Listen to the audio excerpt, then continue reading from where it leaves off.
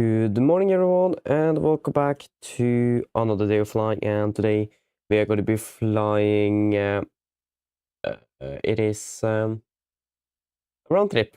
Going to be flying 2 flights to and from Milano, Malpensa, back towards Oslo Gardermoen. Currently standing here at stand 76. I don't remember the gate. I think it is like Delta 12 or something, perhaps. Don't remember. But nevertheless, sitting here, got to do the pre-flight briefing, and then we walk out to the aircraft. So the aircraft is already standing here waiting for us, so yeah, we'll just jump straight into it. But before that, of course, as always, we will introduce the members. So we have ATC Swede, Lars, Melvin, Nils, Kristoffer, Mohammad, Herman, Captain Bonita, Dennis, Erik, Captain Atlas, Malik, Milg, Niklas, GTFI Online, The Departure Lounge, Even, Sirius Crosswind, Virgin United Pilot, and TP3173. So shout out to all of you, and as always, thank you for the support. It is greatly appreciated. Really makes a difference. So, shall we just jump straight into the briefing then? So, today, wait, just wait a moment there.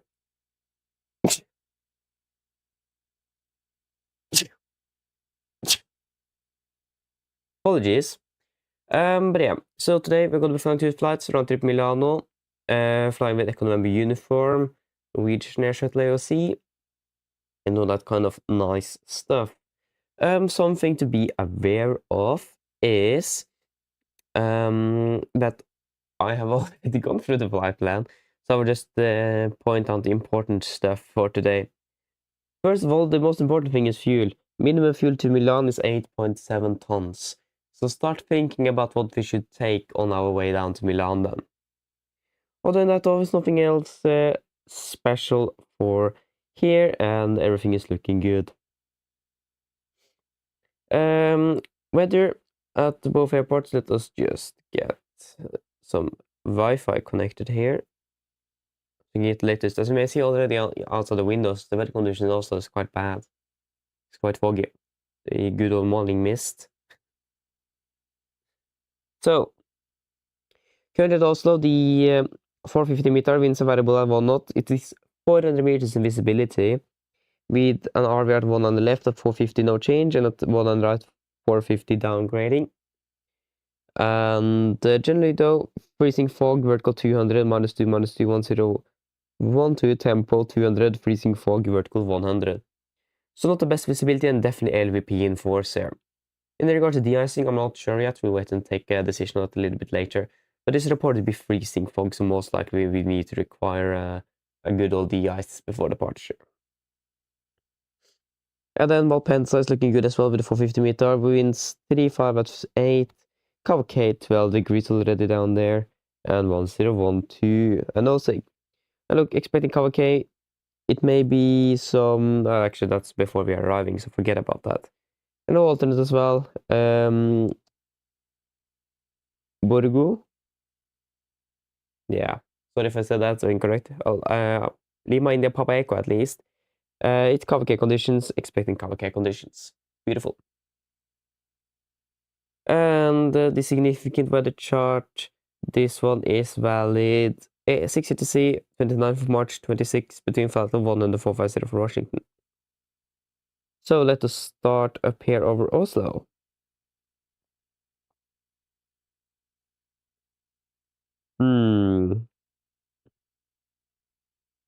What is what? Okay, so you are the big area there. Yes, that's with the 2. So we're expecting moderate turbulence between Flight 400 and the 160 from departure to Oslo all the way into Milan, pretty much. Until we pass the Alps, really. So we are expecting moderate turbulence pretty much the entire way down towards Milan.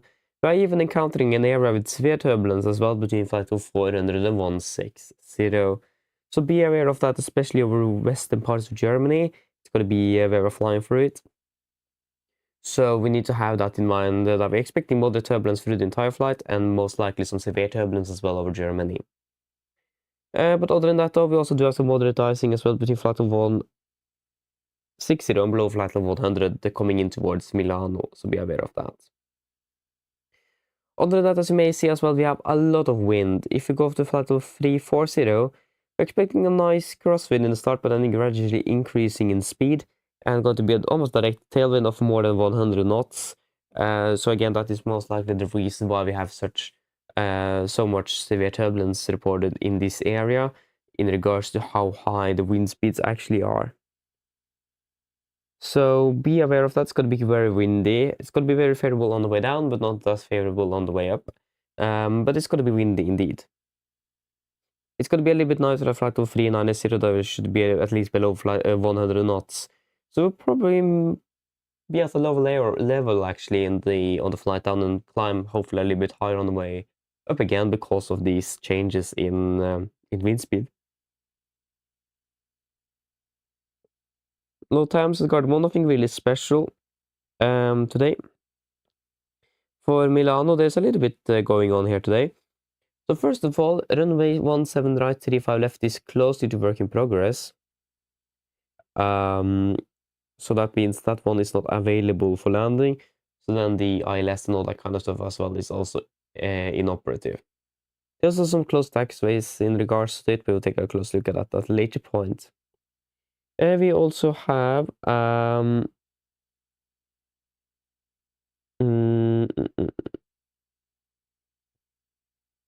what was it again? It was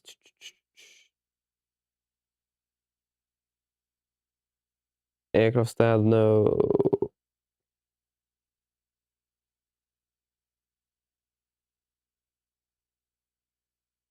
Yeah, where was it?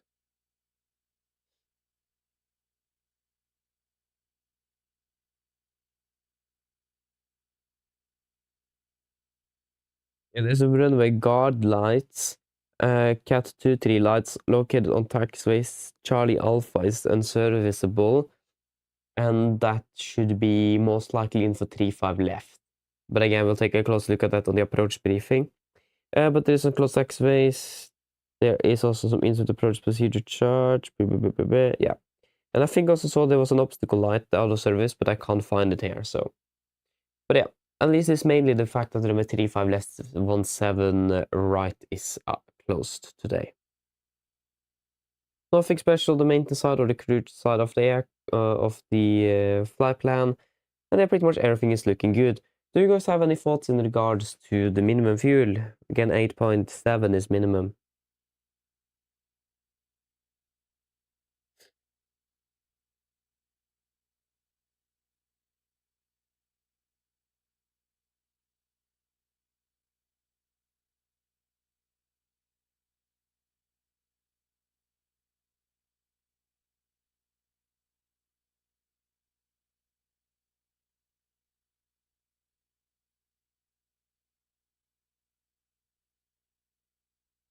No. At least I'm happy with the 8.7 tons. The weather is good and all that kind of stuff. So, yeah. We may need to change it if we do see that we need the ice. We may need a little bit extra, but we'll take a decision on a little bit later. So I will just wait and see. But generally, though, everything is going to be pretty much the same on the way back as well.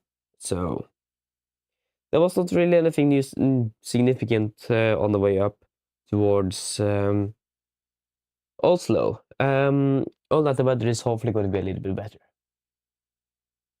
But yeah, are there any questions before we brief the cabin crew?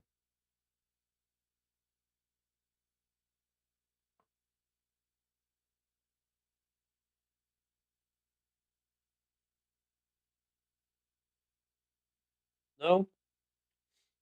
Okay, good. Then we can do a quick briefing to the cabin crew and then we are ready. Yes, hello, good morning. My name is Fabian. I'm your captain today and also pilot in command. And I will go through this pre-flight briefing video today as well. So today we're going to be flying 2 sectors between Oslo and Milano. going to be flying under the Norwegian shuttle AOC today with Lima November Echo November uniform on the 77-800. First flight departs at 6:15 out of Oslo, so that will be in approximately 45 minutes. We're expecting a flight time towards Milan at approximately 2 hours and 20 minutes. Should be landing at 8:55 UTC. We can start off with the weather here in Oslo. As you may look outside of the windows, it is not that great. It is very foggy, so we may expect some delays, and there's going to be some low visibility procedures in place as well. So we may the traffic flow may go a little bit slower as well than we are used to. So be aware of that. Expect some perhaps delays, and also maybe de-icing would be required. Depends on the state of the aircraft. Other than that, though, we should hopefully be able to depart on time out of Oslo. Climbing outbound. We are expecting a cruising altitude today of approximately 33,000 feet.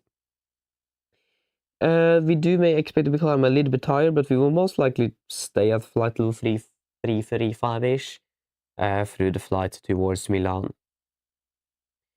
En route, though, it's a lot expected. We are actually currently expecting moderate turbulence pretty much through the entire flight until we're crossing the Alps in the south of, in the north of Italy and over Switzerland.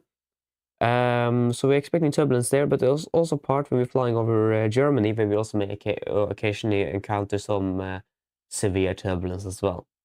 We will have you updated on this if we get any more information about it during the day. But what it looks like now, it's going to be some turbulence through the entire sector towards Milan, and it's going to be where we are flying as well. So it's not really a way for us to climb either above or below it. So we'll just see what it will do to us today. And if you have any new information, of course, we will let you know. Other than that, though, nothing else significant going on for the flight en route. And then the weather in Milan is looking good as well, so nothing special to be aware of that. Only thing to be aware of is that it is Milan. It is a fairly congested airport, a lot of traffic, and we also are running single runway operations in Milano at the moment. That means it is also going to be a little bit of delays coming inbound due to departures and arrivals using the same runway. So be aware of that as well. Yes, other than that, we are landing again at 8:55, and we should be departing again at 9:35, so expecting about a 40-minute turnaround in Milan. Flight time back to Oslo will be about 2 hours and almost 40 minutes, landing at 12:15 UTC. Again, departure out of Milan should pretty much be straightforward. Again, maybe expect some delays because of using single runway operations in Milano due to maintenance on the runway. Other than that, though, it is going to be fairly straightforward. It is, nothing special really to be aware of for the departure out of Milan, except that, again, the delays because of traffic. Going outbound, we're expecting to be climbing up to flight level, about flight of 380, so 38,000 feet-ish. We are expecting a lot of wind on the way up. That's why we have a significantly longer flight time of approximately 20 minutes on the way back because of winds today. But other than that, we are still expecting that moderate to severe turbulence as well en route back home to Oslo. And the weather conditions in Oslo as well should hopefully be improving a little bit, but again, you never know. Suddenly it's not as good as you would expect it to be, but you're most likely expecting still low visibility and some light sleet as well.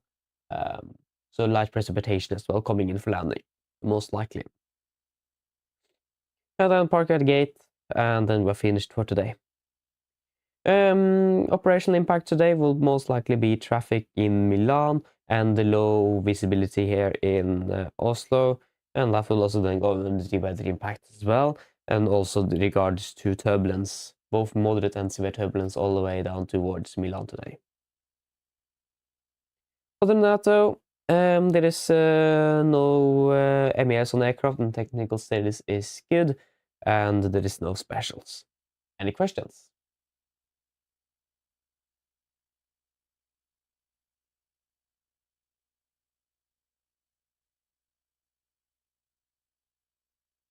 No, the now briefing is complete. Wonderful. Sorry. I'm still a little bit rest sick. Caught a cold yesterday. Or 2 days ago, actually. So, apologies for that in advance. Yeah, something you also need to be aware of, we do have a takeoff alternate as well. And it is reported with torp. But if that won't work, then we need to find something else. So that's something we need to take a little bit of extra time on before departure as well, to make sure that we have got all of that ready. Yeah, of course you won't work. Forgot to file the flight plan, of course. As always, it's standard for me, isn't it? There we go.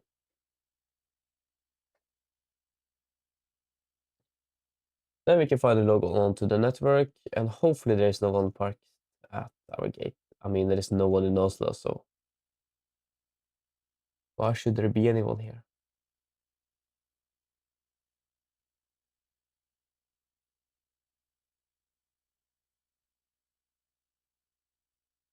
Yes, shall we just walk out to the aircraft?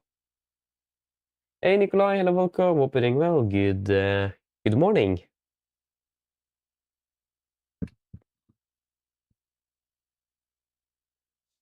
Yes, there we go. Again, our aircraft is standing in the fog, ready to go. I mean, just look how bad it is. I mean, we can't even, we can barely see the West Pier at Oslo. I mean, we are not too far away. You can barely see the stand next to the next stand. Okay, that did not make sense. Forget what I said. Oh, yeah. So yes, should be a nice day nevertheless. It's good to be back again after, I mean, we have actually been on standby the 5th day, but basically 5 days off then. Didn't get called, so that is all good. Oh yeah, flying. Oh yeah, you're flying RL up to Evenes today with November in your mic. Woo! Yeah, actually I've flown that aircraft. Last time I flew as well with Norwegian. I flew on November in the mic, if I'm not wrong. So yeah, nice to enjoy it. Should be fun.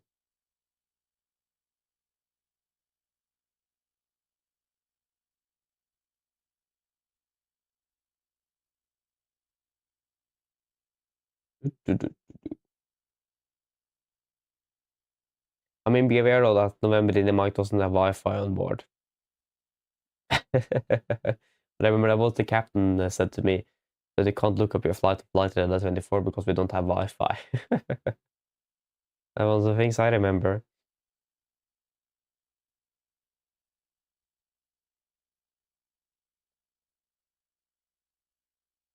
Yeah. Is it just we just look a little bit blue around the corners of the aircraft? Could be some lighting problems as well, though. I don't know. Oh, it's a little. Yeah, let us just see here. Unless it is ice, though.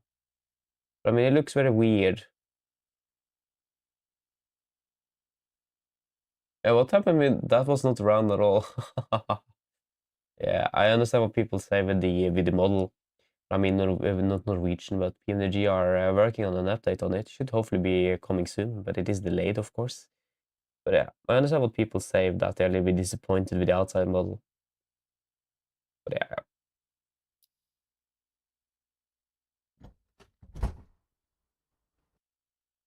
Wait, you should not have been there. Always forget to change that one.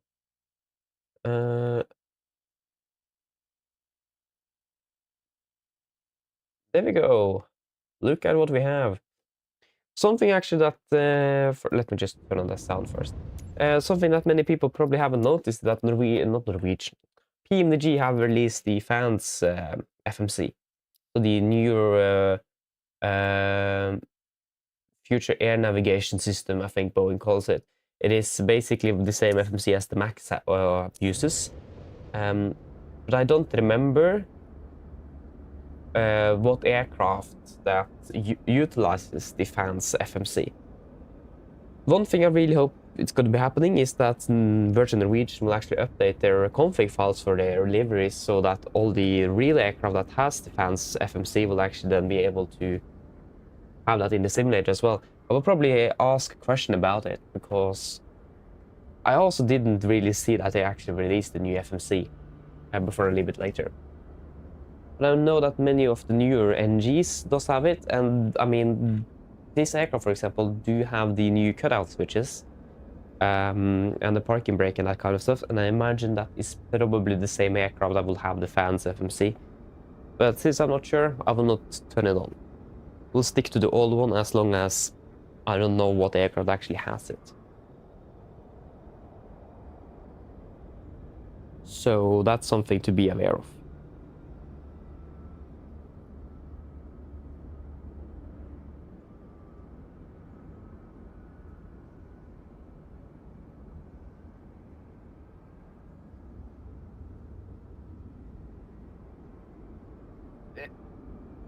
But I imagine probably 2016 plus is where it is, or something like that.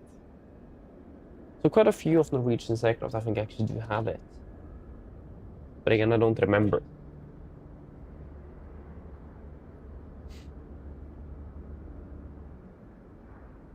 Yes, wonderful. Something I forgot to check a lot is just that we have everything we need in regards to emergency equipment and that kind of stuff on board the aircraft. But at least we have it, and we also have the beautiful drawings of Norwegian aircraft there, so loving that. Let us take a seat. And I mean, we can get the air conditioning unit. Let us fire up the aircraft.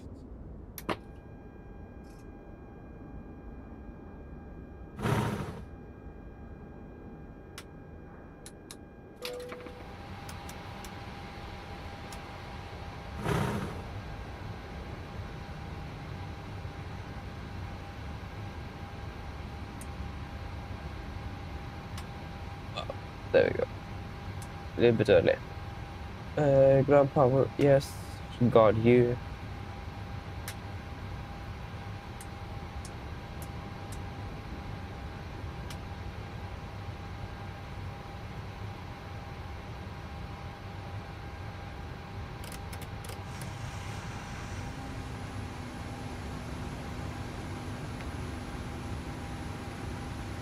I think that Gardermoen is phasing out their VOR because there was something in the notes regards DVR Gardermoen withdrawn or something. So it looks like they're removing that VOR, but I'm actually not sure. It wasn't really like a specific note just saying that Gardermoen VR completely withdrawn or something.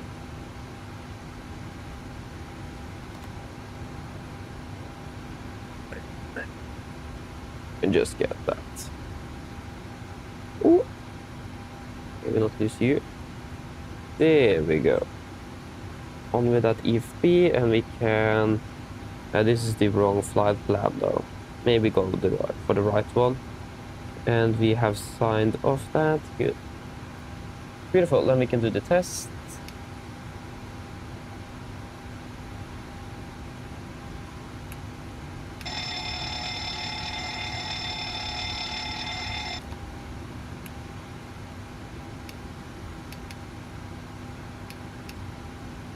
Come on.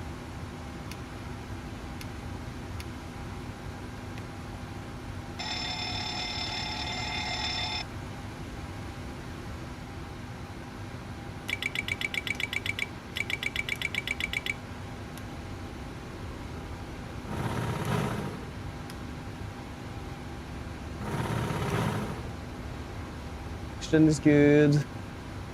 The target tail. Yeah, everything is good up there, and you are close to locked. Wonderful.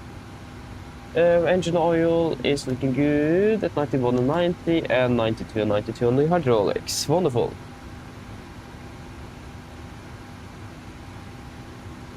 They requested the fuel we want as well, so we can just get a fuel truck. I'll get all that here.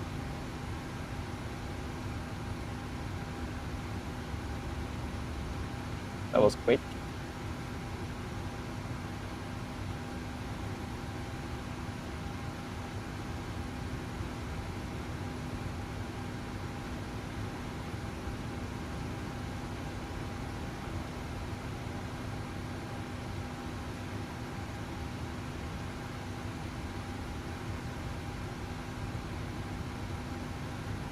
Wait, I hit caps lock. That was not meant to happen.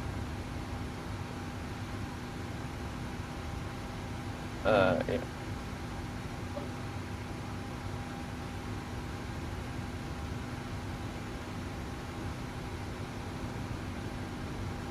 Just go here and open it. No, it is going to be flight mode.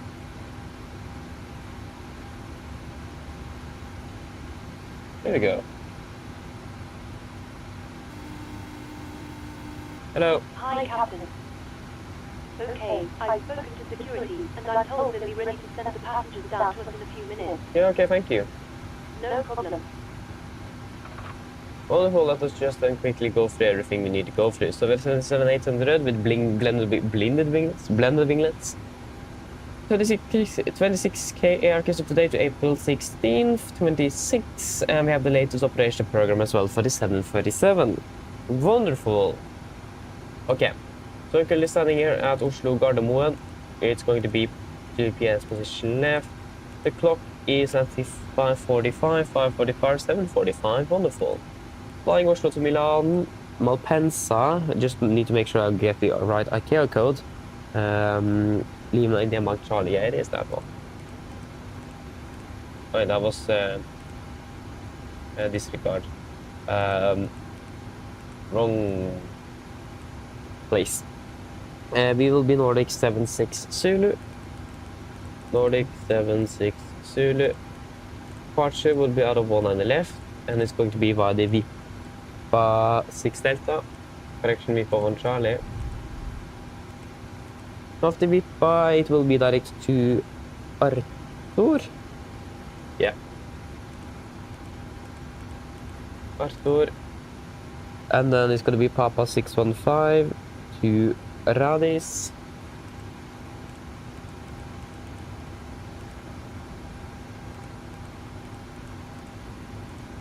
Radis. Direct to Nisem.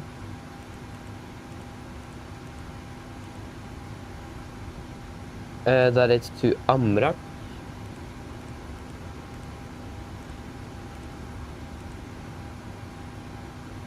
Direct to PC.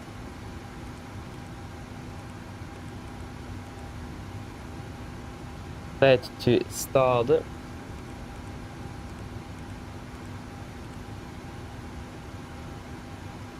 Direct to Robeg.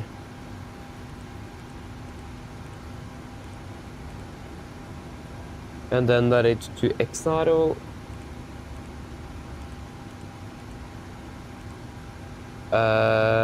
Direct to Bombi.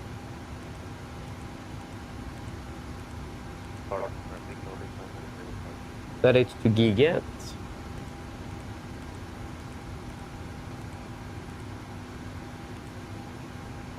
Giget direct to Abuka.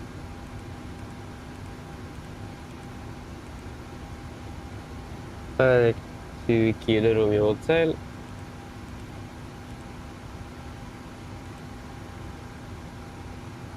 Direct to NATO.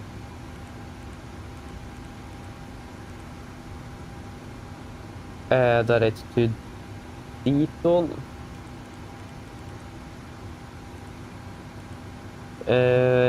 Then to Basel.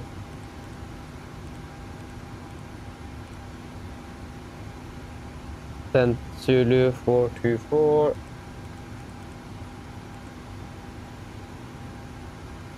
To Riksu.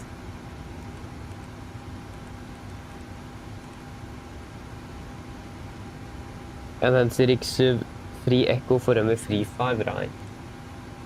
Will be the ILS ILS Yankee 35 right, Vardi Rivnu, sorry, Rivux, Freko, sorry, Riksvu Freko. Third eye to charm, isn't it? And then my inler. Oh, that was wrong, yeah. Yeah, but then it's good. Final reserves will be 1.1, 1.7, 2.8.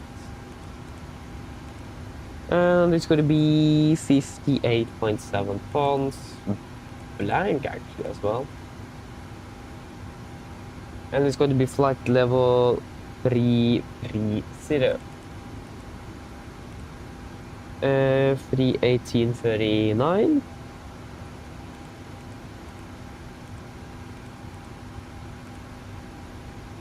And minus 49.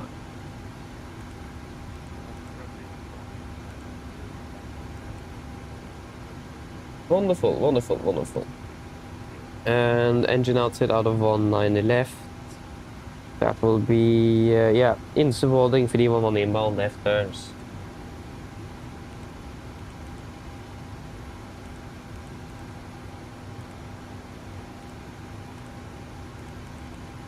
One inbound.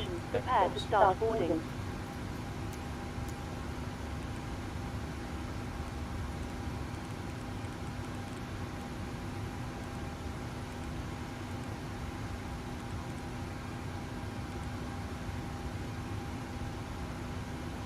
Yep, wonderful. Let us just request the latest weather at Malpensa and sorry, Pip, Gardermoen,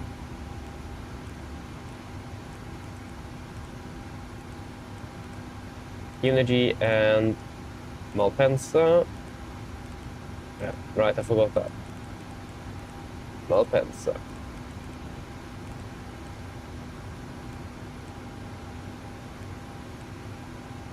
Samantha, hello, welcome. Hope you're doing well. Good morning, good morning. Welcome. Yes, 750 then.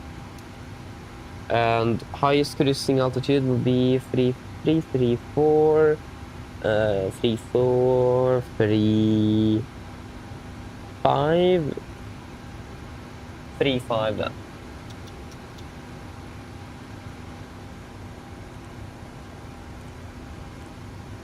Yeah, det was good in Milan at least. The latest meter I got them on 350 meters. Aye. That's not as good. Let us check what is our takeoff alternate. Alternate. I don't think we have anything specified. Let us see what the weather is like in Torp. We need a takeoff alternate for this one. Because the weather in Oslo is quite bad.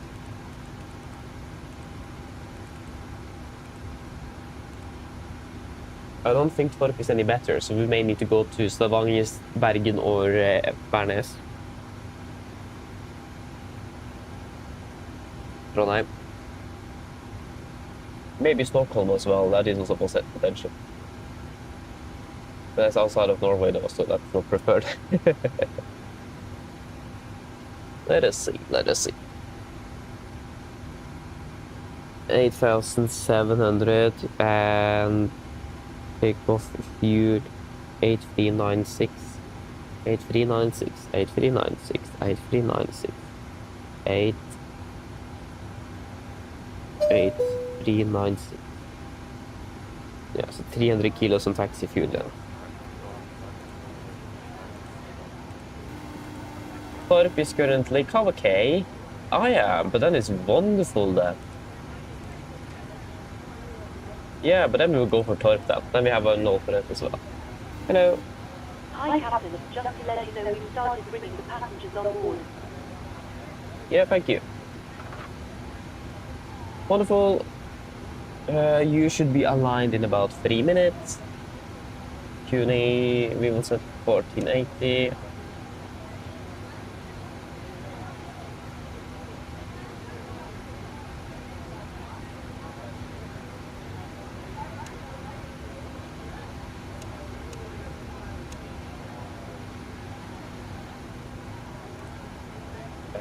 Gardermoen, meter, QNH 1012.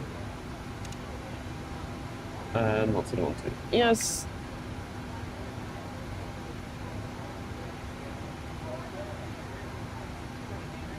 Let us perhaps do on the party briefing already that. I think we'll need to wait for the pre-flight flow here because the instruments are not aligned yet. Just wait for that. There are we ready? Just wait a moment here.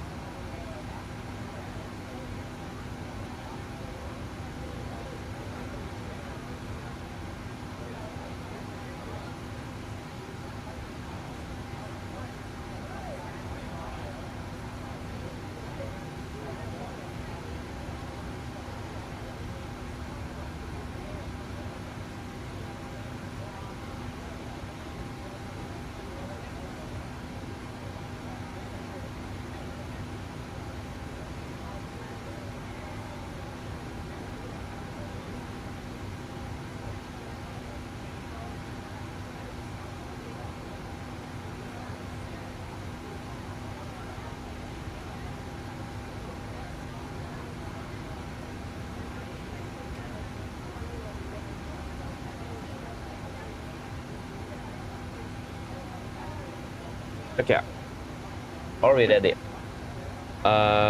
Just want to set.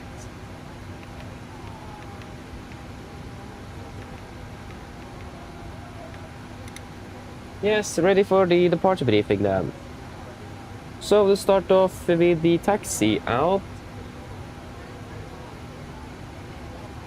So this is our airport charts.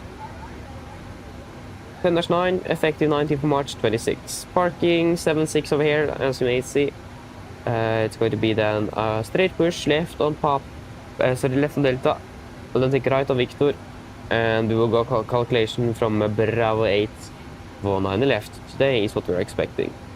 We have one hotspot, and that's just if you are cleared to hold short via the exit of the de-icing apron. We are going to be then holding short on Sierra. Let me just check something here real quick. Forgot something.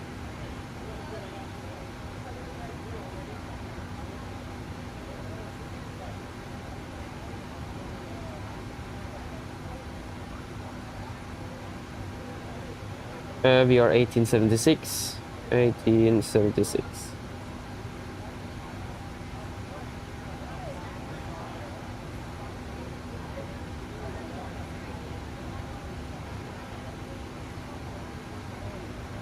Yes.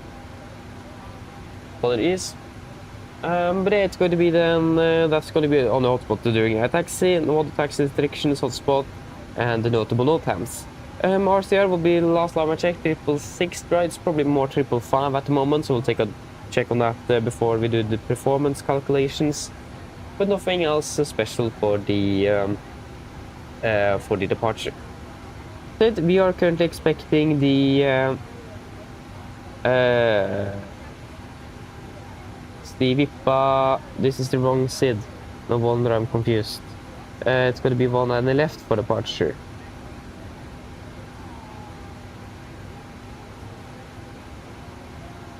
And it will be the Vippa 1 Charlie. There you go, Vippa 1 Charlie. It will be on 10-3 kilo from 18th of July 25. So departing 190 degrees to Gulf Mike 604, maximum 230 knots. Continue Gulf Mike 602. Then to Kubub, Virre and Vippa. MSA 3,090 feet, maximum 250 knots below flight level 100 unless otherwise instructed. And initial is up to 7,000 feet with noise abatement number 2. So at 800 feet, AJL will go speed into vent, bug up to 20 knots. Retractor flap schedule passing 3,007 feet of QNH, close speed window, continue accelerating the aircraft. Yes, it is going to be an LNAV now departure without anything other than that. Transition altitude is 7,000 feet as usual. Engine outside will be fairly straightforward. It will be at 2,200 feet. Going to be taking a left turn back to Insiv, holding 311 inbound left turns, climbing up to 5,000 feet.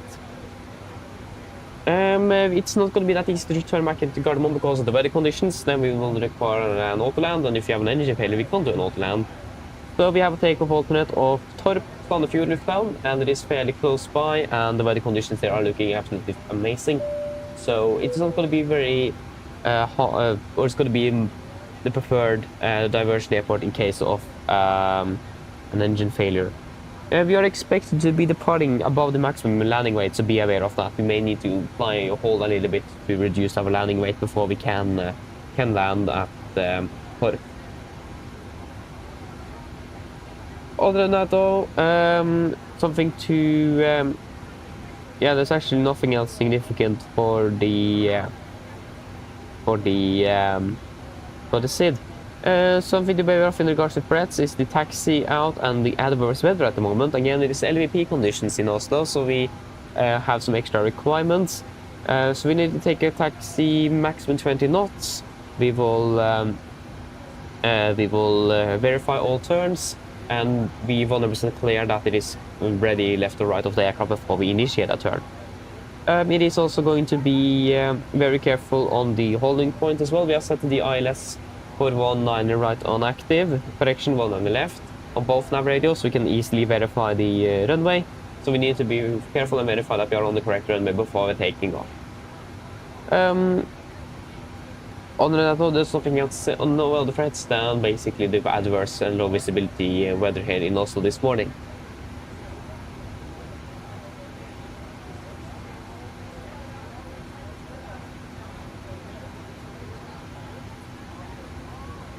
But yeah, that should mainly be it.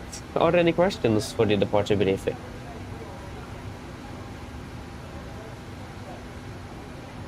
No?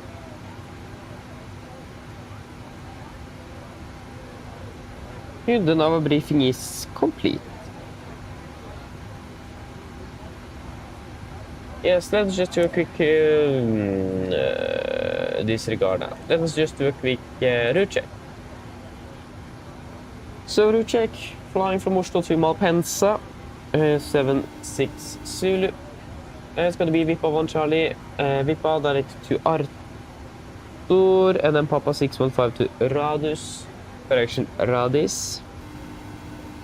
And then it's going to be direct to Nisam, and then direct towards Amrak, direct to Hisid, direct to Stade, direct to Rubeg, direct to Exaron, direct towards Bombi, direct towards Giget, direct Abuka, direct Kilo Romeo Hotel, direct to Nator, direct to Diton, direct to Basgo, and then direct to Rikstuv, and then Riks arrival into Milan. We do discontinuity, but we do have an end of descent, so we are good. And 962 on the ground distance compared to ground distance of 879. That was a huge difference. Sorry, that was the wrong one. It is going to be 974. 963, it's still a difference though. So let's just take a quick look. I imagine it could be the difference in star. So that's it. But yeah, the routing is looking... Yeah, the routing is looking good. So that is something we can accept. And 3.2 tons on the landing fuel, and our flight plan says 3 tons. So we're looking good on fuel as well. Wonderful, then the route check is... the route is verified. Yeah. Hello. Hi, Captain. Just to let you know that everyone's on board. Thank you. No problem. I'll ring you as soon as they send it up. Yes, thank you.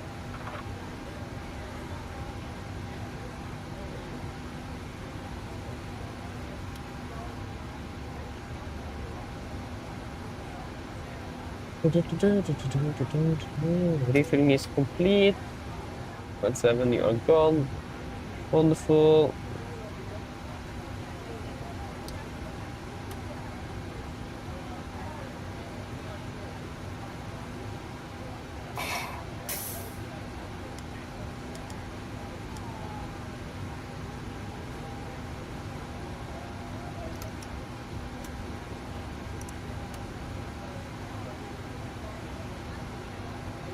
Beautiful.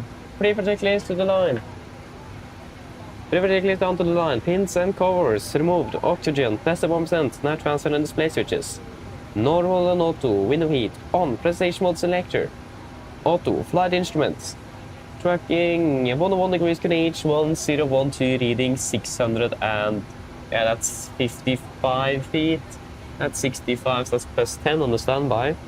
Park brake set, engine start levers cut off, packs and take-off briefing completed. Brief checklist to the line is complete. Let us do a quick PA and we are pretty much ready to go. Yeah, I forgot to say that we need engine anti-ice on departure because of the low visibility. I forgot that. Ugh. Let me just set that straight in here so I don't forget it. Anti-ice, engine anti-ice. Just want to remember that. Flight time to Milan will be 2 hours and 20 minutes. Expecting flight level 330 initially, and expecting turbulence pretty much through the entire flight, but the weather conditions down there is actually good.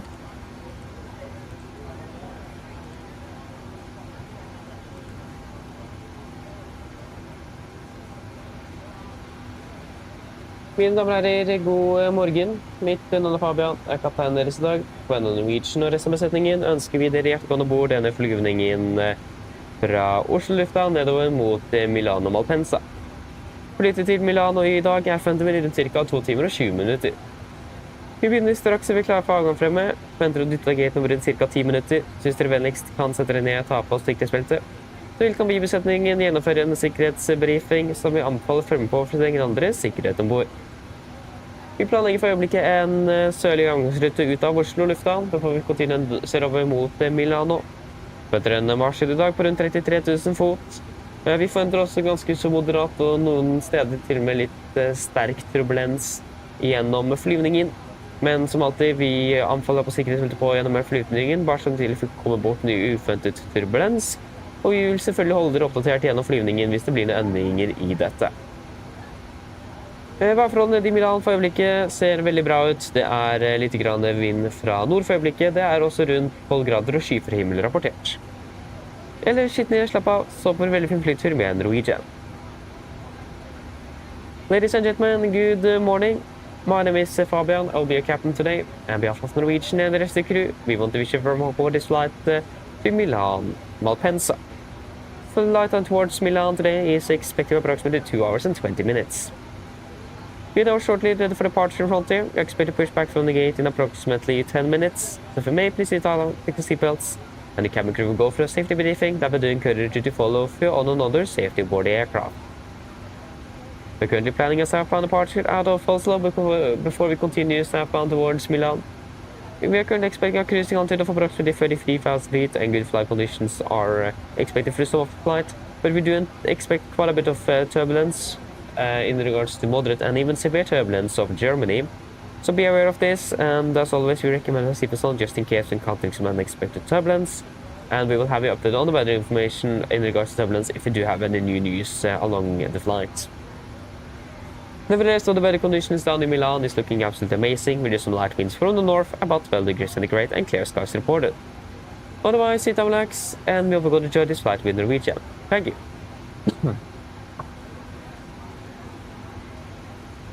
Beautiful, they're finished with loading up the aircraft so we can get the load sheet. Let us actually first of all request the latest weather for Oslo.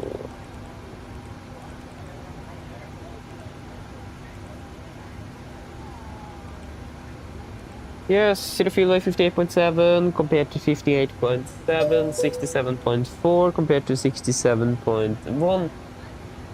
That is looking good. 8.7 is at noise. Oh, sorry for that. Yeah, performance correction weights are checked and it's going to be 20.3. Wonderful. So takeoff weight will be 67,900.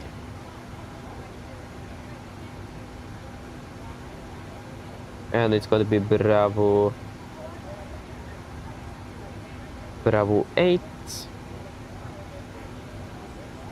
Disregard.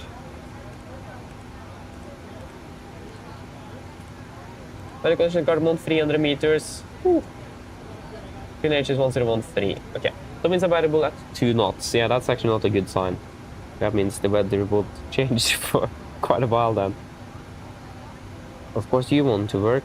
I just want to check the beautiful RCR today. Okay. 490 left. 1 on the left is 555 good. Yeah. Pretty much what I expected it to be. 555 good. Winds are 012 at 2 knots. Temperature is -2.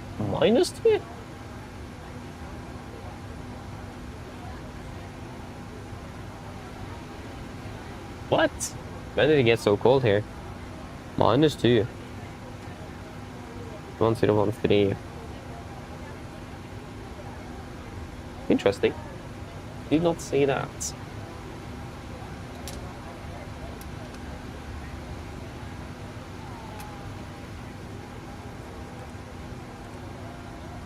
That will be as follows.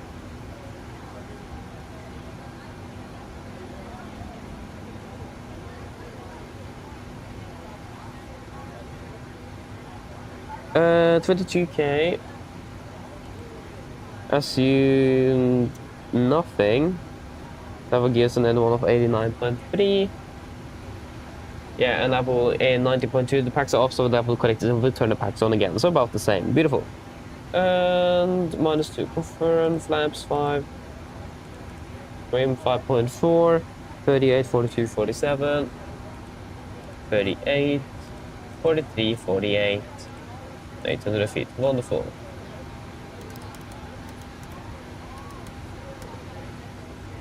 Yes, let us do a cross-check and then we're good. So it will be a 22k. 22k assumes nothing, and 89.3 and 90.2. That will collect this and we'll get the packs on again. And -2 is confirmed. Flaps 5. Trim 5.4 for 38, 43, 48. 38, 42, 47. Acceleration altitude 800 feet and 1480 set on both PFDs. Beautiful. And that means, yes, performance is checked. We are good to go.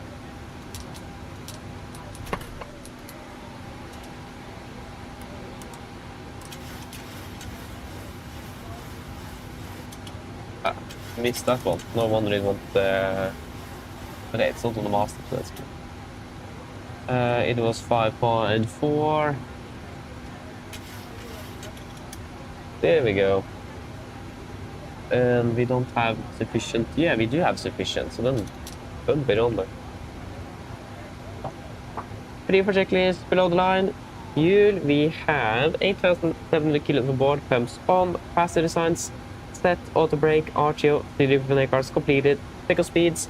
V1 148, VR 143, V2 148. MSP V2 148, heading 192 degrees, altitude 7,000 feet. Free for checklist complete.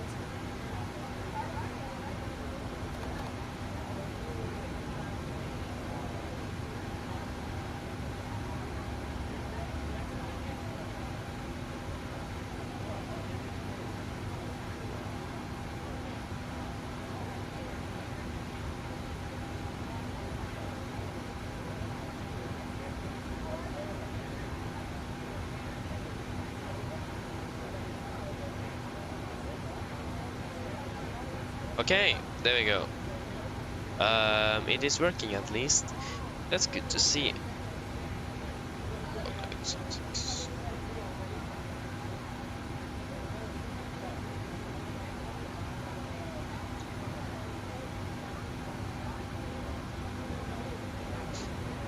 Yeah.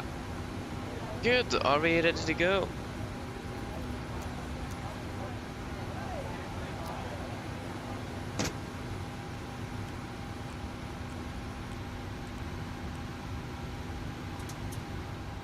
And it's 89.4. Yeah, that's all within limits.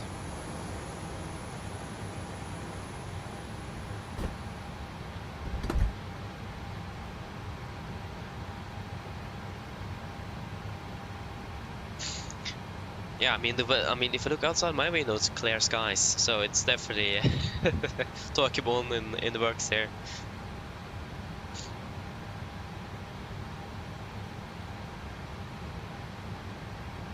Hello, good morning. Thank you. Apologies, I forgot to actually turn that on, so you guys couldn't even hear her. Audio back onto the headset with you. I think it's a good idea. There we go.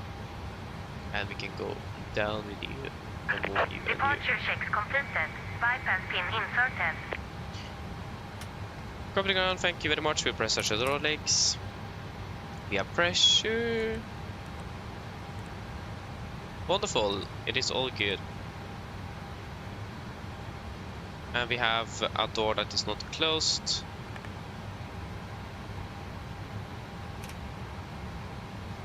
Before start checklist. Before start checklist, flight door. Close the locked, doors windows. Close the locked and the collision light on. Transponder set. Red running on trim, free and 0. Before start checklist complete.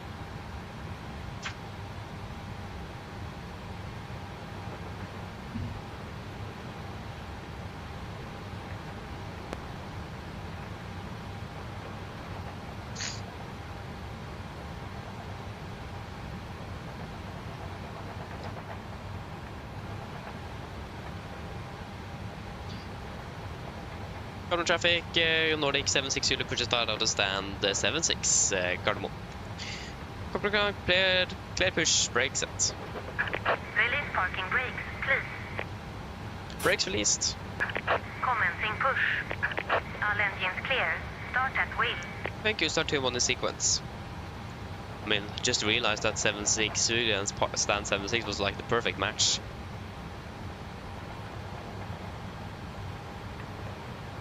Good. Starting number 2.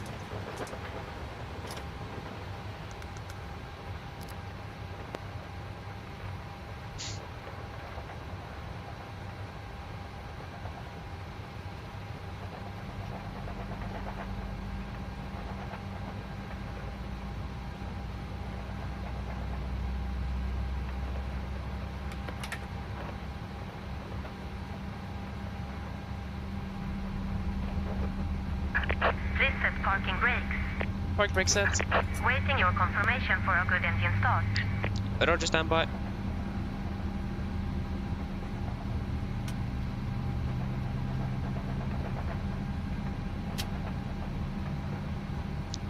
Starting cut out. Starting number 1.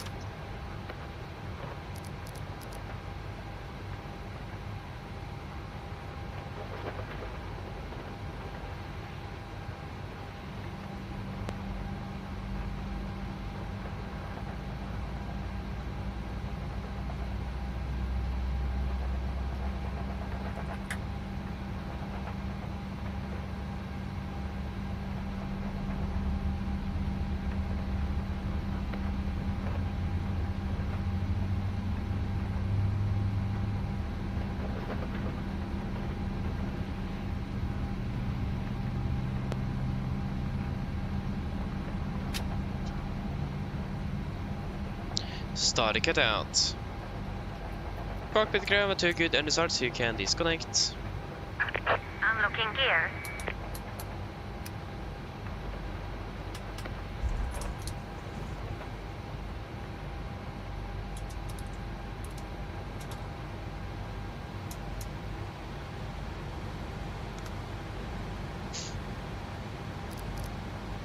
Yeah, and QNH is now 101 free, so 101 free, set, cross-checked.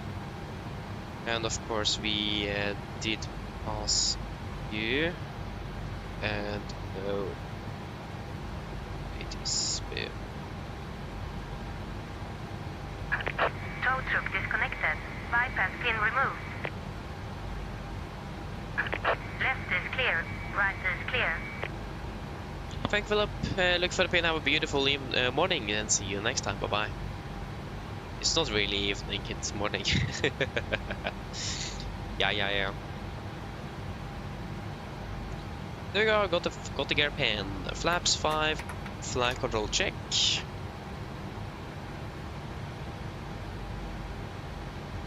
Wait up, sorry.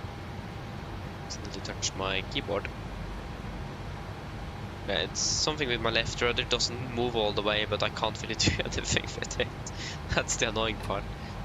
Okay, before should have not changed to before taxi checklist. Before taxi checklist, generators on, probe heat on, anti-ice on, aircon press, Pax auto, isolation valve auto, engine start switches continuous, recall checked, engine start levers, alitant, flight controls checked, ground equipment clear, flaps 5 planned, 5 green, APU off before taxi checklist complete. Gardermoen traffic, Nordic 76 Zulu taxiing via Delta Victor Sierra Totem Bravo 81 on the left, Gardermoen. Right clear, left clear. Again, we need to be a little bit careful with the taxi here. It is not a lot of visibility. Brakes released.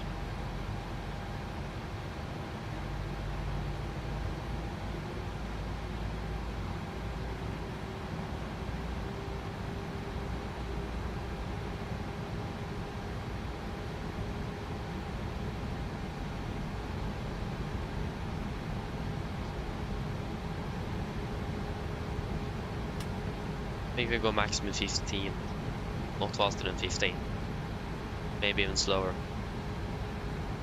It is possible to see anything.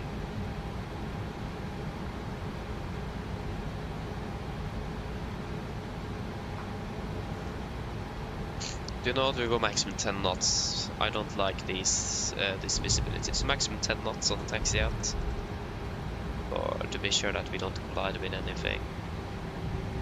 But anyone, perhaps.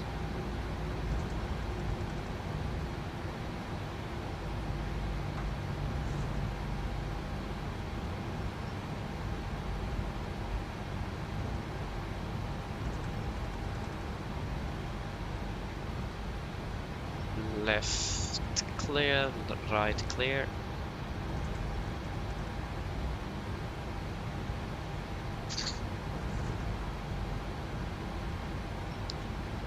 At least have your sunglasses ready for when we leave the clouds here, because this cloud layer, it's not going to be high. It's like pretty much on the limit for what we're allowed to do on the out here. Left clear, right clear. Hello. Hello.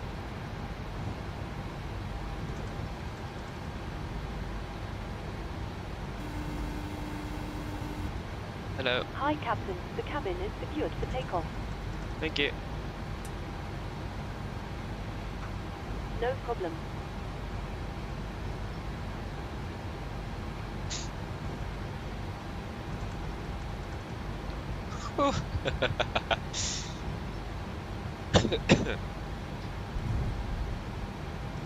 It's been a while since I've been departing out of Oslo with this visibility. This could be an interesting one indeed.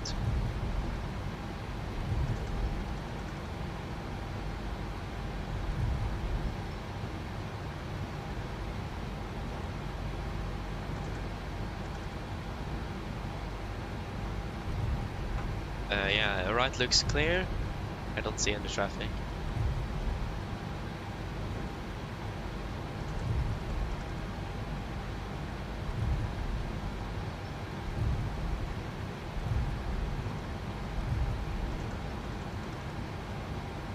Yeah, there's no taxis on the left edge, so just mainly look at the right edge to make sure Romeo and Zulu is clear. Yeah, Zulu is clear as well. I don't see any conflicting traffic.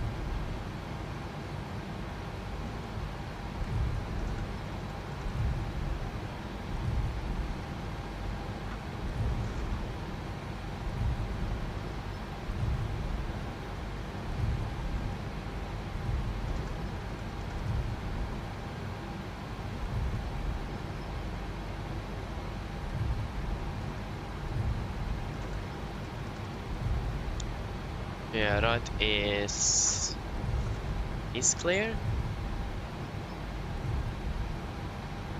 Looks fairly clear. Okay, let me just got to enter in the fix. Again, I forgot it. I remember it doing the doing something, but I forgot what when to actually do it.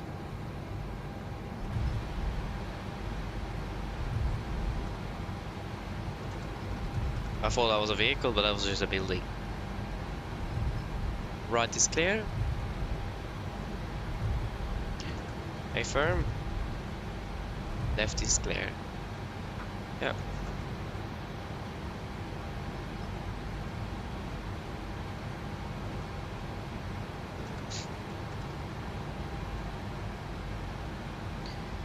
Hopefully the weather will not be as bad when we come back here to Oslo though.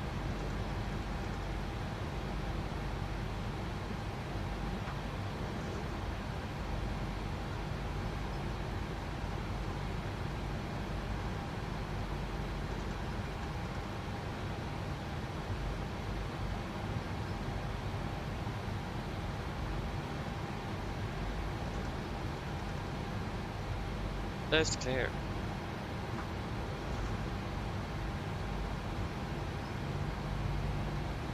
Okay, seat cabin before takeoff checklist. Before takeoff checklist, flaps, 5 land, 5 green, stabilizer trim, 5.4 units, cabin call given. Before takeoff checklist complete.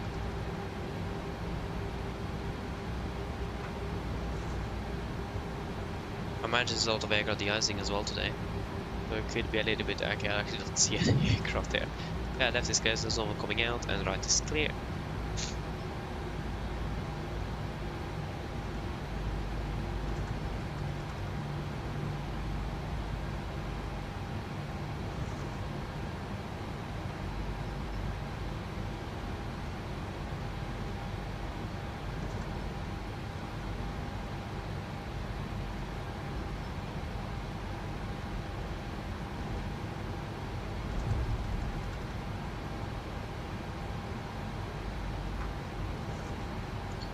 And Tango is clear, affirm.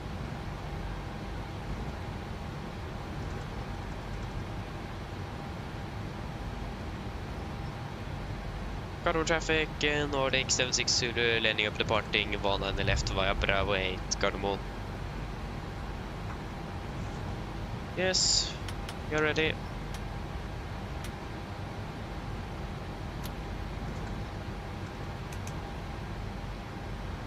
Left clear. Right clear from what we can see at least.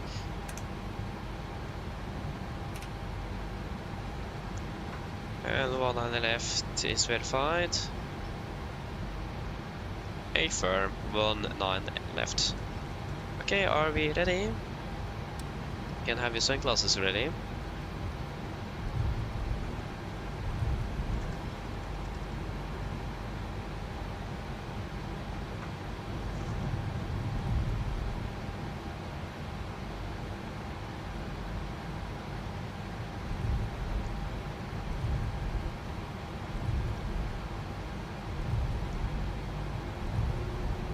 Ready.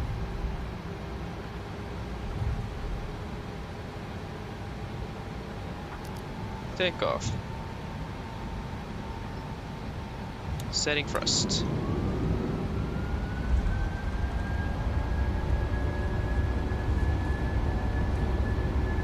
Reset.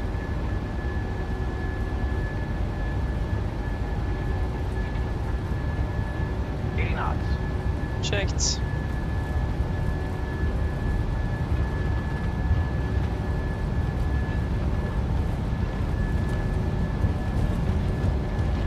V1.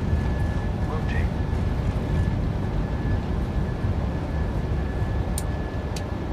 Positive, ready to climb.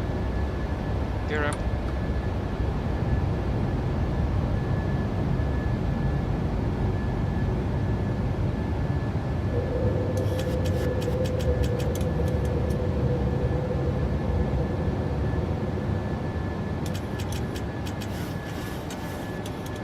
Speed into vent 20 knots, 20 sets.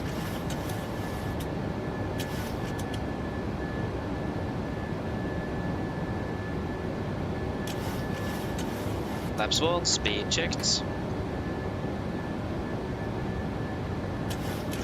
braking fluid now shortly. Flaps 1 set.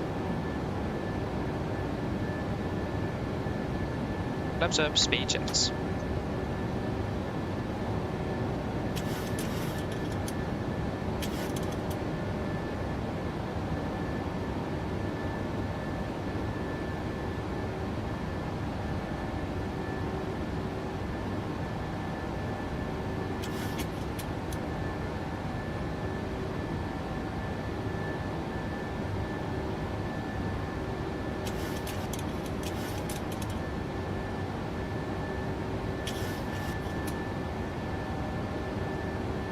Close speed window.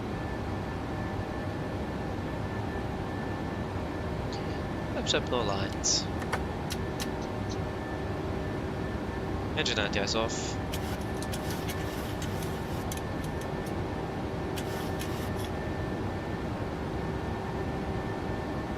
Then the climbing flight level 210. 210 set.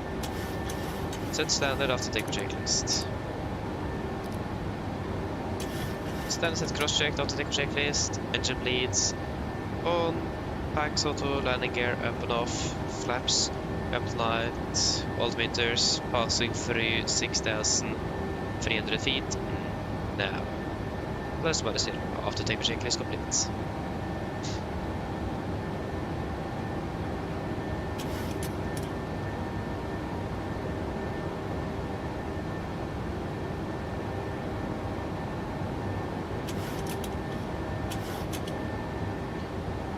It's actually a little bit too cloudy over there. Should be clear skies there.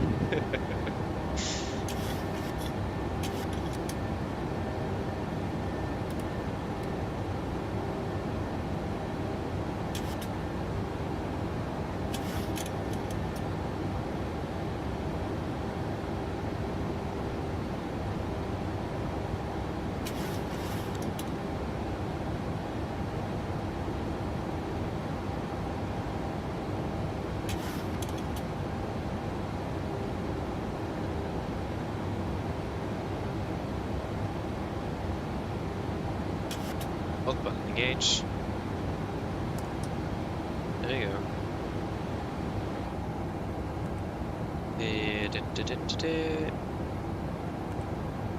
Flight ready to FSIPanel. FSIPanel confirm, execute. Flight level 100.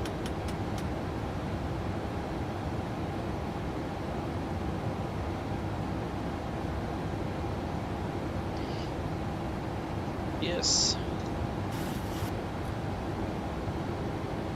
Looking good.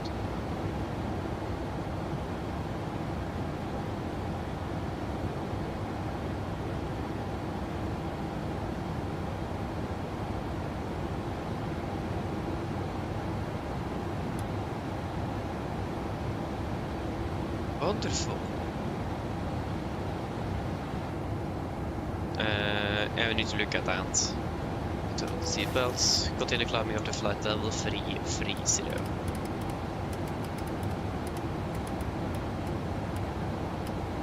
330 set.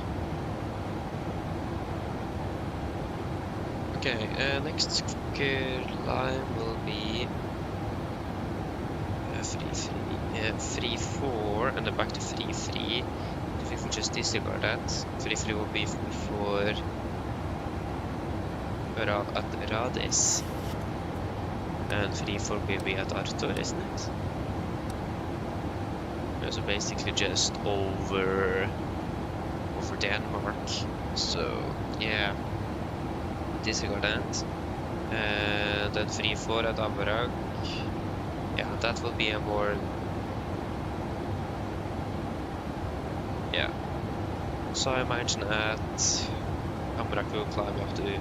So that the Nissan flight level 340, but it was that 3-3. For the time being. Fuel, master caution. Yeah, so not the same pub after Mike's Charlie 768. Let us check that. Let us just delete the insuv holding first, execute. Mike Charlie 746 768 761.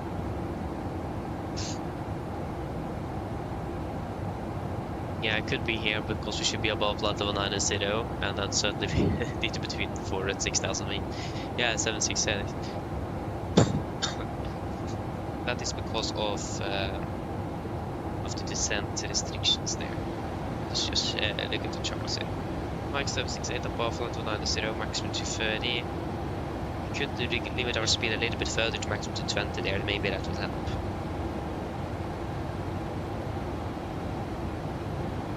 Hard to tell. The Mike Charlie 768, if you take 220 E at 768, execute. We could also make the 90 above to a hard restriction, so we'll be at 90 there. I imagine will be nevertheless because it is approximately 7 miles and we need to descend a minimum 3,000 feet in 7 miles, so that's quite a bit. So 130 increase the speed, plus if you have a maximum restriction, we can't really do that. So yeah, master caution, fuel, and that's the right pump. Boom. Wonderful. Wonderful. We need to do an RVSM check as well. So RVSM air, that will be check flight level 210, and then it's going to be in 1,000 feet to go. Notice about the Mike Charlie 768, okay, that did not work. What about 200? Yeah, again, if you take 200 and B, then it can pretty... Yeah, if you take a B, it can pretty much just reduce the speed as it wants to. So we may need to change the altitude restrictions a little bit here. Or just disregard it because we can't do anything. Okay, passing flight level 210. Now, let's press -0 on the by and standby. So 0, 0, and we'll 0 on you as well. Beautiful. Then the RVSM is good, and there was no ATC in Oslo. Yes. Pretty much landing on time in Milan as well. Report. So we are pilot flying, we are pilot monitoring, and I'm reporting. Yeah, I forgot to open the Wi-Fi. Yeah, Wi-Fi on board this aircraft, of course. And we need to get the off block time. Yeah, so liftoff was at 6:29. And we pushed back at 6:16. 06:16. Beautiful.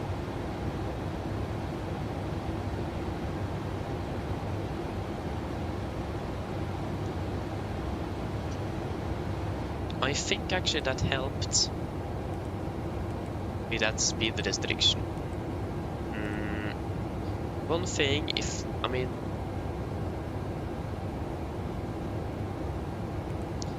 you take 210B, can we do that so we can fly a little bit faster at least? Because it is after all quite a congested airport. So being able to fly as fast as we can with the maximum restriction, that would be good. And we need to be able to actually descend as well.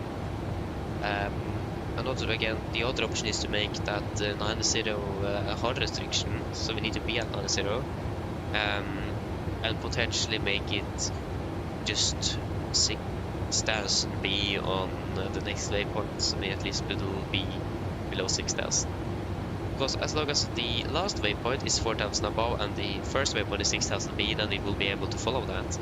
So we don't need that on all waypoints. Again, as this one is 6,000 above and this one is 4,000 above, then we're good. I mean 6,000 B and 4,000 above. Then we should be fairly good. I think 210 works as well.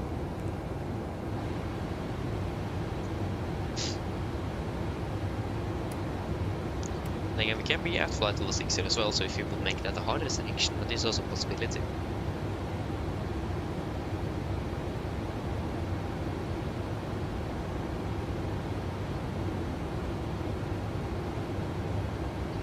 Yeah, when are we supposed to be landing? Yeah, at 55. Yeah, we're landing on time then. Spot on. And yeah. But I expect probably a little, because this star is so long it is. Don't want to fly that. Oh yeah, now I got some airmen as well today. And that's gonna be some turbulence as well. Between, yeah, that's low level turbulence though, that's between 20,000 and 27 and 20,000 27. So not for us. As long as these areas don't go up to 30,000 feet, then we are good.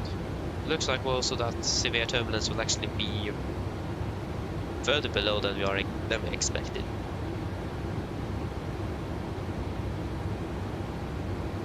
Again, we should probably update passengers on that. We're expecting, we may not expect that severe turbulence after all.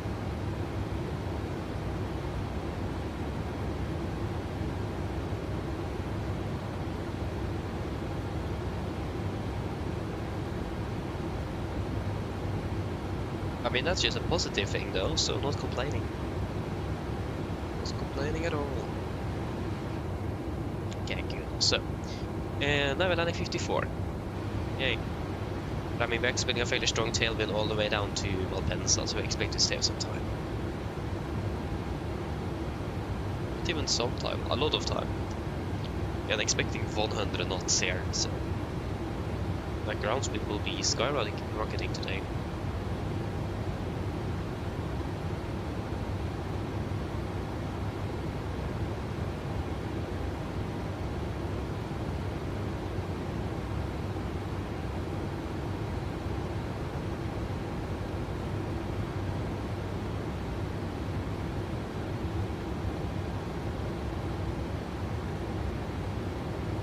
What is this? Why is there a arrow there? What? Ah, it's probably GSX, isn't it? Oh, sorry, that was not supposed to happen. Misclick. Oh, there we go. Yep.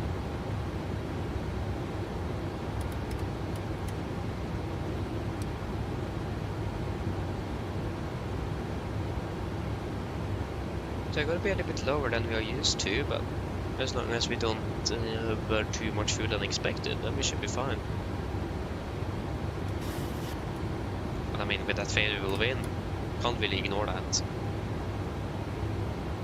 It 100 knots plus at this flight level. Oh. That should be good.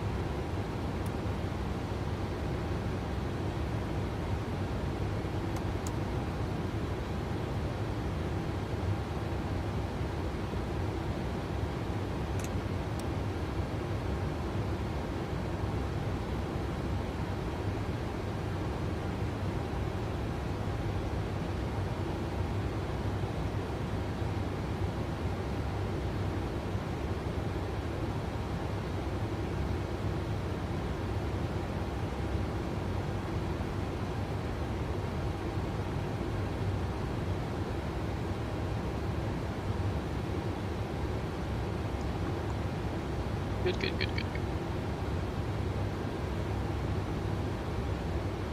And it's beautiful weather up there though, as always. But I mean, that fog, the fog layer there at Oslo was a bit higher than I expected. Ay. And I mean, you could not see anything. 1,000. It was insane. I mean, when we lifted off there, first of all, the aircraft was a bit more responsive than I could remember that it was on a rotation. So that was a bit unusual. And one thing I definitely thought about after lift was that if something would happen now, like a dual engine failure, we will have a little bit of a problem, since we couldn't see anything. So I started thinking about that. So, yeah. At least we are safely in the air, and now we reach our cruising altitude as well. Okay, I just need to go for a few moments, so we're back in 3 minutes, perhaps 2 minutes.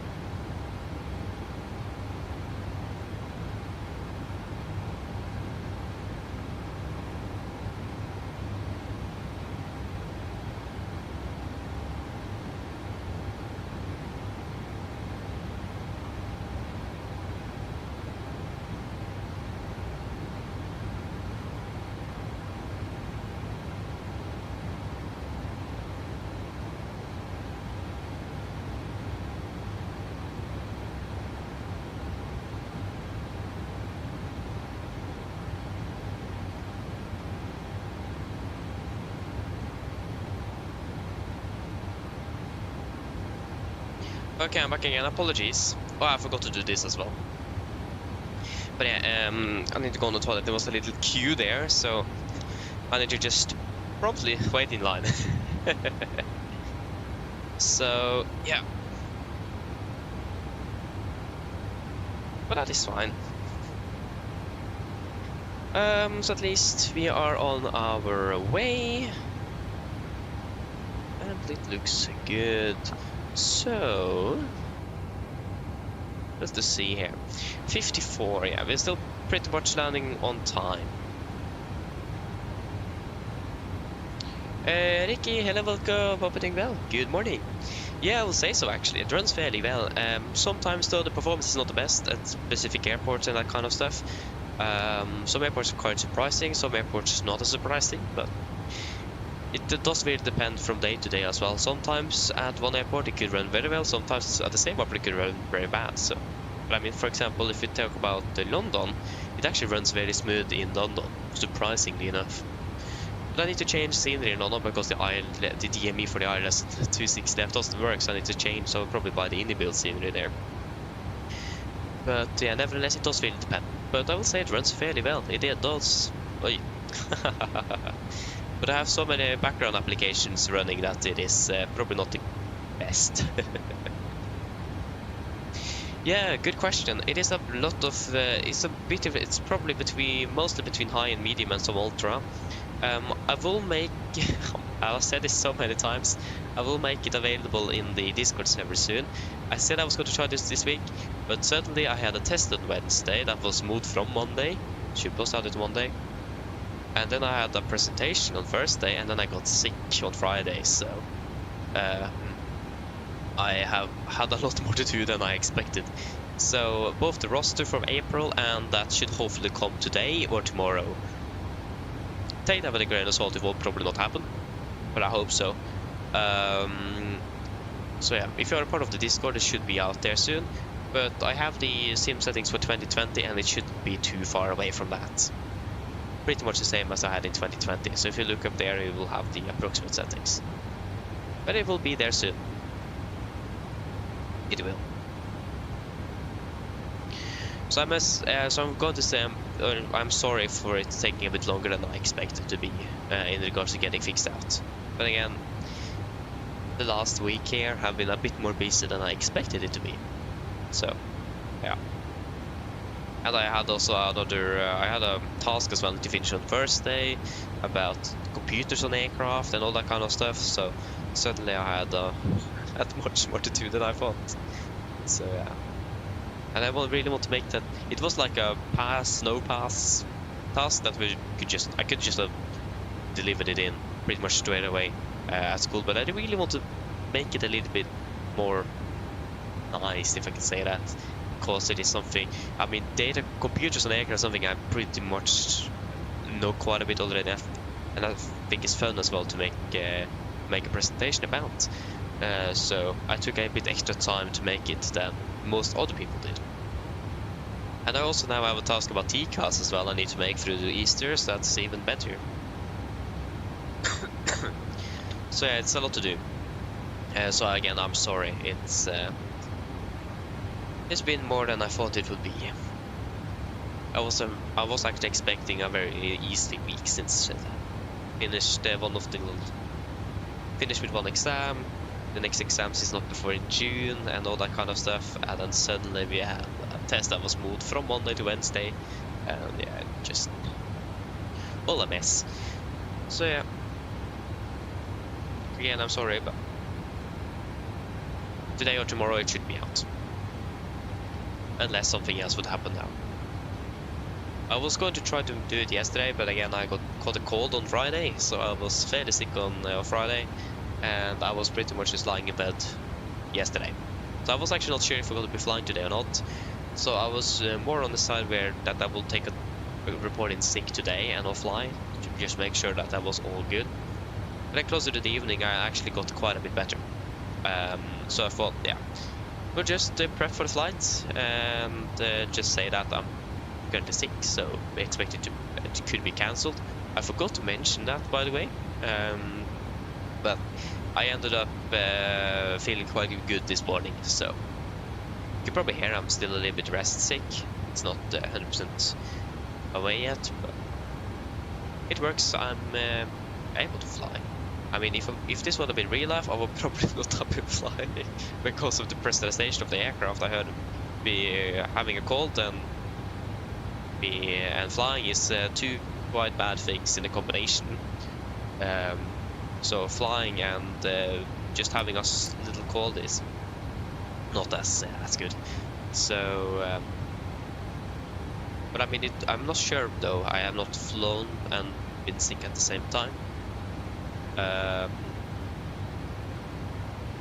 yeah, again, in regards to the pressurization of the aircraft, it does affect you. It does. Again, since I don't pressurize my room, so it should be fine then. I mean, that would have been if I could like make an aircraft have a full home cockpit and also make it pressurizing as well. So it'll be the same effect as flying IRL. So if you have a depressurization in the sim, you will actually feel it yourself. Okay, actually that would have been very cool. Probably way too expensive to try to make and hard as well, but probably not impossible. I mean, if you think about it, I'm pretty much going the right education to make that kind of stuff. So yeah, I mean, I see the potential I can do with this education outside of work as well. Yeah. Nevertheless,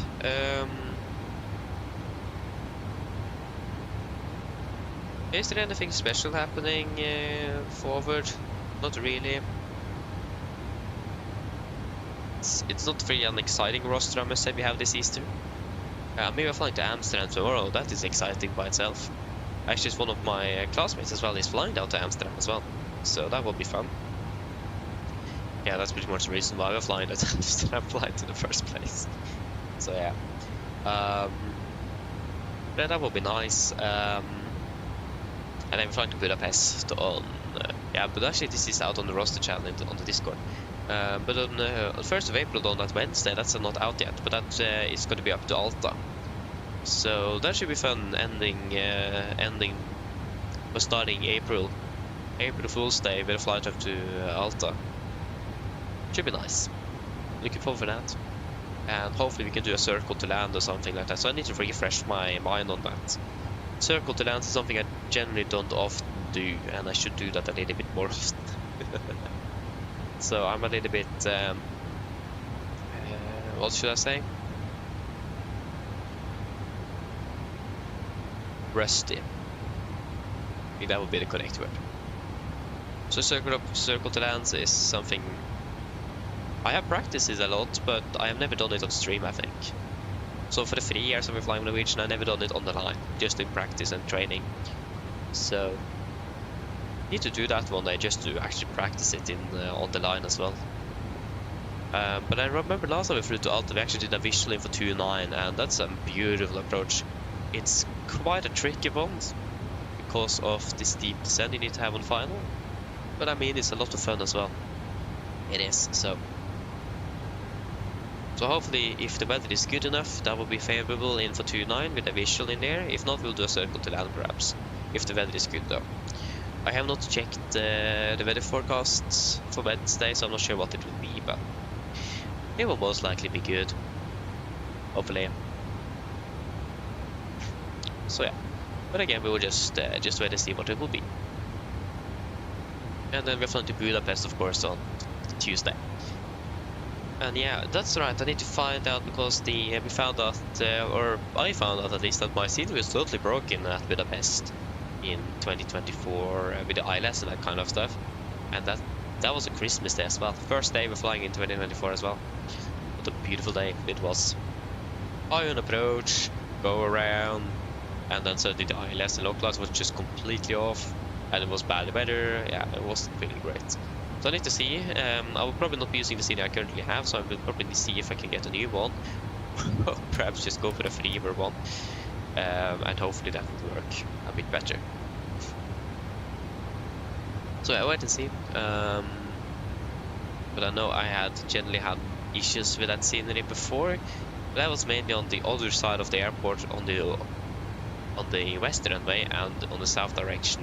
But this time we were actually landing on the east runway and from the northerly direction.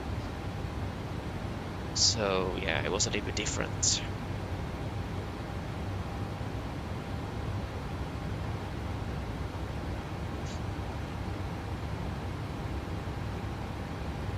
Yeah, this is going to be a long flight, not gonna lie. I mean, I think that the flight is going to be going fairly quick as well, since we have this beautiful tailwind with us. Yeah, I forgot actually, we of course changed up the clock, especially here in Norway. I'm not sure what, I think pretty much the entire Europe does that as well. But the clock is actually 9:02, but my clock says it is 8:02, so we actually, it is 1 hour behind, so I just need to change that because I haven't done it yet. And I mean, there's nothing bad with that, it is just that it is an hour behind. And what does my date say? It says it is the 22nd and it's the 29th, so it's actually 7 days. 7 days behind there as well.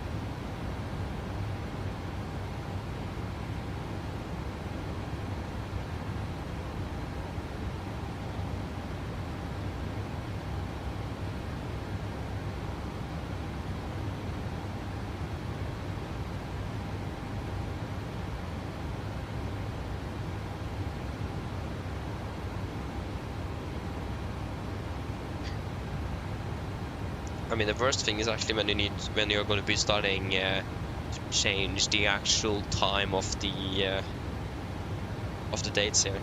Again, it is actually integrated with the calendar here, but I mean, it's not digital, so it won't update itself. So you need to actually change that.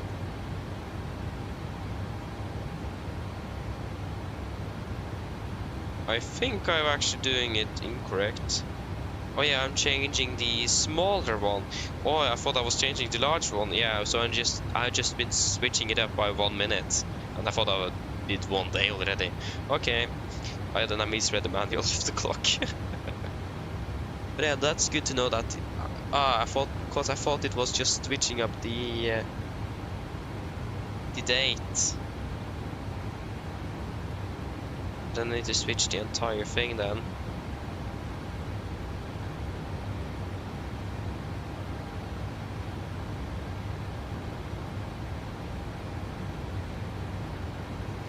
What's some nice priorities we have in the flight deck here today? Should have probably done this yesterday before I went to bed actually, so it was ready for today.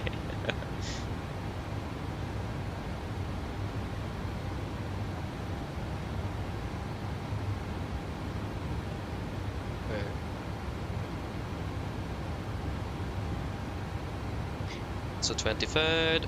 I mean, if I remember to do this every month, that's not going to be a problem at all, because then it's just 1 day or 1 day plus minus. Sometimes it should be even correct. So, I mean, the maximum days here is 31,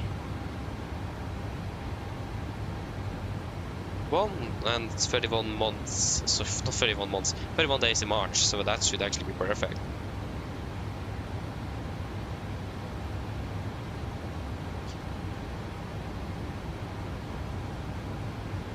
I mean, it would be nice if you could have one setting to just change the 24-hour clock and not just the hour clock.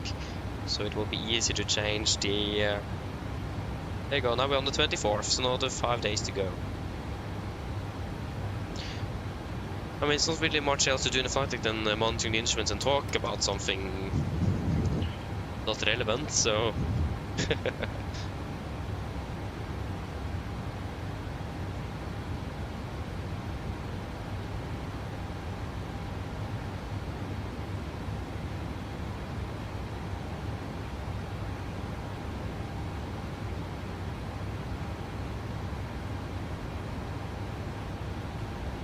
What? Oh, I can actually change it. What? How did I just notice that now? So I didn't misread the... Oi. Yeah, but now it's the 29th at least. and the clock is 9:07.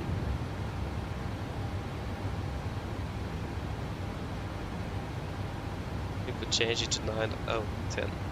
Thank. Just want the 60 as well to be just spot on.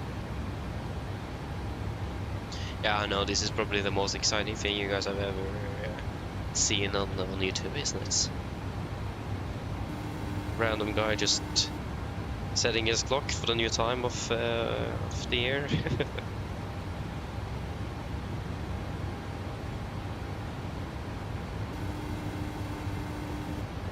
Hello. Hi, Captain. Would you like some food? Do you guys want anything to eat? That's probably a bit more exciting. And now we didn't wait another 1.5 minutes though. Actually 2 minutes.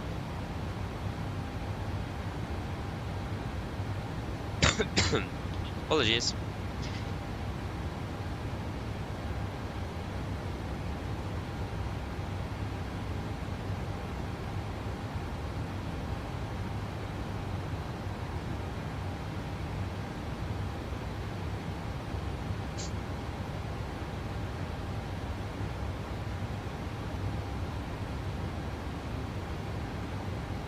That is nothing you guys want.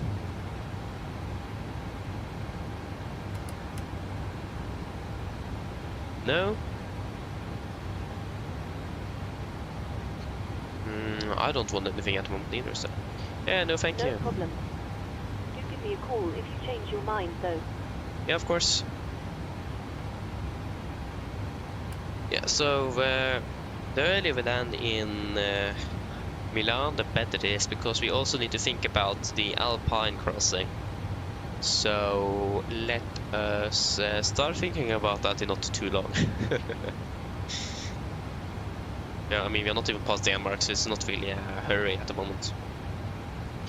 Yeah, just been flying for 40 minutes, so it's about 2 hours left, and we're soon halfway through the flight as well. What? Yeah, 20 minutes, yeah, it's less than 2 hours actually. That makes more sense.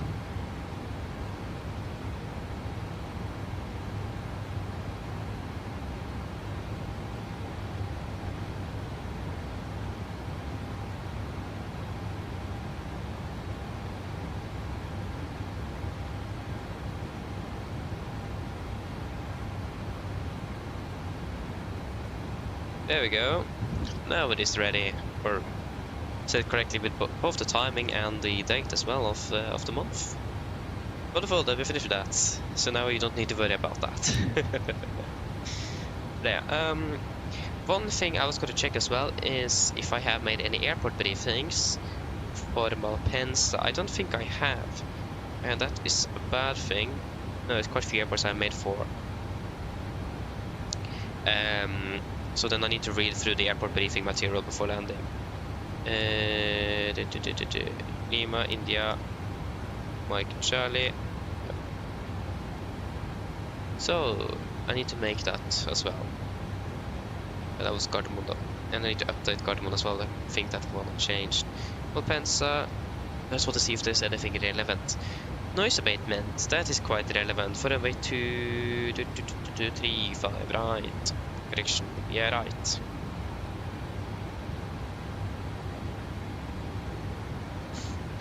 Auxiliary power unit. Yeah, nothing special with that. LVP. I don't expect that actually, so we can just hop over that. Still within LVP category 2-3 operations. Yeah, that's all the standard stuff. Warning, TCAL should be selected before entering the runway after receiving line of clearance, and should be selected after vacating the runway. That's standard procedure in Norwegian. So that is nothing to be aware of. Or it's always good to be aware of it, but nothing new and relevant. There wasn't really anything special here. Wing max with wingspan 24. Yeah, we don't expect to be taxiing there nevertheless. Birds on the maneuvering area and surroundings, that's good to be aware of. 230 knots maximum below flight level 100. 210 starting on base turn. 190, 12 and 165.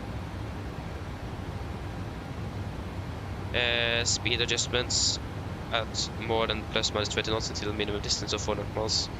Yeah, so actually that was quite a large deviation though. They are allowing plus minus 20 knots on the speed deviation. That's fairly a lot actually. Normally see plus minus 5.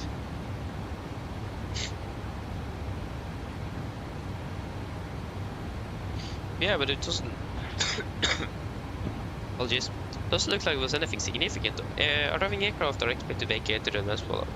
35 right via Echo, not beyond Delta.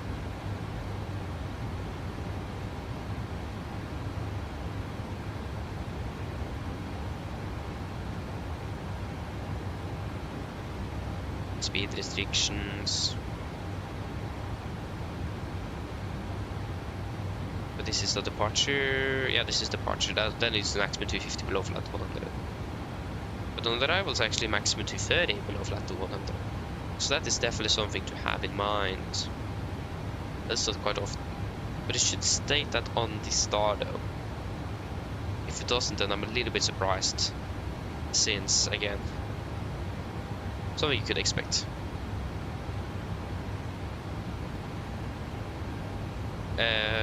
Alternate use of runway according to follow.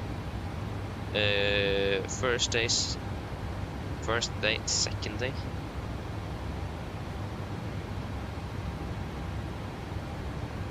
Today is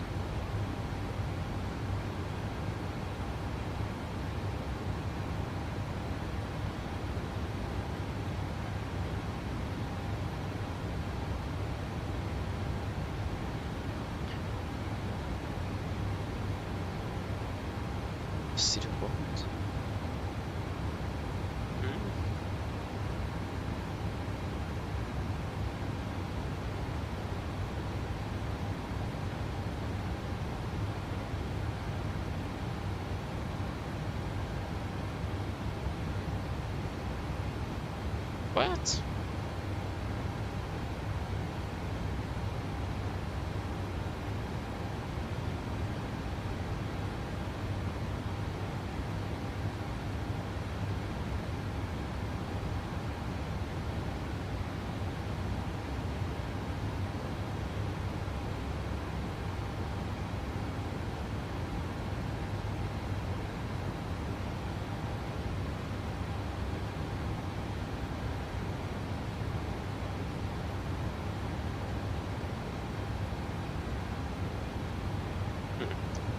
Interesting.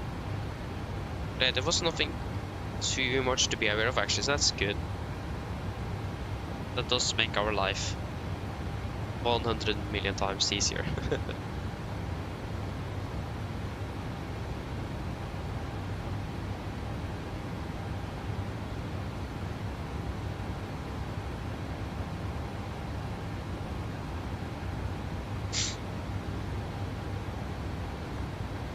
Yes, but yeah, we should be fairly good now. And yeah, so it's gonna be 35 right, 35 left is closed. That's also definitely something to be aware of in regards to if you need to return back as well for landing due to engine failure or something like that. In an emergency, 35 left is not available. I mean, isn't that also the longest runway? It is 3,290 and 3,920. I mean, yeah, both runways are exactly the same length. Okay, but then it's not a worry then. Of the weather. Okay, actually, that's not a bad thing. But if the weather, it's look. Yeah, so seasonal data represent average month values. So March to May, precipitation amount 112 millimeters, and thunderstorms 4 days. IMC 36%, prevailing winds north 7 knots, low temperature 5 and high temperature 17. Yeah, but then that's not. Noise abatement procedures are in effect for this airport. Refer to the Jefferson Area Manual for details. Birds are in the vicinity of the airport. That's good to be aware of. Warning to not mistaken, yeah, that's also something to be aware of, is the military airport fairly close by that can be mistaken for the actual airport itself, so we need to, but it's also mentioned in the approach charts, so yeah, we should be good with that. Yes, now we're landing 52, it's going forward. Yeah, we can just look up the air mats again, and we will then just do a quick PA as well to just say that we are the weather changed a little bit, so we're not expected to be flying through severe turbulence, and it does look like we're going to be flying for much through the moderate turbulence, but still be aware that it could potentially happen.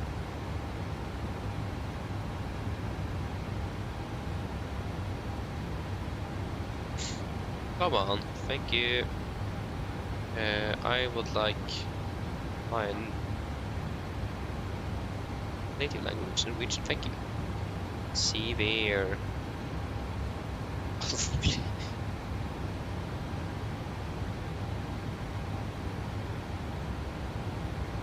Yeah. Makes sense.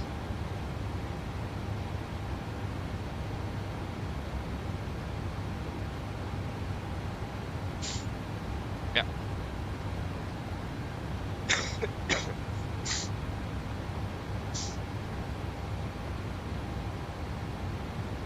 Mine damer og herrer, dette er kapteinen snakker, en liten håndting er fremme fra cockpit. For øyeblikket så cruiser vi nydelig på rundt 33 000 fot, med ganske gode værforhold rundt oss. Som vi sa tidligere i dag, så kunne vi forvente noe kraftig turbulens og moderat turbulens gjennom flyvningen, men værforholdene har endret seg noe. For øyeblikket så forventer vi ikke noe kraftig turbulens over Tyskland som forventet. Det har faktisk flyttet seg ned en del høyder, så det betyr at vi forventer ikke å fly gjennom dette. Men fortsatt vær obs på at det kan hende at det fortsatt kan bli endringer, siden vær er ganske glad i å endre seg ganske så raskt også. Når det gjelder moderat turbulens, så har vi for øyeblikket ikke truffet det ennå, så vi forventer å fly gjennom dette området for øyeblikket. Så vi forventer forstått ikke at dette skal bli et særlig stort problem videre gjennom flyvningen. Men som sagt, vær obs på at det kan fort endre seg, så vi anbefaler fortsatt å ha på styrkeresultet på, så i tilfelle vi kommer bort i noe uansett i løpet på veien. Men igjen, kan berolige dere med at vi forventer en ganske mye bedre flytur med lite turbulens enn det vi faktisk forventet tidligere i dag. Ellers, som sagt, slapp av, så håper jeg får en fin flytur, eller håper jeg får en fortsatt fin flytur med oss. Ladies and gentlemen, this is your captain speaking. It's a quick update from the flight deck. As we talked to you a bit earlier today, we did expect quite some severe and moderate turbulence during the flight towards Milan, and we have got a little bit of update for you with that now. So,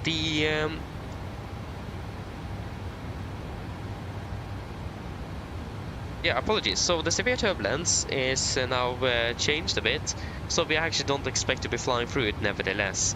Still be aware that it may happen, so be aware of that. But nevertheless, we don't expect to be flying through it at the moment. When it comes to the moderate turbulence as well, we are currently flying through this area since we departed out of Oslo, and we have still not encountered anything, so we also don't expect to be flying through that for the remainder of the flight. But again, still be aware it could potentially happen, so as always we still recommend to keep us on just in case we encounter it later during the flight. But nevertheless, as you can hear, the weather is looking much better than we anticipated, so we can relax a little bit and don't need to worry too much about the turbulence for the remainder of the flight. Nevertheless, we thank you for you listening up, and we want you to wish a pleasant flight with us.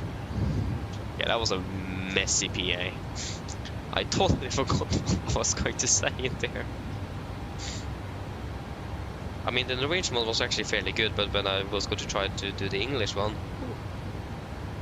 that didn't really go according to plan, did it? But yeah, it's looking good though, but I mean, for some reason we still never encounter turbulence in this simulator. And it's quite annoying actually. I mean, when we're expecting turbulence, we should fly for the turbulence. I mean, in the real world, I think actually these charts are very accurate. So, yeah.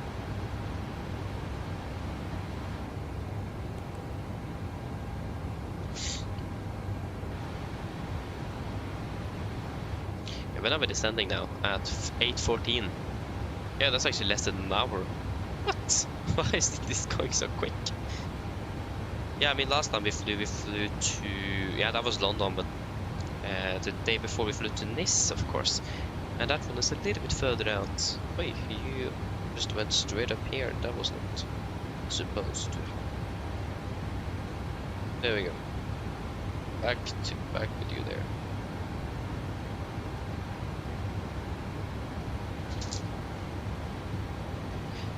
So we'll do a fuel check here at the Stade.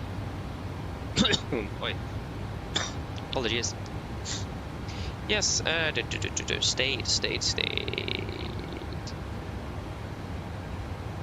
Blah blah blah blah blah. Stade.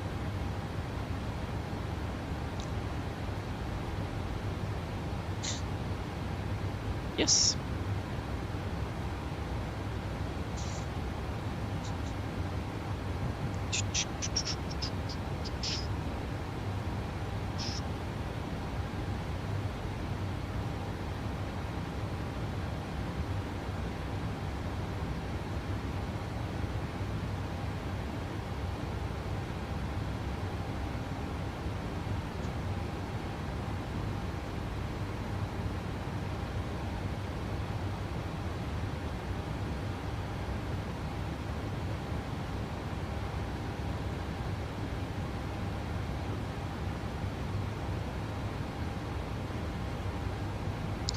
Always forget. I need to start to remember this transponder here. Yeah, that was better. So we have one aircraft. Yeah, it's fairly far away, but yeah. So we should also start thinking about what we should do in regards to crossing the Alps. It's gonna be pretty much what we have done before, so nothing new, but still we need to look at it. Okay, fuel check at Stade. So fuel on board, we currently have 5,600 kilos, and we have burned to 3,100.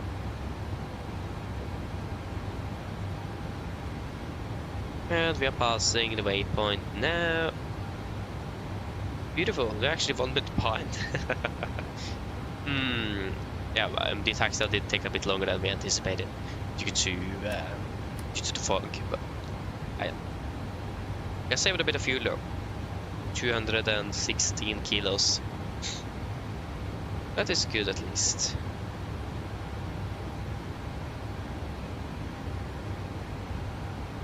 Pretty much bang on actually. Good.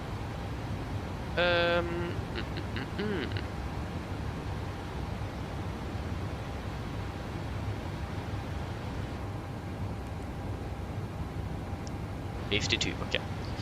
So, let us see here then. Crossing the Alps.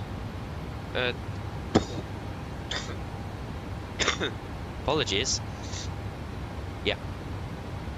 So we need a reference waypoint. What is going to be... I don't remember what we normally use.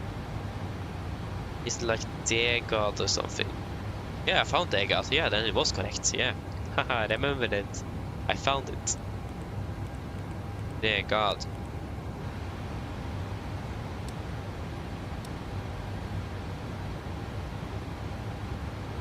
Degard will be about Basgur. Just to verify its position. Yeah, that's good. And it will be then Degard will take radial 090 and 26. 090 and 260.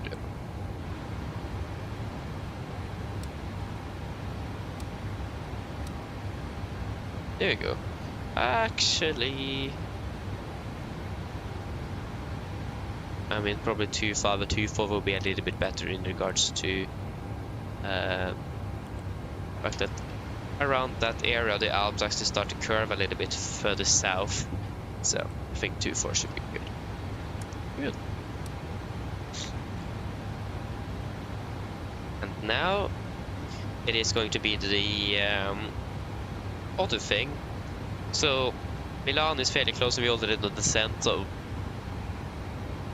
if we are before, we will return back. After, we will just continue. Our top of descent is pretty close, I will say. Top of descent is going to be, yeah, actually quite a bit earlier than I expected. Yeah, okay.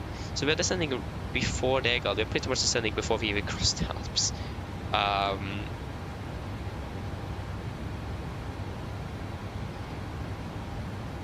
think we'll still go with that decision. But we can take that. If you are fairly close to the Eggal and we have a deep destination, we can just continue because we're already on the descent straight forward. It's much easier because we will burn altitude by also taking a 180 turn because I will take its time. So then we already are fairly low, then it's better to just continue. But if you need to divert, what airports do we have in the vicinity that we can potentially land at? I mean, Munich is fairly bad. That was Nuremberg, that was the wrong airport. Where is München? Is that München? That was a Takeoff.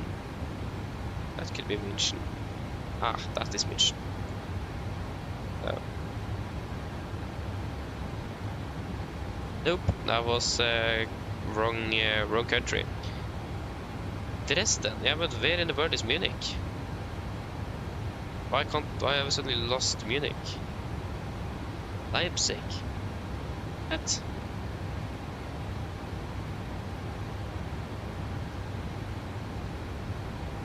I'm losing it.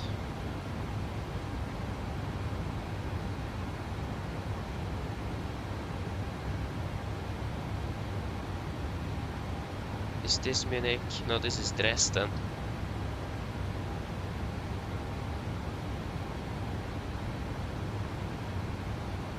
What? Where is München? Ah, found it. It was a bit further south than I thought it was. But the weather is bad. Like, generally really bad. I got an hour as well, so we need to just do a quick check here to make sure that everything is good. Yes. And yeah, that's looking good as well. But the sensation is good. Yep. So let us just request the weather at Munich. Because it is a red IFR button or icon on the charts. Oh, that was very quick.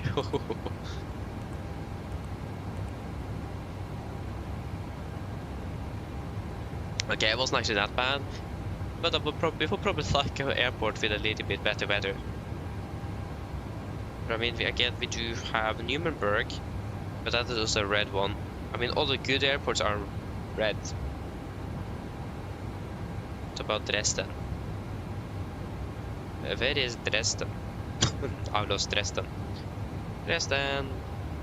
Oi. What? Oh yeah, I clicked there. Makes sense. Okay. So down here we have another airport. Yeah, that is something.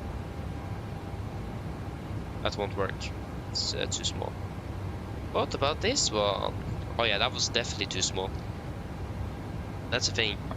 It will be easy if you have a better limiter in regards to what type of airports we have, because we have also very small airports in the vicinity. But there is the icing there, so you know, but then we need to fly into turbulence. That isn't really optimal. The airport is this. Too small. Larger city, large airport, no. I mean, what about, where is Dresden? I can't even find Dresden. I found it. Echo Delta Delta Charlie. Echo Delta Delta Charlie.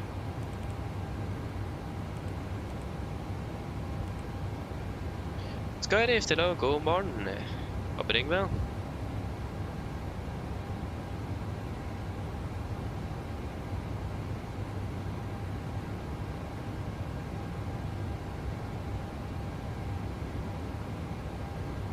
Look at Dresden. But it's starting to go very far away. We have Leipzig though. But I mean, we also need some time to descend. So. Dresden, 9,000 meters. Broken at 500, broken at 900, Orcas at 15. Okay, this was not as good. Let's just take a look at Leipzig as well. Echo Delta Delta Papa, isn't it? Leipzig, yeah, Echo Delta Delta Papa.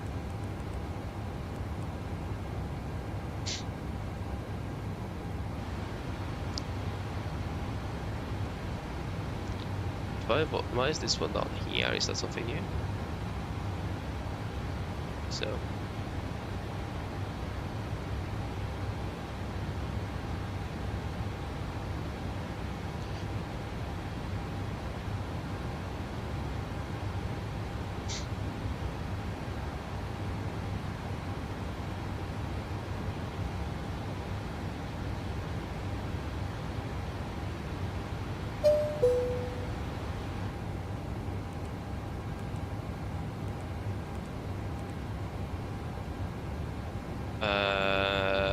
Okay, 531025. Yeah, it's very good weather. Let us just see how far Leipzig are compared to where we are at that point. So expect to be a flight from 350. 35 times 3 is 105.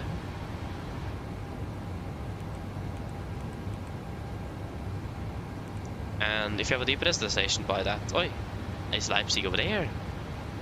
Oh, we're closer to Leipzig now.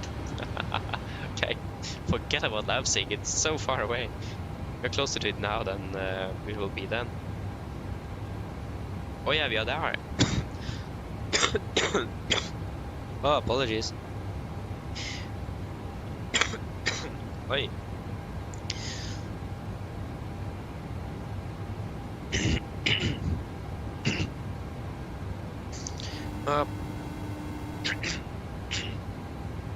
Sorry. Oh, yeah. Hello. Hi, Captain. Would you like a drink? Tea, coffee, or water? Do you guys want anything to drink? Then we need to find again. Dresden would be good, and Munich would be good. I mean, we can trade. That was Nürnberg VR. That was not an airport. Or I missed the airport. I managed to hit on the VR actually. Echo Delta Delta November. Let us check Echo Delta Delta November then. Menu, data link, ATS, TWIP, Echo Delta Delta November.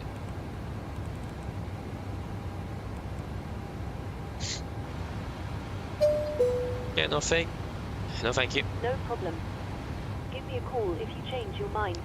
Of course. Okay, meter. It's over cost 700. It's better than Dresden at least. And Munich. But still not that good. But I imagine that is probably the best alternate we would have. Like all the good airports have very bad weather today. I think we'll go for it, and we just need to have something really. I mean, we will take a final decision at a later point. So if you find the weather to be worsening or find an airport with better weather, then we'll of course just go with that. Yeah, that looks like a better option. Yes, but hello. Good morning. Hope you're doing well.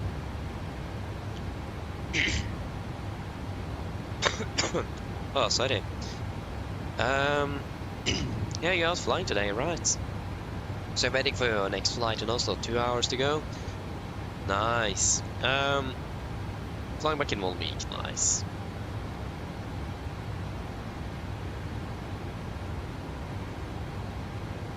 Oh yeah, you were not. Oi. Interesting, I never heard about that. Yeah. But I mean, yeah, it was really, really foggy today. I can't remember last time it had been that foggy when I've been out flying in Oslo. Actually insane.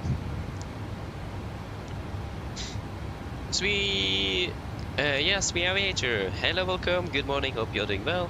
My days, this one is annoying me a lot.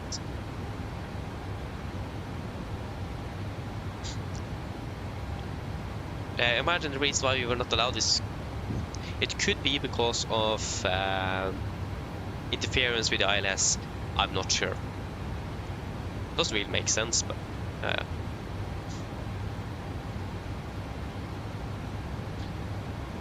yeah, exactly. It was really bad today. Like right after rotation, we just suddenly we didn't need to climb far before that runway was gone below us, and I just thought, now we don't see a thing. If you have a dual engine failure now, we are basically cooked. We are not going to be able to see anything before we touch the ground. So that will be a blindfolded emergency landing in a field, hopefully. So that was what I thought about. Dual engine failure now. Yeah, we don't have a lot of options then. So yeah, that was what I got scared of.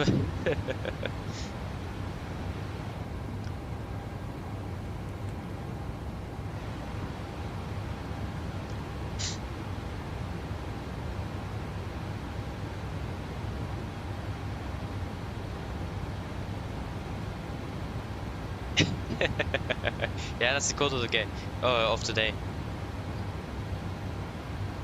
We were basically cooked. If we had had an extreme emergency right after rotation. I mean, a single engine failure, that would not be a problem. A dual engine failure, that would be a huge problem. So yeah, I'm so glad we did not encounter that. Thankfully, that is very rare. But it's so typical that it will occur at the worst possible time ever.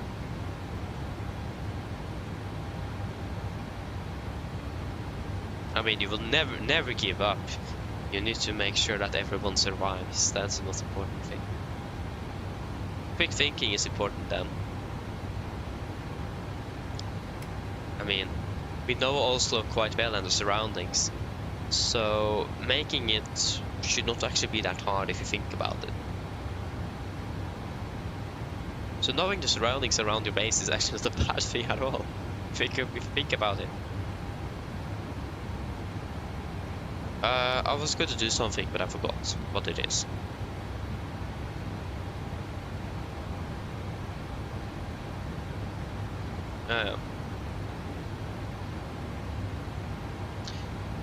No, we're flying for 4 days. It is Easter, so got 1 extra day off. We're flying on Wednesday, and then once the holiday starts, they're scaling down the flights a little bit, so managed to get a day off there. So yeah. Again, apologies. So yeah, and I'm sorry that I have not been able to post out the roster for April yet, but my week got much busier than I expected to be, and I got sick as well. So I've been lying in bed, yesterday, and pretty much Friday as well when I got home after school. So I did not anticipate that. So I'm still not 100% well yet. Still a little bit of rest sick, but yeah. It is much better than it was yesterday, at least. Yeah, so the only thing that is not in the roster is actually the 1st of April. So on Wednesday we're flying to Alta, and tomorrow we're flying Copenhagen and Amsterdam, and on Tuesday we're flying out to Budapest. That's the next 4 days, plus this one. That is the plan. Yeah, right, I need to actually... yeah, but I will hopefully be able to get the roster out today or tomorrow, and hopefully also many of you have asked for the graphic settings, and I will say it's pretty smooth now, so I will probably release that as well today or tomorrow. I'll probably do that at the same time. But I have school to do this Easter as well, so yeah. I have so much to do. I have 2 tests right after, so we are starting on that Tuesday. So I have a test about the fuel system on the aircraft on Tuesday, and I have test about fueling, pushback, taxiing, parking, jacking an aircraft, and a lot of different things as well on that Wednesday. So yeah, I have so much to do, and I have a task about TCAS as well I need to make, and I need to I also had to have some thing in gym, so I need to go on a trip for 2 hours minimum. I need to plan for that as well, so I need to do that after we're finished on Wednesday. So yeah, it's it's a lot to do. Never get finished. So, and the first thing is that on that fuel system on aircraft, I forgot to take home what I need to practice for. So that is currently at the school in my classroom, and I'm here without it. So that is not a good thing. I mean, the fuel system on aircraft is generally fairly easy, so it's not really a problem. But that means I will hopefully have about 10 minutes, maybe an hour to practice before the test, and that's it. I have, of course, the book we are using, but it is a lot of text, and a lot of it as well is not relevant for the test neither. So yeah, that's actually not good. But again, it's a fairly light test. It isn't a very huge chapter. Yeah, it is. Last day was on Friday, but you know, FSIPanel, it's a busy school year. I mean, now is the last tests before we are rounding up for the final exams in summer, and then it is summer vacation. And I will not be able to have a summer vacation. I'm pretty much going to be working the entire summer. So yeah, yeah, and then back again last year, and then it's going to be even more exams. Or it's actually going to be less exams. I think it is 2 less. I think we have 5 instead of 7. But it's going to be the hardest one. Again, the same subject I have, let's say module that we have about fuel systems now is something going to have our exam in next year. It's 183 questions. It's the largest module we have, and I think we have about 20 school hours with that every week next year, so that's gonna be nice. And that kind of stuff. But yeah, it will work. I've passed all of my exams so far, so should be well. But it's not unusual for people. It's quite rare that someone passes every exam because we have so many exams. So it is way too much.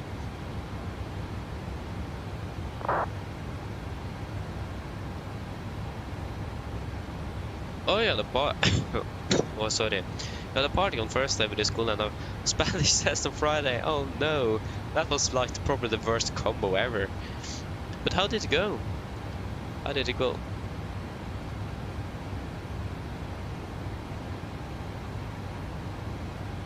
Yeah, I flew to IFLY in 1 week. Hey, nice though. Not bad, not bad. IFLY's fun though. But yeah, you're arriving, you're flying home on that Sunday then. If I remember correctly. Well, that's nice though.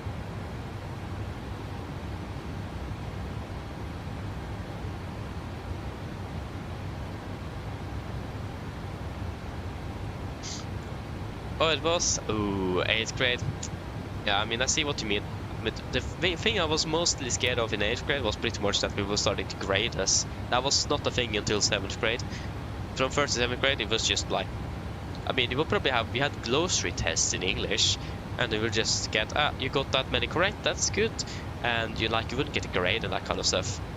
But when we started at 8th grade, that was the one thing I was mostly worried about. Grades. But I mean, we got used to that quite quickly. So yeah. I mean, that's definitely something I'm used to by now. It is. Yeah. Again, I think the average at my school is probably a little bit more than 1 test every week. So it's a lot. Yeah, the first week after Easter, boom, straight on with 2 tests, and one of them is even delayed because we had an exam last week, and the other one is that we need to continue because our time schedule is fairly thin or marginal. We have a lot to go through, so yeah. So after we finish with the fuel system, we're going to be starting on lights, and then probably have a test of that. I don't remember the last subject we have, because it is, yeah, I had about flight controls, hydraulics. We're going to be having deeper about hydraulics next year though. Yeah, anti-ice and rain is something we're going to be having as well. So that, fuel, lights, and I think, yeah, anti-ice and rain protection is the last thing we'll have actually.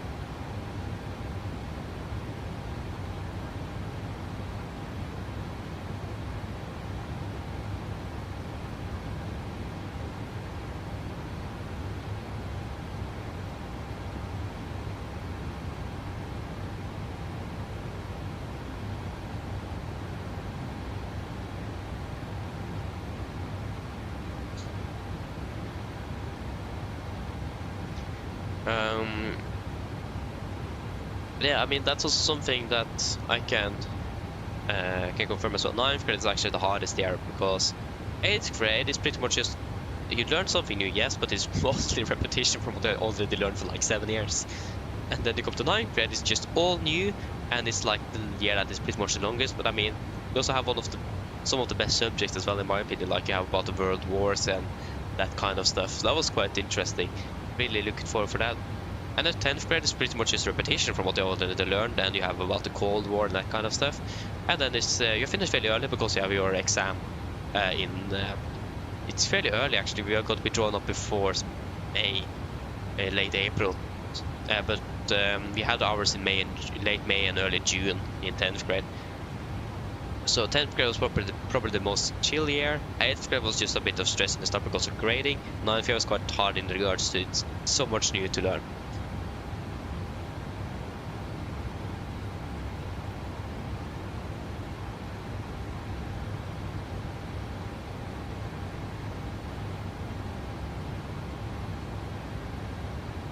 Oh yeah, so pretty much a Toga takeoff. Nice. Not bad, not bad. Yeah, okay, the Spanish test went very well, but that's wonderful. Good to hear, good to hear. Beautiful. Where is that 100 knot wind we were expecting at this point? I feel scammed by now. But and apologies for me being a little bit sick. I would like to not be. Yeah, oh, congratulations though, Jesper. Very good, very good. But I mean, also, like the World Wars and the Cold War was also one of the things I did test at in 10th and 9th grade, and that I found the most exciting as well.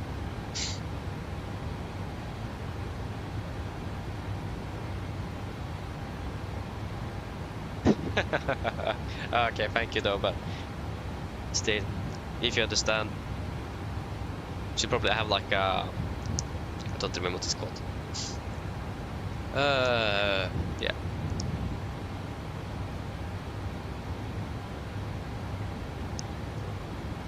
Hey, that's very good though, Jesper. You got 100%. That's very good. I don't remember anything I missed. I think I missed one thing, but I still got like pretty much 100% because I even made the teacher learn something new that he didn't know about. So yeah, that was probably the best thing, that I learned him something new. Okay, let's start prepping for the approach. So we are expecting 3-5 right. Okay, the ILS Zulu. Is that what we normally would use? I thought we probably would expect the ILS Yankee. No, that is the, yeah, ILS Zulu then. Oh, that was 3-5 left, that was the wrong runway. Oh, yeah. Maybe we should hit 35 right.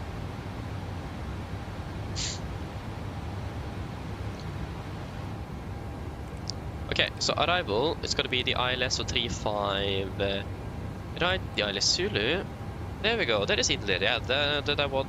Now I understand why we didn't get that transition. There we go, now we should not have any discontinuities. Oh, wonderful. Amazing. 346.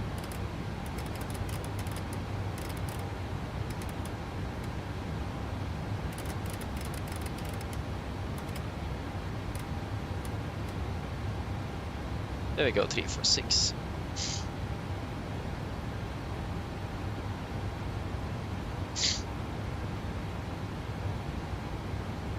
Oh, there is? Haha.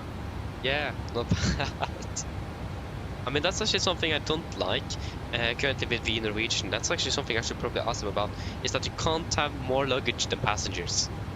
I mean, if you have looked at the booking website of Norwegian, you can pretty much, every passenger, if they pay enough, they can pretty much book 2 luggage themselves, everyone. So that means more than 1. I also remember there was a Norwegian pilot that posted there that they were just about 50 kilos below the maximum zero fuel weight, and they parted out of also towards Geneva. That was fairly interesting, and they got an hour delayed because of baggage loading. Oh man, come on. Yeah. 8 cars in total, yeah, that's quite a lot of baggage indeed. But again, it is family is going out for traveling, so what do you expect? 891.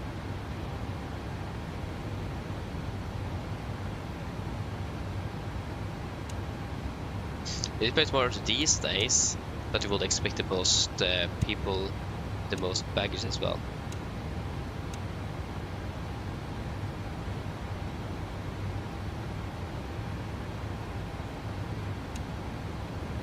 Ah, missed my 2. There you go.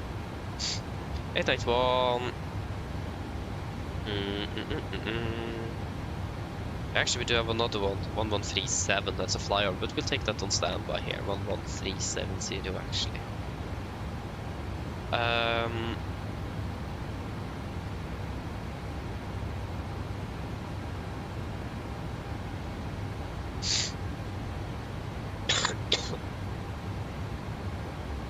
Oh, you know.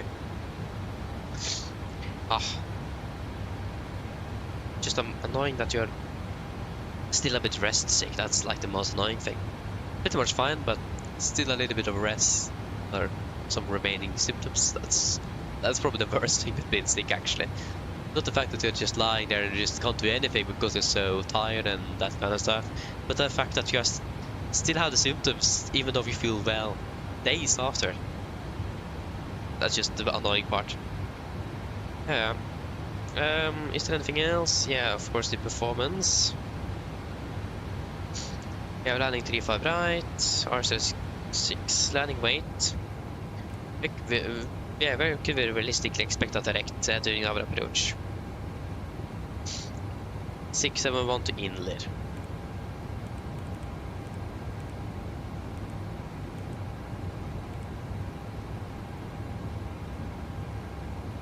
$761. So like that then.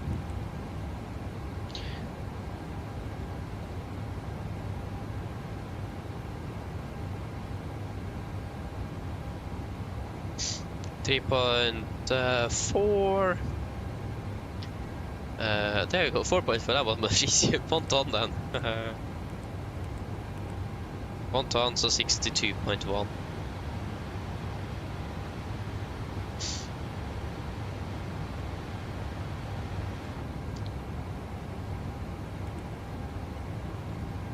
Not hold. Menu, data link, ATS trip. Mike Charlie.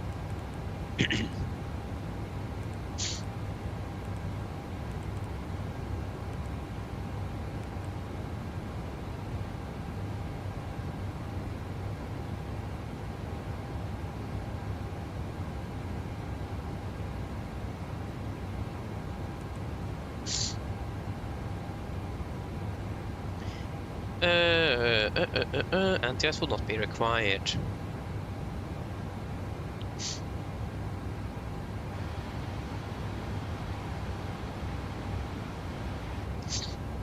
Ay, ay, ay.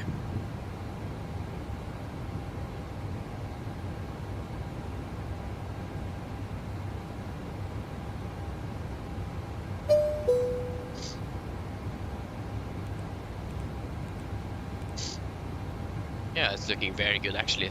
So 3, 4. Oh, okay, it's gusting. Oh no, it's gonna be a little bit windy. 12 knots, gusting 22, variable 320.02. Runway heading is 35. Yeah, so 020 at 12. 020 at 12. Temperature will be 13 and 14 and 14. Gusting up to 22, so that's gonna be 6 plus 10, that's 16, but maximum 15, so in direction 15.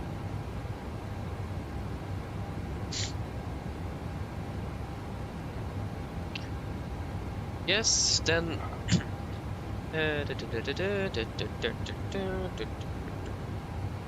calculate.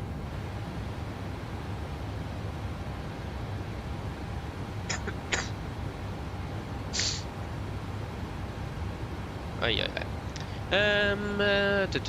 Yeah, okay, you have done 5 flights in SS Virtual. That's wonderful, Scarlet. I hope you're enjoying it. That's very good to hear. Yeah, flap 30, 143. Flap 31, 43. Wing correction is going to be 15 knots. This is gust as well. I think we'll go with an auto brake landing, just so it's easier to.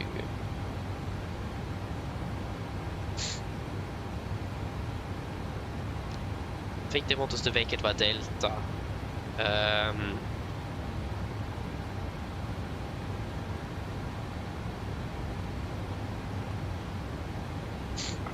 Yeah, how far away is Delta? So that is approximately 1500, 1000, a little bit more than 1500, and we're going to be using reverse thrust, so that means we can use auto brake.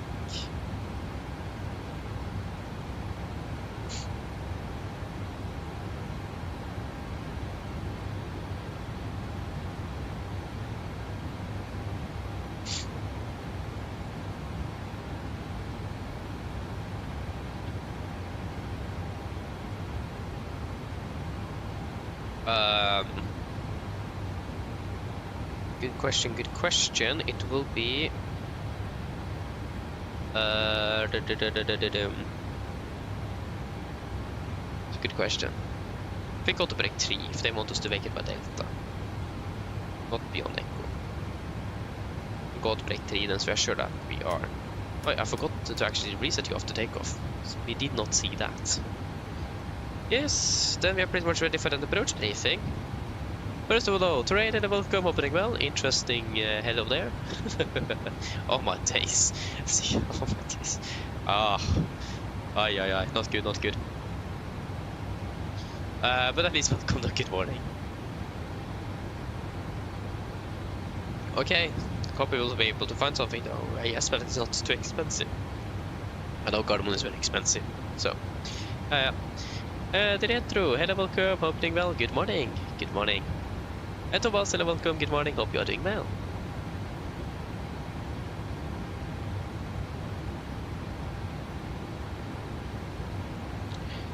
So that's a very good question actually. Let us just do the briefing and I will come back to that, okay? If that is okay, Thomas? Just so that we at least done the briefing and we are ready to go for the approach. So I will come back to that after we are done that.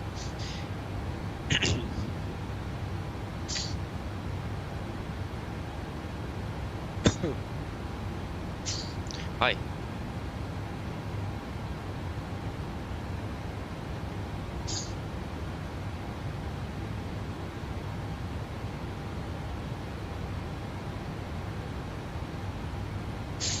Oh, okay, that's actually a good thing to be aware of.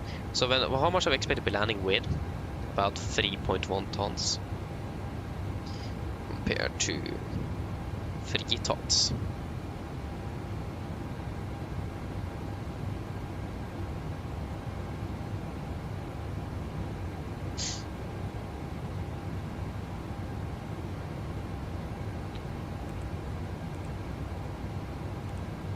And it's going to be 2.8. Yeah, so we have about 300 kilos then. Yes. Okay. Are we ready for approach briefing? Let us see here.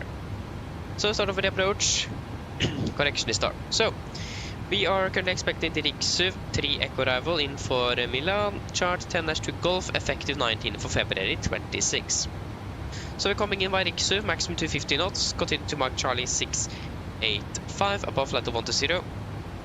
At FG, it's going to be maximum 230 knots between flight level 110 and flight level 90. Continue to mark Charlie 768, maximum 230 knots above 90. Mark Charlie 761, maximum 220 between 6 and 4,000 feet, and we're going to continue this via Mike Charlie 756. And then at SC, it's going to be maximum 210, same altitude restriction. Mike 746, same restriction. Mike 741, same restriction. Mike Charlie 435, maximum to 10 below 5,000 feet. Mike Charlie 430, maximum to 10 above 4,000 feet. Mike Charlie 425, maximum to 10. Mike Charlie 420, maximum 200. And then inlet, the initial approach fix, maximum 190 knots, 4,000 above. MSA will be 10,300 feet in the northwest, beyond 10 nautical miles from the airport, and 8,300 feet in the northwest, beyond 10 nautical miles from the airport. Within the north sector, at 10 nautical miles, it's going to be 6,000, and in the south it's going to be 3,000 feet. Other than that, nothing else special to be aware of on the start. We are currently expected to be landing with 3.1 ton, and it's going to be a final reserves with alternate fuel is 2.8. So that means we are pretty much not enough for a go-around. So we have quite limited extra fuel for holding and that kind of stuff. So that's something we need to be aware of in regards to the decision making of a diversion. We're flying down to Lima in the Papa Echo. The weather is good there, so it's not really anything to be really worried about. And the weather is good in Milan except for some gusts, so we should be able to land without any problems. So if any go-around would occur, we will take a quick decision there if we will divert or try again or commit for landing at Milan. But just be aware that we have quite limited fuel in regards to a go-around, new approach, and potential holding as well. Be aware of that. For approach, we are expecting the ILS Zulu for 35 right, chart 11-5 from 23rd of January 26. So this is going to be a nice ILS approach, starting off at inlet, the initial approach fix, mounted in 190 knots, 4,000 feet. Continue to Turku, intermediate fix, maximum 180 knots. We should be approximately 11.2 miles from the threshold. Remaining 346, and ILS estimate is 1099 Mike Lima Papa. 346 at triple and 1099 set triple, and we also set the Malpensa VR 11335 on standby nav ready number 1. And it is then Sarono VR Sierra Romeo November 113.7 on standby on nav ready number 2.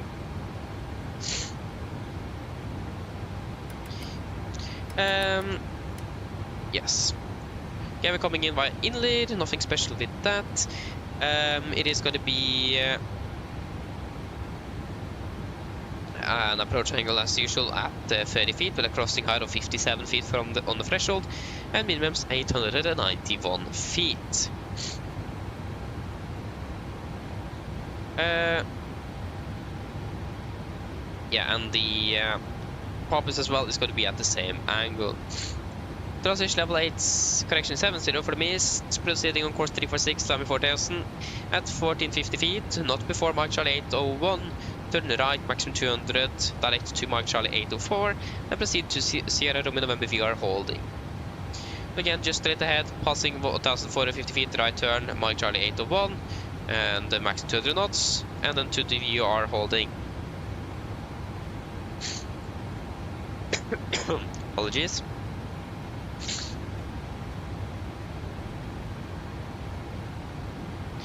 Yeah. It's going to be some warnings here. So first of all, we have this warning here, number 2 at the military base. So warning, pilots shall pay attention to military airport, Kameri, runway configurations 1735, 6 northwest southwest of airport. Not to be confused with Milan, Malpensa airport with similar runway configuration. So be aware of this as military airport fairly close by that we need to be aware of, so we don't confuse that with since they have the same runway configuration. It is generally a bit further away, so we should be fairly good in regards to that. We will be fairly high, and we shouldn't really be aligned with that runway, but still be aware of the potential threat with that. We have a warning as well, with fake localizing capture may occur. Take max caution. So in regards to that, we will not turn on or arm the approach or warlock mode depending on where we are in the altitude before we are within 5 miles of the runway heading or the runway track. So within plus minus 5, so 341 or 349 on the track, then we will arm the approach warlock. Missed approach obstacle clearance is provided by 2.5 gradient, 5% gradient until 3000 is required to avoid uncontrolled airspace.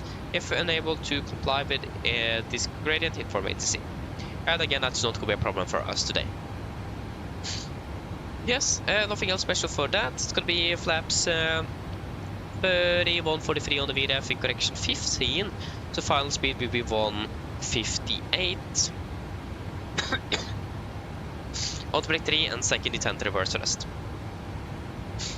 Taxi in, airport charge 10-9, effective 30th October 25. We're landing 35 right, preferably vacating via Delta or Echo. Preferably Delta. Then we'll, I'm not sure where we actually, I forgot to check the closed taxiways here. So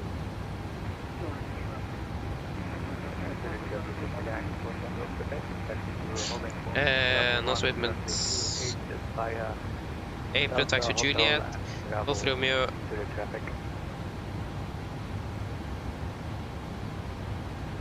Is this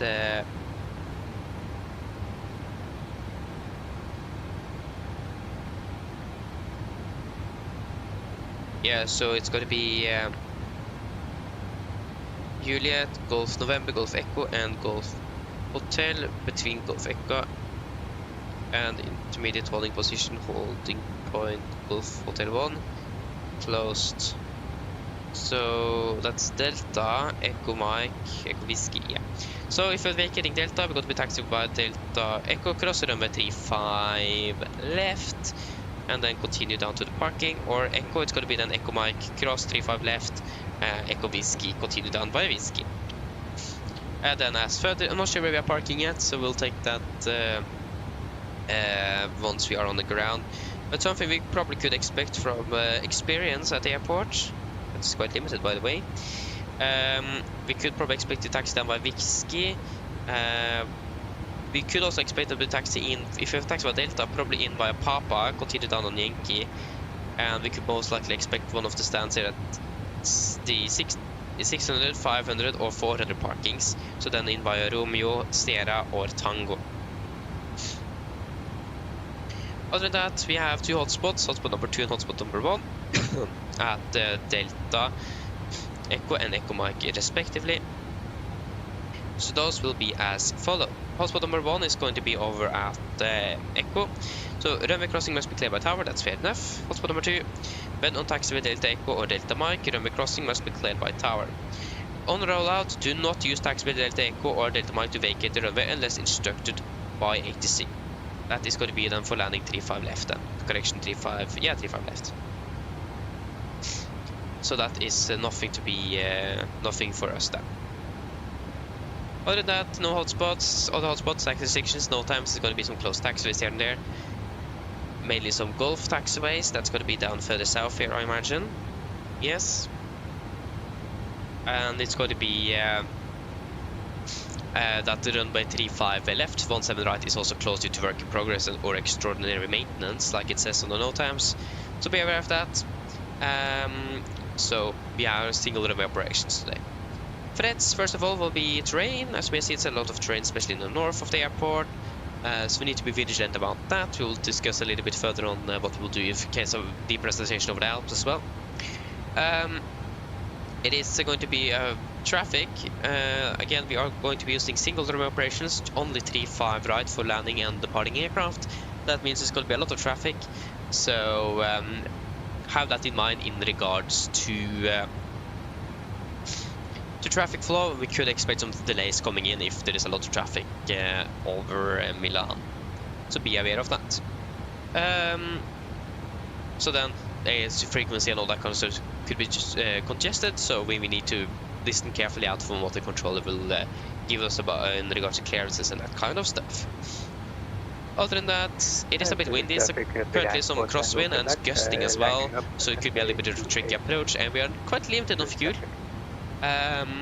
But it should not be anything out of the ordinary. It should be fairly easy to handle, but be aware of it nevertheless. It is going to be a little bit tricky approach. Also, it is the military airport, like I discussed. That is 6 nautical miles southwest of the airport with the same rim configuration. Just need to not mistake in that one. And the false localized capture during the approach that we also discussed. And we will start our descent down to flight level 260 set. Other than that, it is also reported birds in the maneuvering area and the surroundings of the airport, so we need to be careful with that as well in regards to bird strike. Any questions?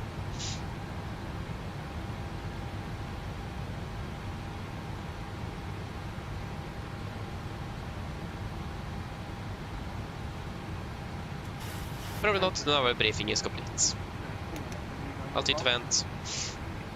There you go. We continue descending down to flight level 200 set. So first of all, real quick, we'll just brief you on the decision making here in regards to the depressurization of the Alps. We're currently descending, we're currently flying over the Alps as well, as you may see. The highest off-route altitude is about, so we were flying at about 16,200 feet, so we'll descend down to 16,500 in case something would happen.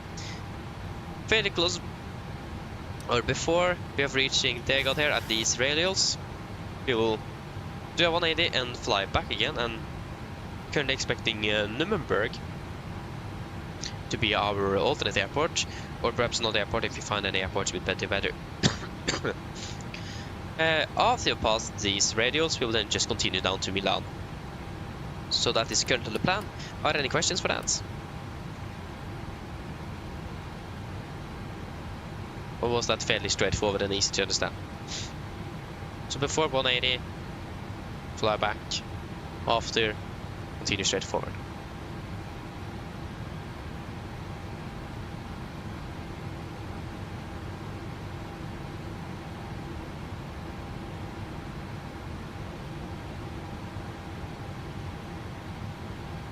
Yeah, weather. That's it, terrain. The weather was looking better at Nuremberg than in Munich. It's mainly in regards to the weather, but again, that was just a temporary, so we have something to go with in case something actually goes really, really bad. And and of course, we'll take a decision on it at a later point, and if we find the weather to be better in Munich, we will go for Munich instead. But yeah, no other questions?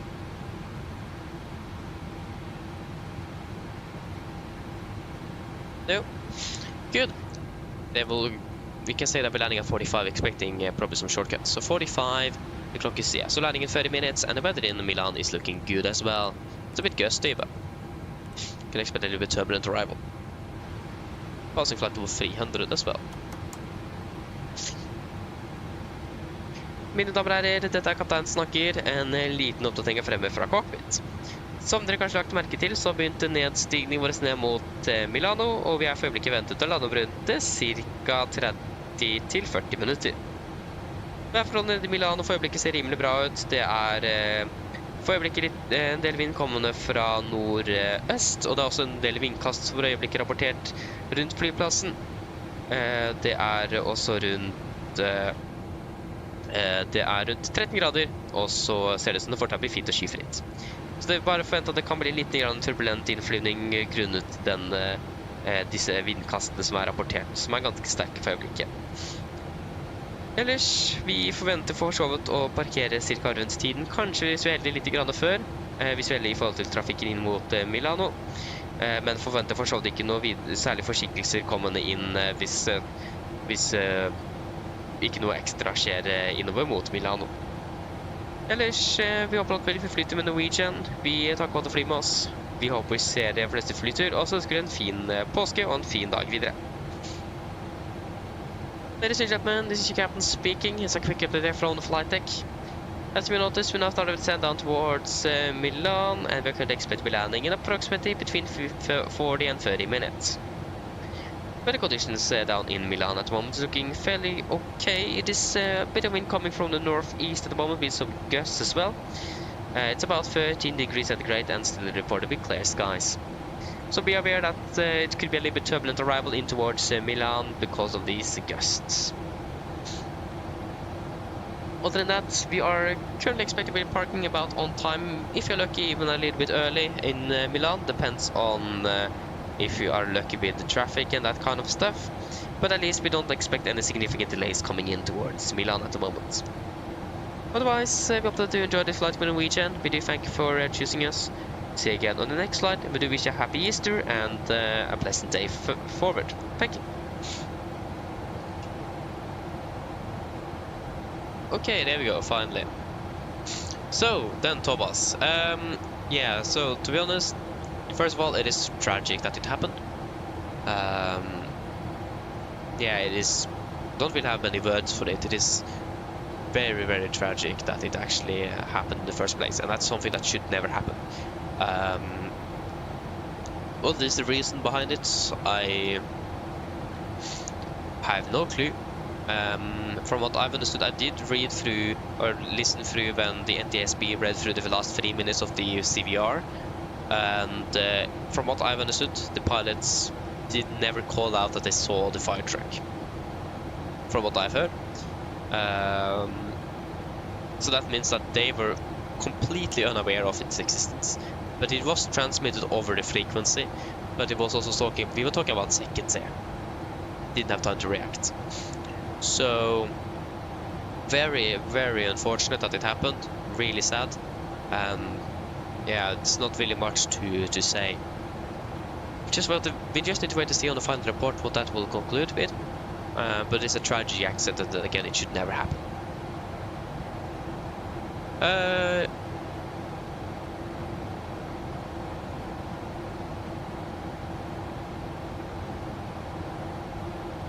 Yeah, Retro, I see, so you have switched over to 24 now, nice. Yeah, I must say, it is an upgrade indeed.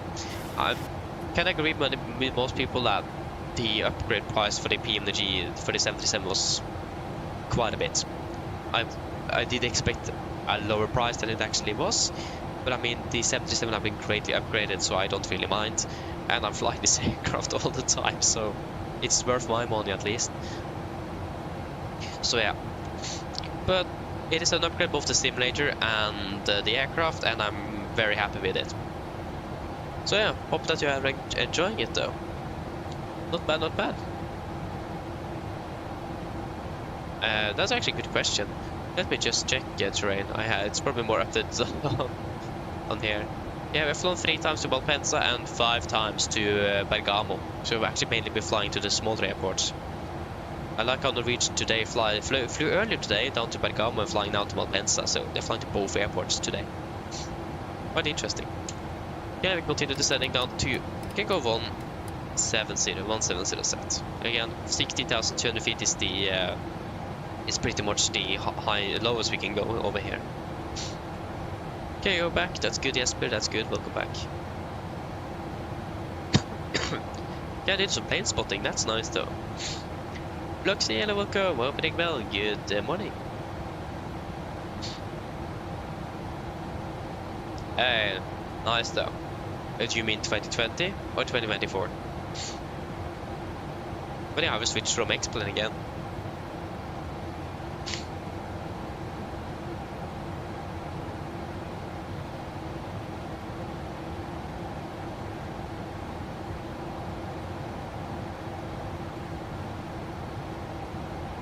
Oh, I see terrain, I see.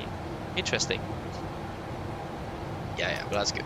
Good terrain there on my side as well, so we have a little bit situational awareness here.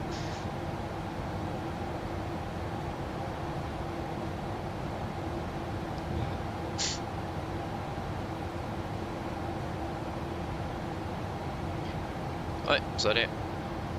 At least I have the scene installed already, so I imagine I also have the the GSX profile.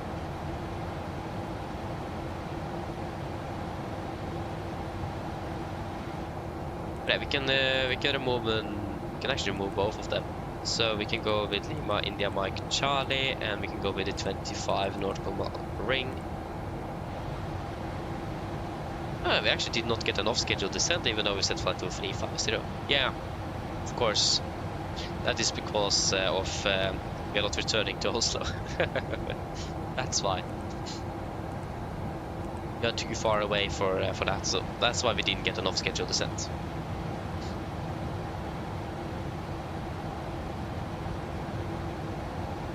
We didn't really change altitude though, but it worked. It looked like it worked quite fine, but we never really got that wind we expected though.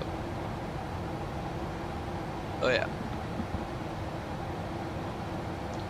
But what we can do, we can go descent, and we will take yeah, okay, now it is gone though, because it is yeah, it is there, so don't really need to mind that.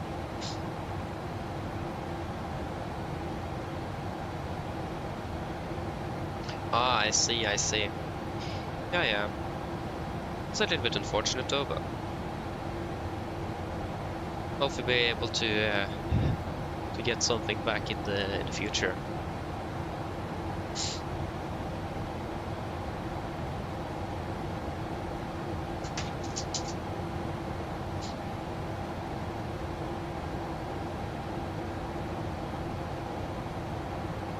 Oh yeah, okay, so we were doing round trip Malta, and then I aircraft changed to round trip Copenhagen.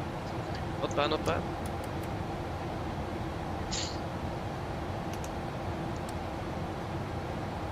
Continue down to flight level 160 set. Yeah, so actually, I started feeling it a little bit in my throat. I mean, it wasn't hurting, it was just that it started to be a little bit dried out already, like on Tuesday or Monday something last week. And then on Friday, that's when it kicked in. So I got really sick actually, or not that sick. I went to school, but I did sleep through the entire lunch break just to get enough energy to actually make it through the day. Because I was feeling quite bad on the first part of the day, but after I managed to sleep for like 45 minutes, 30 minutes, I felt much better. Because I started to be a little bit feeling a little bit unwell when I was standing upright. I think I got a fever or something. But I still went to school. It is okay. 1000. Continued on to flight over 100. It is one of the days where we actually have practical work, so I really didn't want to miss that. 100 cents. So yeah, but from Friday, and I was lying in bed pretty much from when I got home after school, and through yesterday as well. So I was more on the side of cancelling, calling in sick for today, just so I was sure that I would be actually well enough to fly. But then certainly in the evening I got quite a bit better. Like, it was a significant improvement. Like, through the entire day yesterday I pretty much had a headache, I was tired, I had still a little bit of a fever.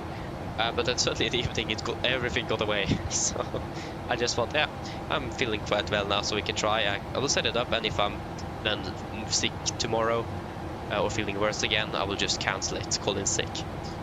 But here I am, feeling much better. It's just that I still have a little bit of harking left, and my nose is still a little bit not really what is it called? I don't remember, but it's mainly harking and that kind of stuff, so a little bit of some rest symptoms. So feeling quite well actually. So yeah, can't really complain.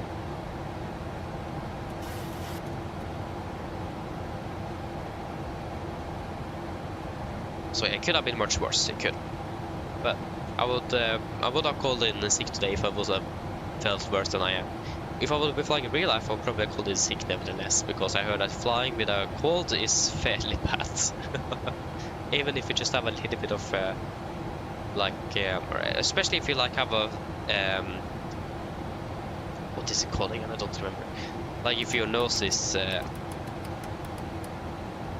you can't breathe properly with your nose because it is wet. Don't know the English word, forgot it. Or you have a headache and that kind of stuff. It's quite bad to fly because of pressurization and that kind of stuff. But since I'm not pressurizing my room, then yeah, it's quite fun. Yeah, and your ears as well. But I mean, I don't feel it in your ears anymore. That was mainly yesterday and Friday, so. But yeah, again, if I would have been flying RRL, I would have definitely called in sick today. So yeah. But it's mainly harking and that kind of stuff, so it goes fairly well actually. So yeah. I'm about to fly from Göteborg up to Gardermoen. Enjoy your flight, Sweet Aviator. Enjoy it.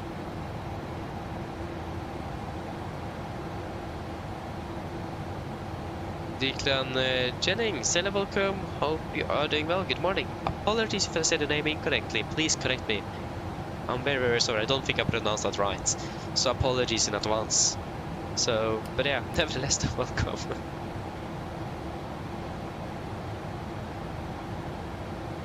I did not experience any severe icing in Oslo. How that changed now? I don't see anything reported with severe icing. It could just be me though. It wasn't actually that bad. It was mainly the visibility. Yeah, the fog, yeah, that was quite bad. I mean, we taxied at maximum 10 knots. So yeah. Racing, yeah, it was actually 300 meters when we when we took off. That was even worse. Yeah, I said hello to you.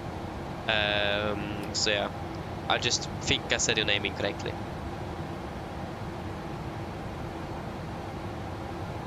Yeah, I said hello, Declan Jennings. Or something. Again, apologies, I probably did not say correct. Yeah, but you are welcome though, and good morning. Yeah, we'll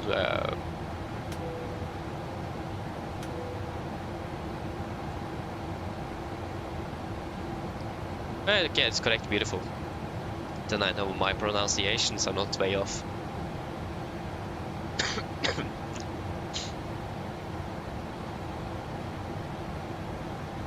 Oh yeah, it's night where you live. Ah, I see. Do you live over at the States or something, or it's night?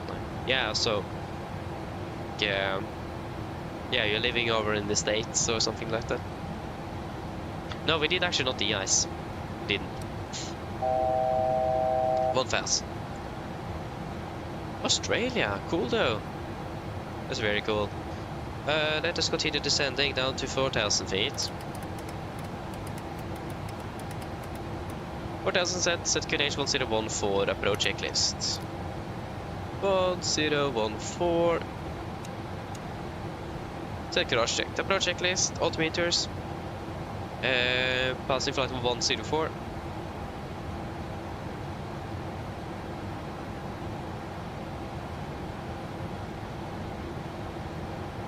Now, plus minus 0. Approach checklist complete.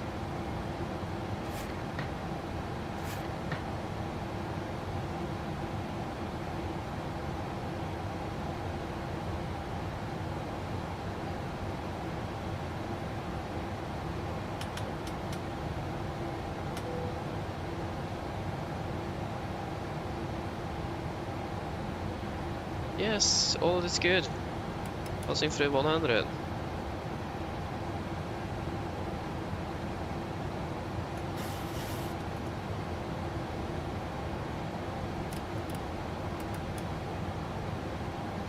Yeah, I think the bed is fairly good.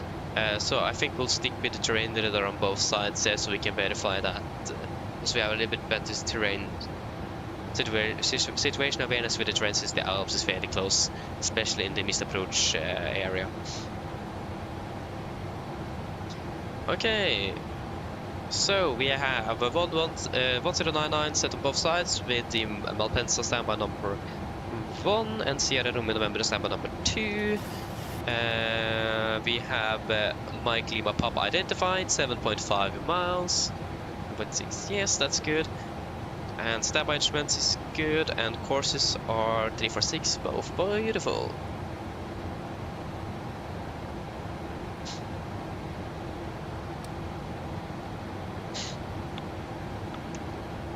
And I'm not 100% sure about the traffic. You're flying there, you're flying there, you're flying there, you're flying there. Okay, you're departing. Let me just check here and see if we are lucky today or not. Okay, that was a lot of terrain.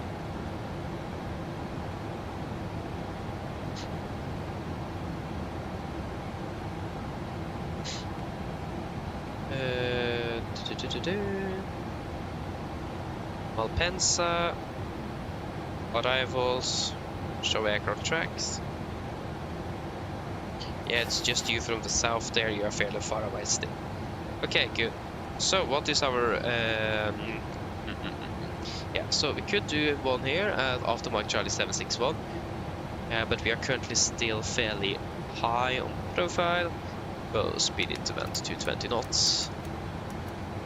20 cents.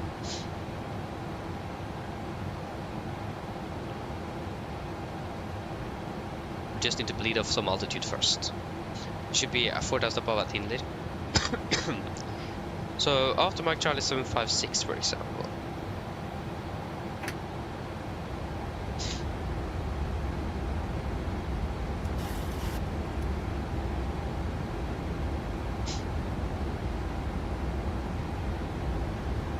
I wonder, does this actually go past the flight attendant? No, it doesn't. Okay, I think it does on the IFLY. So yeah, that's something to be aware of.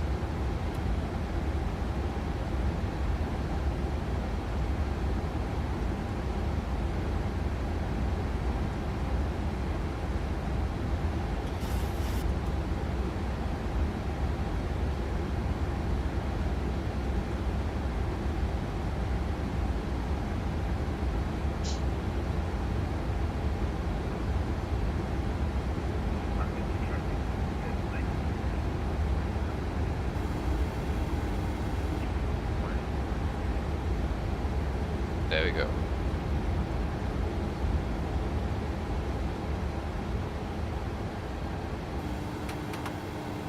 Hello. Hello. Hi, Captain. The cabin is secured for landing. Thank you. No problem. That was secure.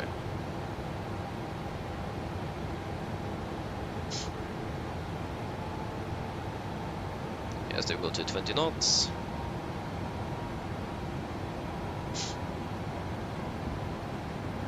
Just fly past the next waypoint before we then take a right turn here.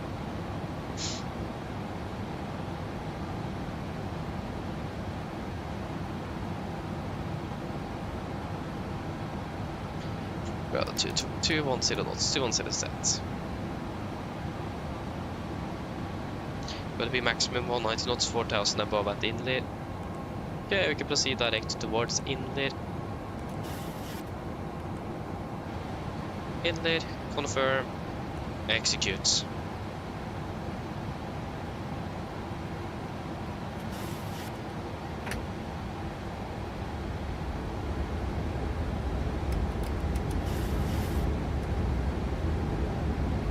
Laps 1, speed checked.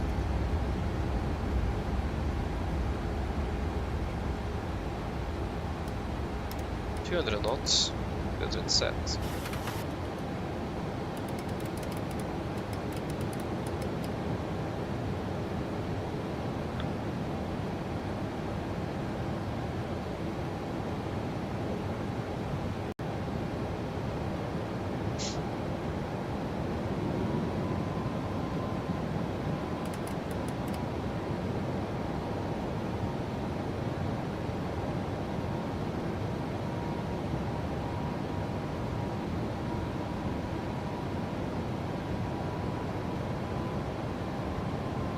1,000.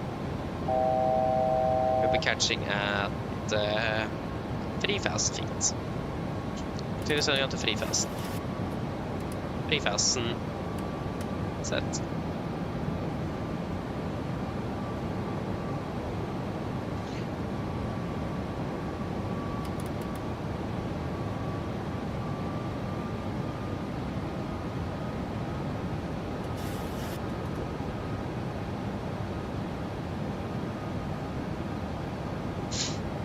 Yes, so we're currently, how many miles? 19 miles out, so we're fairly far out.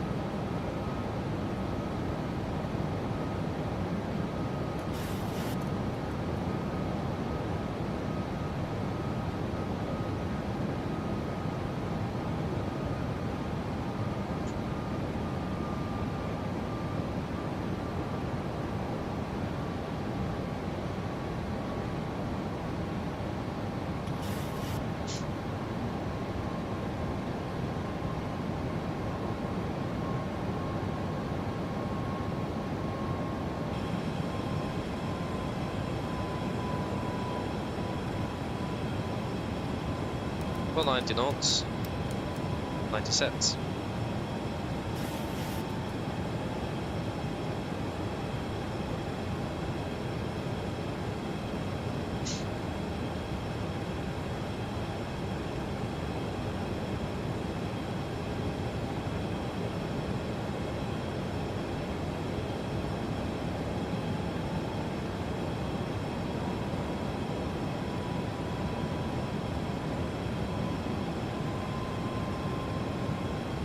An airport in sight.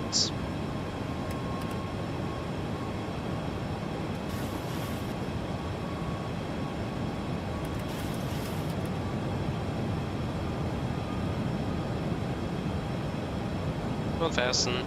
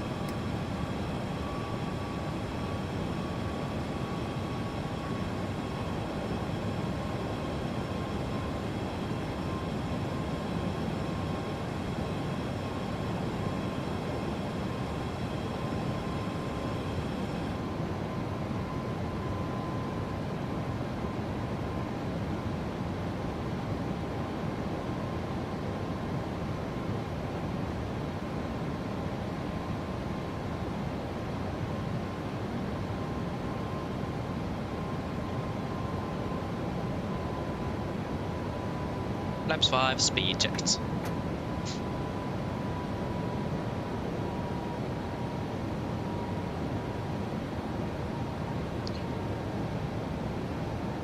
Approach arm, polo capture.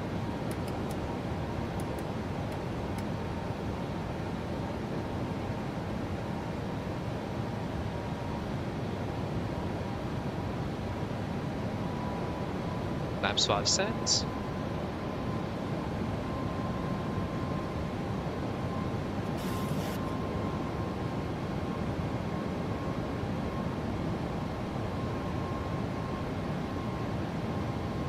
Volanta traffic, Nordic 76 Zulu is established on the localizer for the ILS runway 35 right, currently 9 miles south to Malpensa.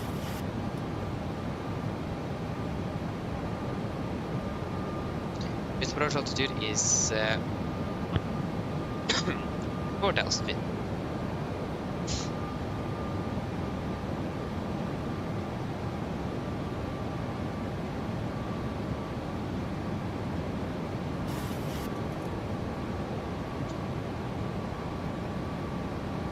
Close capture, missed approach altitude 4,000 set.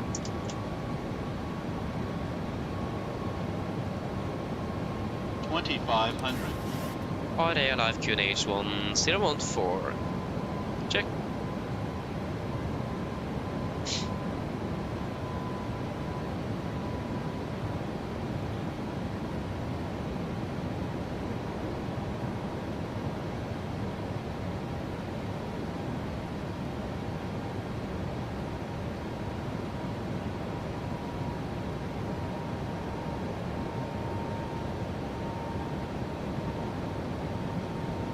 Get down, flaps 15, speed checked.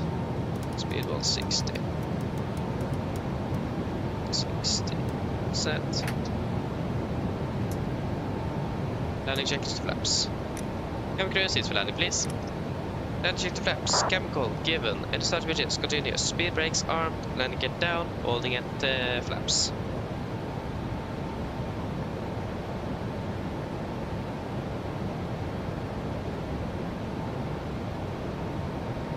Flaps 30. Speed checked.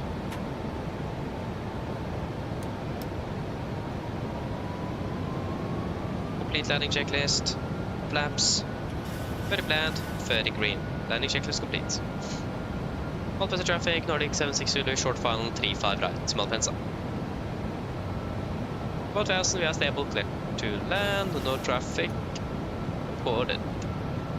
Can't see anything either. 1,000. Disengaging auto throttle autopilot.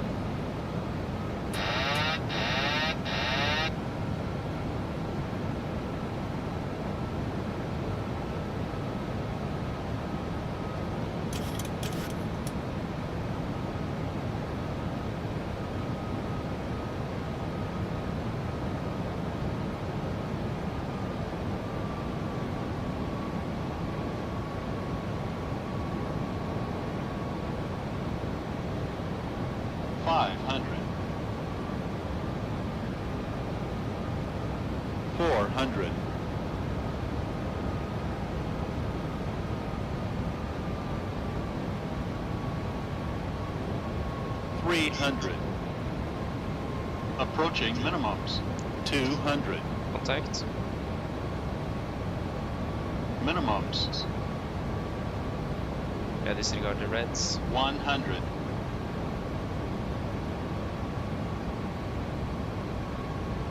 $50, 40, 30, 20, 10. Speed breaks up. To the reversers. 80%, correction 81%. 100 knots. 80 knots, manual braking, auto brake disarm. 60 knots. There we go, welcome to Milan. Flight time 2 hours and 16 minutes.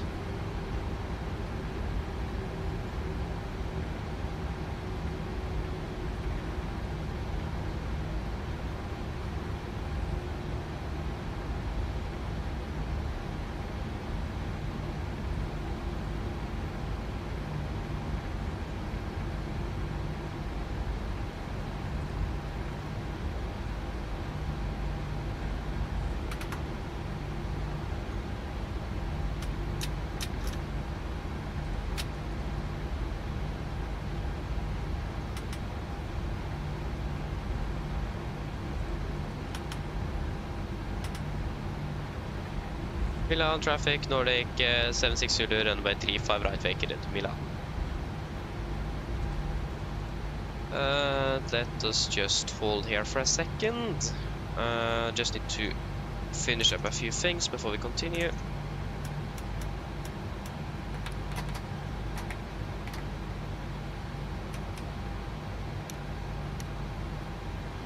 Let me just check something here.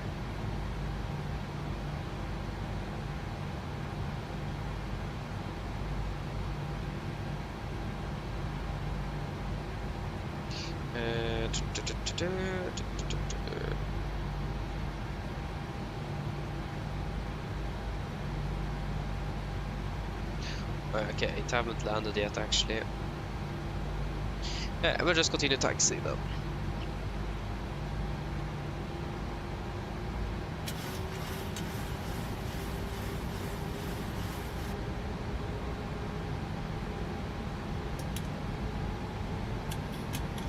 Right clear and left is clear.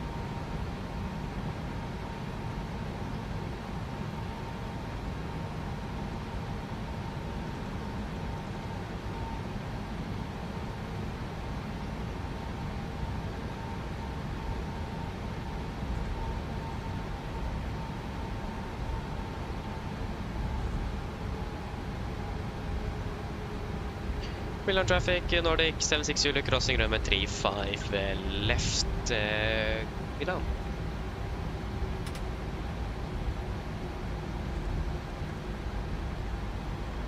Left clear, right clear.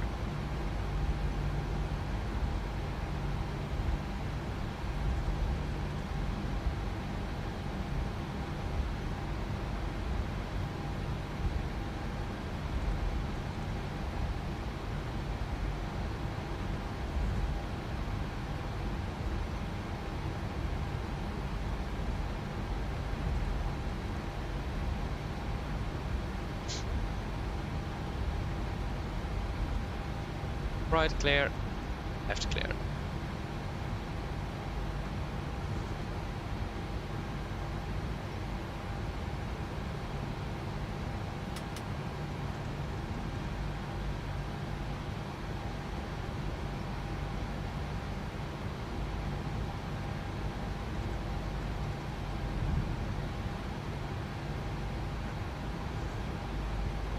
Yes,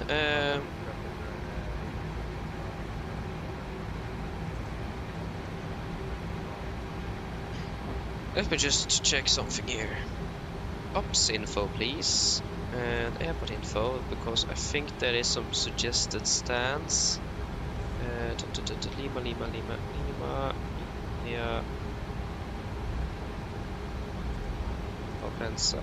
Stand 600. Okay. Right clear, left clear. Terminal 1, 601 to 613.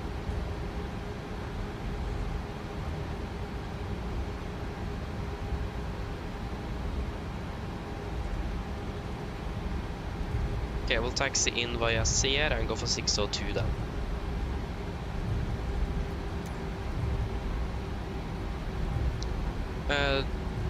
Terminal 1, 602. No, that is Sierra.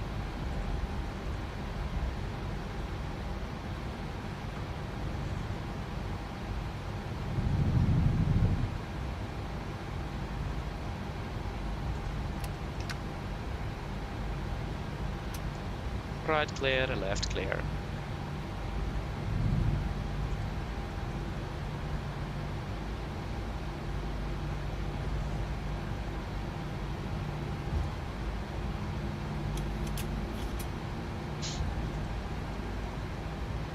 Left is clear and right is clear.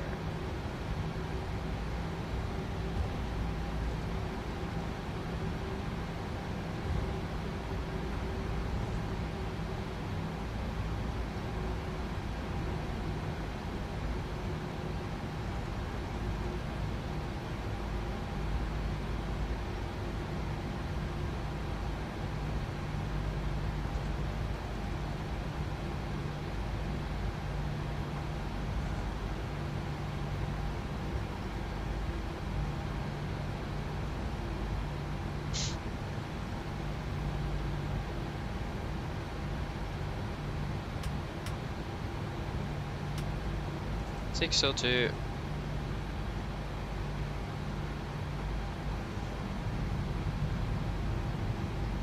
Oh, there's a bus.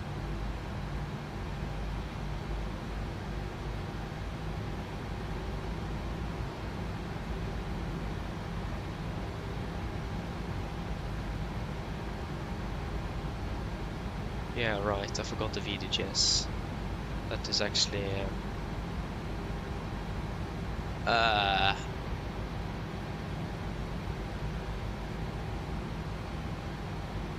extension alpha.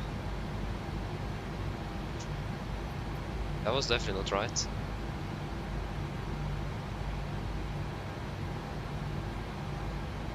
There you go, 602. Of course it is behind that. That was so impractical. Oh, we actually did have a marsher though.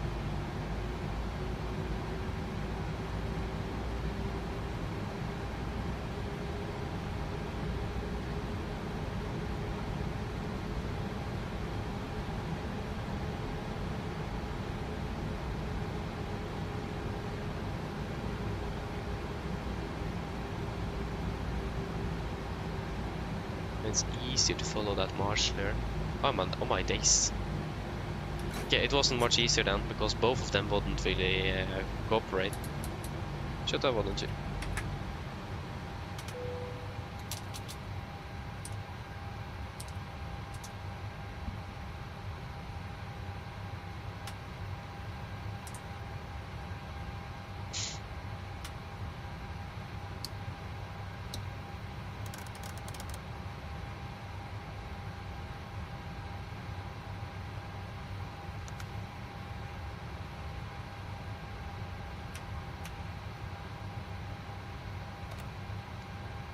Yeah, too far started for that then, but I didn't even see you. And this guy was just very...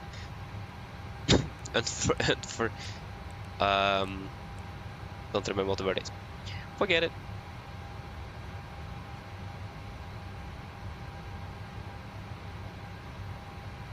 Good. Then we can go ahead with the shutdown checklist to the line. Shutdown checklist to the line. Oh my days, what in the world is happening here? What? What in the world is this? Okay. What?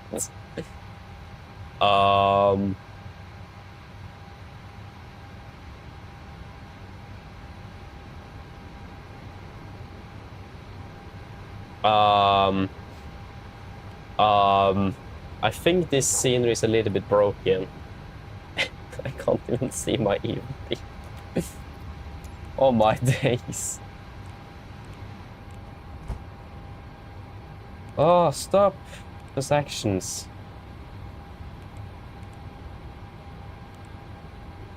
Up end of traffic, ran at 8663 Charlie, 4 mile final, 35 right, up ender.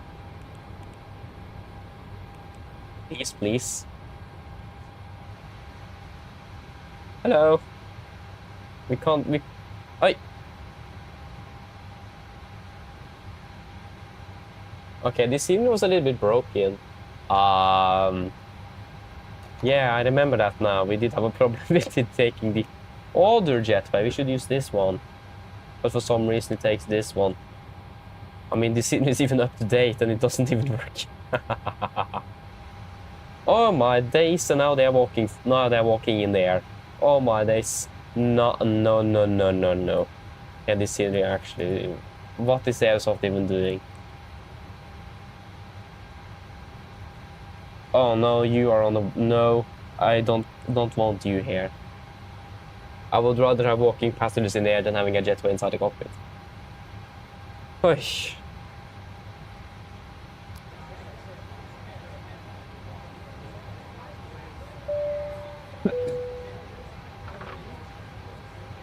Yeah, shutdown checklist to the line. Fuel pumps, off except one flame APU, probe heat off, hardware piles set, flaps, open light, parking brake set, engine start levers cut off, weather radar off. Shutdown checklist to the line is complete. Yes, let us just finish up what we need to finish up as always. So first of all, it is flight time. Ay.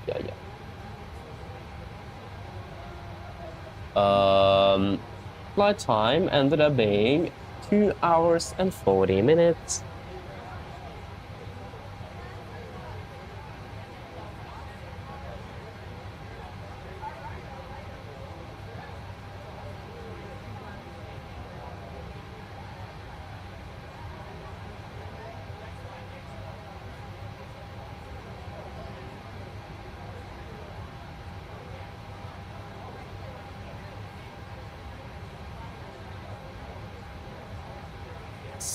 So touchdown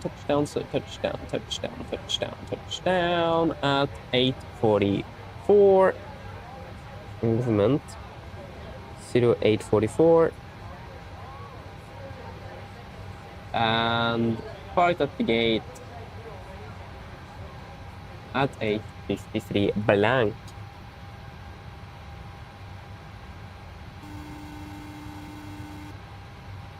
Oh, you're not synchronized to JSX, are you? No, you are not. Hello. Hi. All all passengers have left the aircraft. Brisk landing, by the way. We barely felt anything. Yeah, thank you. If you need anything more, just give me a call. Of course. Yes, fuel remaining is 3,100. Fuel used is 5.6. 5,600. Oil quantity is 89 and 86. 89 and 86. RCR dry, send.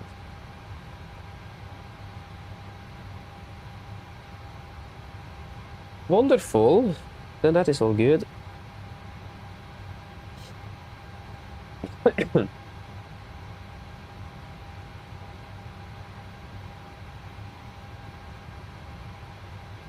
And let us see. So 1877.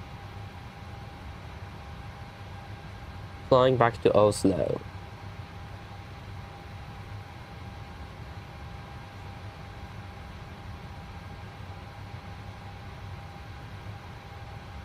Yeah, 1877 Malpensa, Oslo. Let me just get that onto the VATSIM network as well. Oh, that was the wrong. There we go. It'd be like 7 Yankee, a firm 77 Yankee. Wonderful. Connect. We are on the go there. So you also set your set. We will reset you.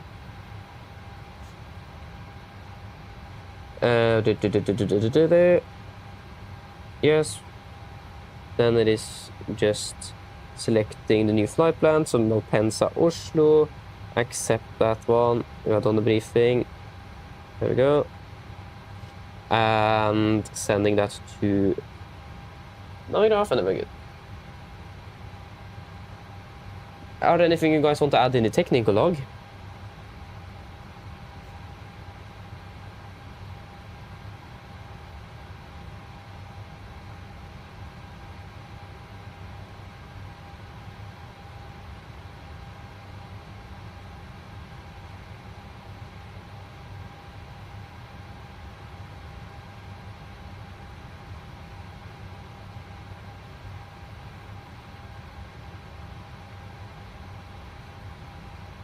No? Then we can go with the shutdown checklist bloodline. Shutdown checklist, bloodline, technical log completed, and EFB completed. Shutdown checklist complete. Okay, first of all, Stefan, and welcome. Hope you're doing well. Yeah, it is. Last time we flew to Malpensa, I think we had exactly the same problem, and I totally forgot about it. So I need to write that down so we can actually fix that bug. I think the airport should be up to date, so the fact that it's a bug in the first place is a bit weird that they haven't fixed it, so I need to take a look. So Malpensa jetway bug. So that is right. I have a list of many things I'm going to do, but I have not been able to do all of them. Yes, yeah, the plane shaking so much, and that is most likely because of the winds. It was just a little bit gusty, it was a bit windy, and it's probably a combination of that and my controlling skills that is not up to date, or not really the best, so probably those two combined. Okay, so fuel to Gardermoen will be minimum of 8.8 tons. Are there any thoughts? Or suggestions?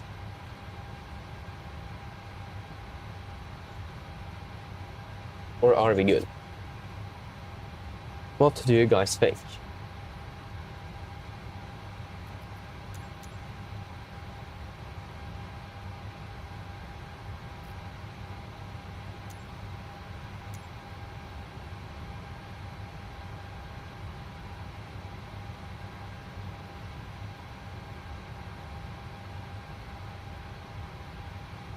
Let me just check the latest weather at Gardermoen.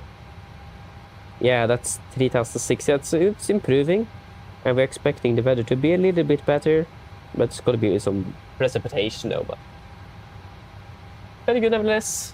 No thoughts.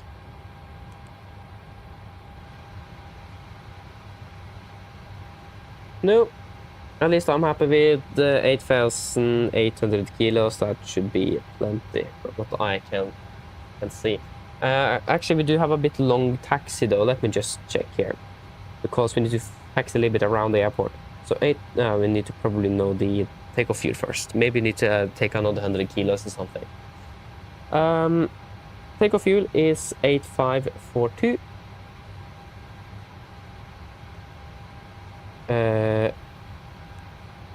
8542. Yeah, exactly. So I think we'll go with 8.9 tons. That will give us 300. Maybe we should just go 9 tons, really. That will give us 400 kilos of taxi fuel. It's going to take a long time to taxi to the runway. So if we go 9 tons, so 9, 1, 2, 3 minus 8542, that will give us 458. Yeah, so 450 on taxi fuel then. We will go with that. Just so we are sure that we have enough taxi fuel here, because this taxi will take its time. Taxi fuel 450 kilos, that should be plenty. So we'll take that. Wonderful, flying from Malpensa to Oslo Lufthavn. Gardermoen, we're going to be Nordic 77 Yankee. Nordic 77 Yankee. Departure runway will be out of 35 right as well, and it's going to be via the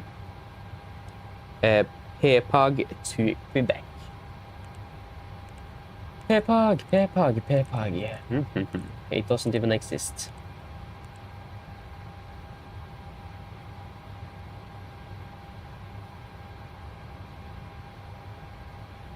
What?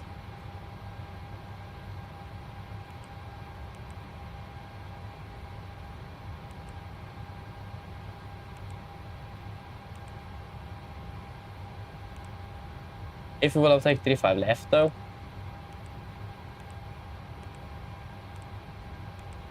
Huh. Why is it in the flight plan but not in the computer? Let us just check with the charts here then really quick. So this is the... Oh yeah. It is probably the transition. The transition is the Pepag to Quebec. But we need another seat. So we're probably going with the Sirni.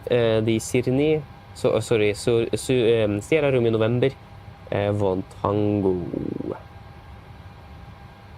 Okay, so departure will be 35 right, while Sierra Romeo November 7 correction 1 Tango, and then Pepag to Quebec. Yeah, there you go, that made more sense.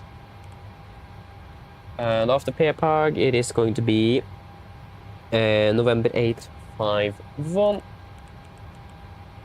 November 851 towards Abesi. November 851. Abesi to Utavo.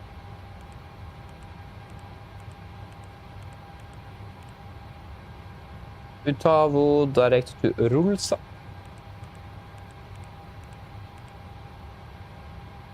Rulsa direct to Lukta.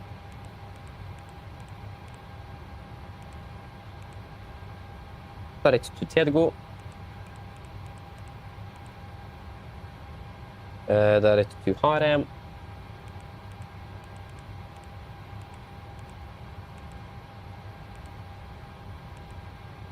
Harem direct to Lohre.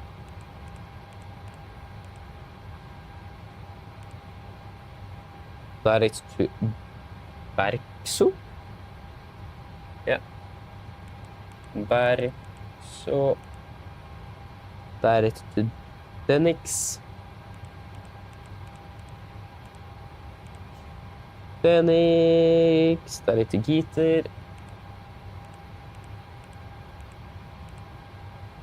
Giter direct to Zabak. Zabak. Lima 997. And then I imagine Runip. Hey firm, Runip. Runip. Arrival. That's going to be the ILS Yankee 1. Runip for Mike, and it's going to be via Hitler. Yes, execute. Costex will be 9. Final reserves will be 1.4. What? 1.4 for the alternate.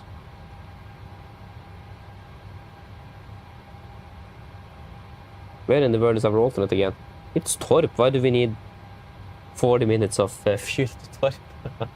I mean, better than nothing. But yeah, 1.4 plus 1 kilo is 2.4. Yeah, well, that sounds good. Zero fuel mass, 55.666. The 55.7 then. And we can disregard flight level 180, that's too low. We'll go with flight level 360 instead. Cruising wind will be 28 free. And minus 25. Yeah, that's what 180, but yeah, just work with that. I mean, is the fuel truck even here?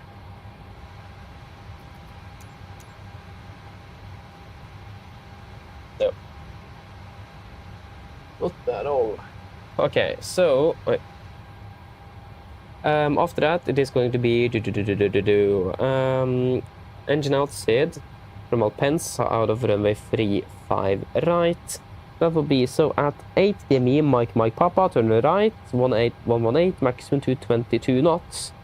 During turn, intercept and follow radial 328 Sierra Romeo November, signal holding point, inbound 123 right turns. Okay, so first 8 DME, Mike Papa. Mike Papa.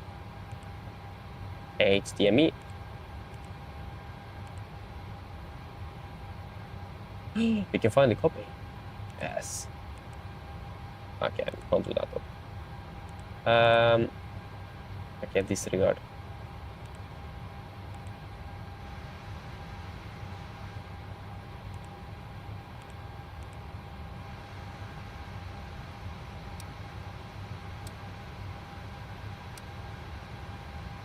Why did it end up over there? That was not meant to happen. Disregard you then. Yeah, because at 18 we're gonna take our 2118 to intercept and follow radial to 328 Sierra Romeo November. Maybe we should take that instead, Sierra Romeo November. 328.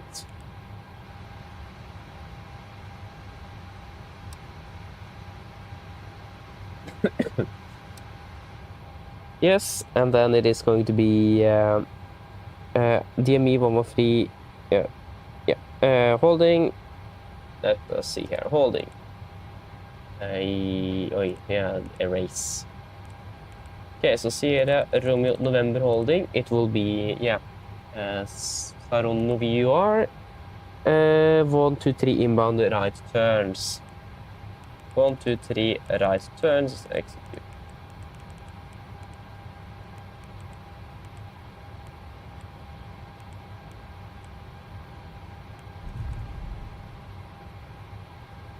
Yeah, that's also a possibility though, yeah.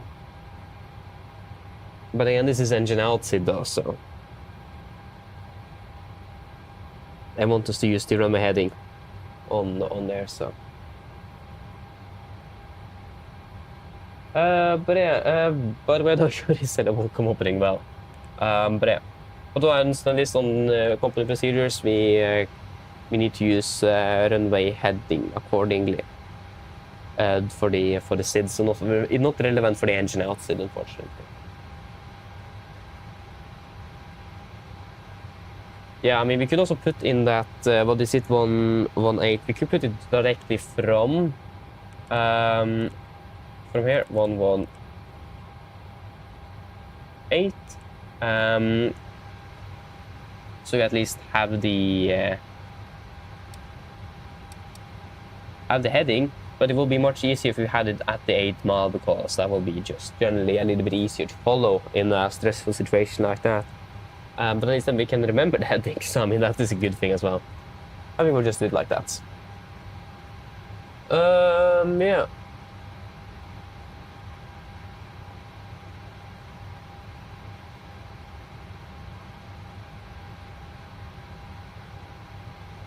Yeah, Stefan, to be honest, I actually do prefer the PMDG sound set. The Boris is good, it is, but it feels, I think the PMDG sound set sounds better now. PMDG did an amazing job with the sounds on this aircraft, and it feels more authentic. And I think the Boris sounds was a bit too quiet. This 77 is generally a loud aircraft.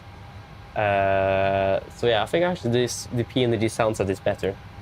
So I own the Boris one, but I'm using the default since yeah, I think it sounds better generally. Norwegian Aviation Local Copy to well. Flying today, Oslo, Tromsø, Tromsø, Oslo, Oslo, Bodø, and Bodø, Oslo. And then Oslo, Bergen. Oh, nice though, that's a lot of flying, enjoy it. With the Navigraph mic as well. Enjoy that. Yeah, we are departing. Yeah, I've actually forgot to reset the self-flying cargo here, so no wonder it's no boarding here yet. But yeah, I think Norwegian have VR lines. I actually don't remember. I think it does depend because they have a few aircraft configs that is just completely off because of leasing agreements and that kind of stuff.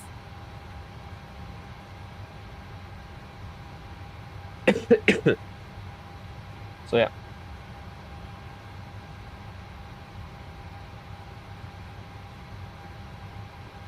Yeah, we requested 9 tons. Yeah, we still not actually got rid of that APU. Why do I need to be everything on the ground? Sorry, Malpensa Airport. Sorry, residents in Milan.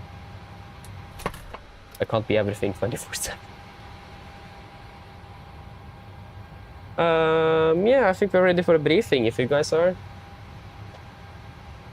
Yeah, 36, 37. Yeah, I think 37 will be the highest. Yeah, actually 38. 380. Beautiful.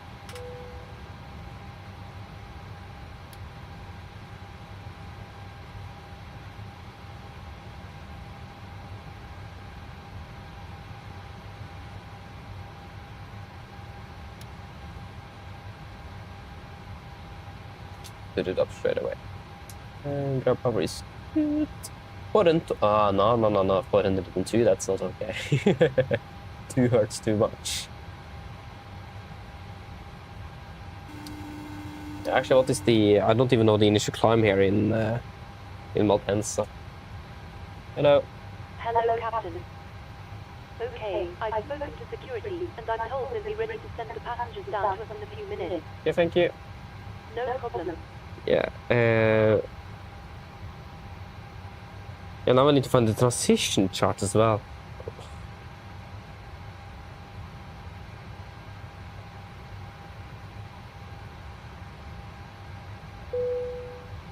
All stations prepare to start boarding. Yeah, we'll take the transition altitude down. 6,000 feet. I was wrong, Nob. Yeah, so we're starting boarding as well. Now that jetway is going to be moving. No! Let me just get rid of that jetway real quick before that goes into the aircraft again. Thank you. Hello. Hi, Captain. Just to let you know that the passengers have started boarding. Thank you. Yes. Yeah, so 6,000. That is good.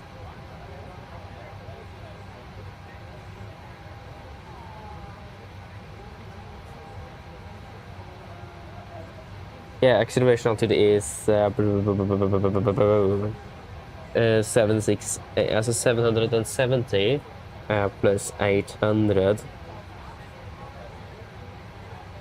is 1580.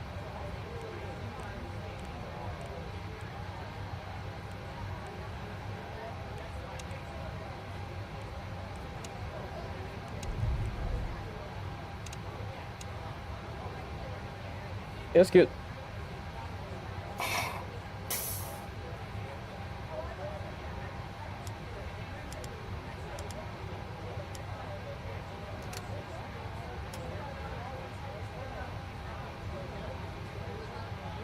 Beautiful. Okay, usually 5,000 feet, but yeah, okay, thank you. Really flying every day to see, so we'll go 5,000. 5,000 more. Okay, let's do a quick route check before we do the briefing. So route check, flying Oslo, correction, Malpensa Oslo. Yeah, so we're expecting this Sierra Romeo November 1 Tango departure by the PPAG to Quebec transition. And then continue PPAG November 8, 512 up BC, then November 8, 512 Utavo, and then it's direct to Rulsa, direct to Lukta, and then direct to Hedgo, direct to Harem, direct to Lore, direct to Bergso, direct to Denix, direct to Gitter, direct to Sabak, Lima Land 7 for Lunip, Lunip arrival into Gardermoen, ground distance 1004, compared to 1010, that's acceptable deviation, landing 2.5 tons, we have got 3.3, good. We're doing good on here at least, so then the route check is done, finished. Yes, then we can go ahead and continue on with the departure briefing.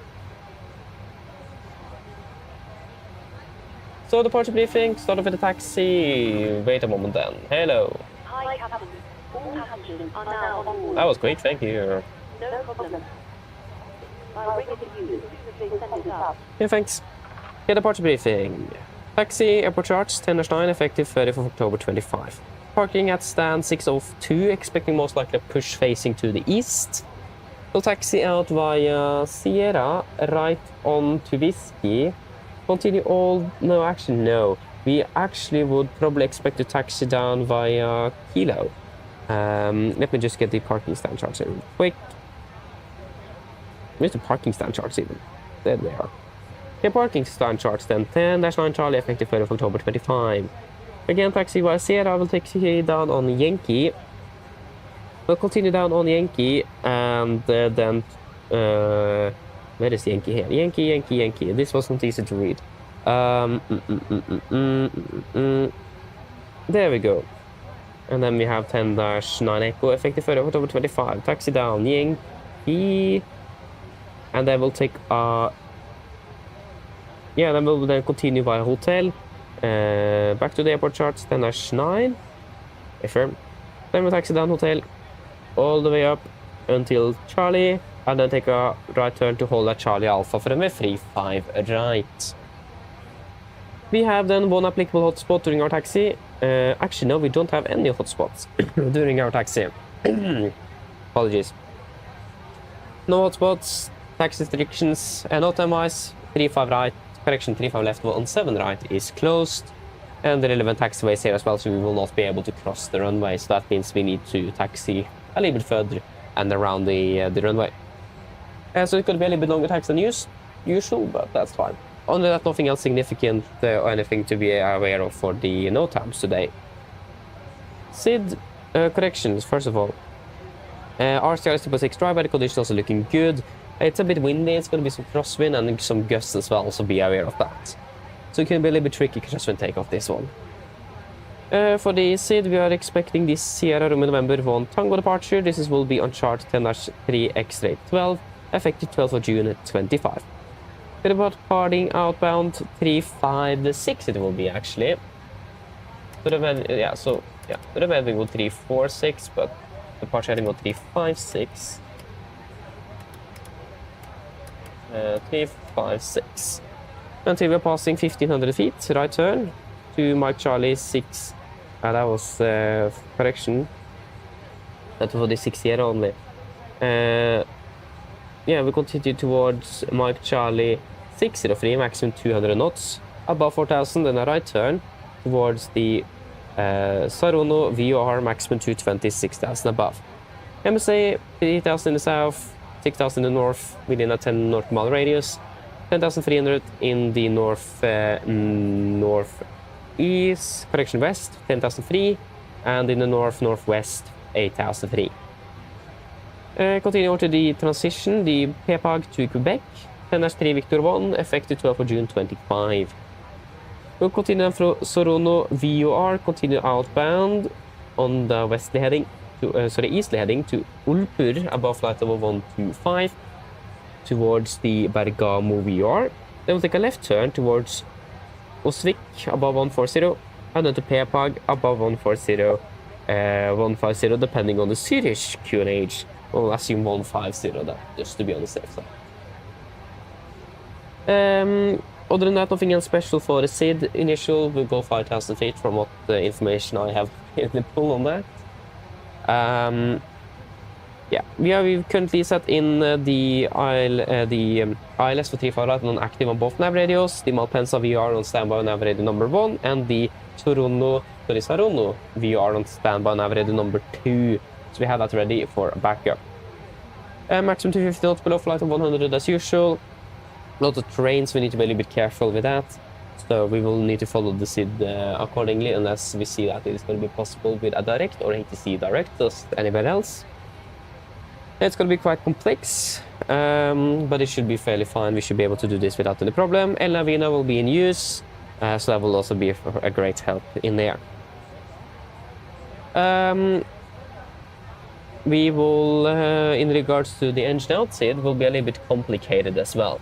So, we're going to be flying or climbing out on the heading until 8 miles from Malpensa VR. Then we'll take a right turn to a heading of 118 degrees. To then intercept radial 3 to 8 from Saronno VR. Then we'll go inbound 1 to 3 degrees inbound, right turns. We will be climbing up to 9,000 feet is the MSA around there. Weather conditions are good in Malpensa, a little bit windy and gusty, but should be able to return back without any problems. Otherwise, we do have many airports in the vicinity, like Milano, Bergamo, fairly close by as well, and other airports in the vicinity further south in Italy. And it's good weather pretty much everywhere around here, so we should be fairly good with that. We are expected to be departing above the maximum landing weight as well, so we need to burn off some fuel before. Actually, no, forget it. We are not expected to be departing above the maximum landing weight. Sorry for that. So we don't need, we can return back immediately if required. So nothing is stopping us from returning back to Malpensa, except be aware that we just have one runway available, 35 left, 17 right is then closed due to work in progress or maintenance. Yes. Other than that, threats for today will first of all be traffic. Again, it's going to be single runway operations, so there's a lot of traffic inbound and outbound on one runway, so maybe some delays, and a time pressure could be on top here as well. It is going to be birds in the vicinity of the airport as well, so be aware of that. Bird strike is a likelihood. It is also going to be a fairly complex SID. With a very quick right turn to a different course than we have on the runway, and it's a little bit back and forth and some transitions and that kind of stuff, so a bit unusual, so be aware of that. Engine outside as well is fairly complex, and we're going through that as well, so yeah, but need to have the need to be a little bit careful around that engine outside, because a lot to be aware of on that one, and we have a fairly high MSA around there as well, so we need to be careful. Other than that, terrain as well, it's a lot of terrain, especially in the north part of the airport where the Alps are starting, so we need to be careful around there to make sure that we have enough separation with terrain, and we will both use terrain radar on departure, and the weather is good, so visual separation as well is not going to be a problem at all. Another threat as well will actually be the fuel. We currently have about 9 tons on board, so that will give us a taxi fuel of 450 kilos, if I'm not mistaken. Yeah, 450 kilos.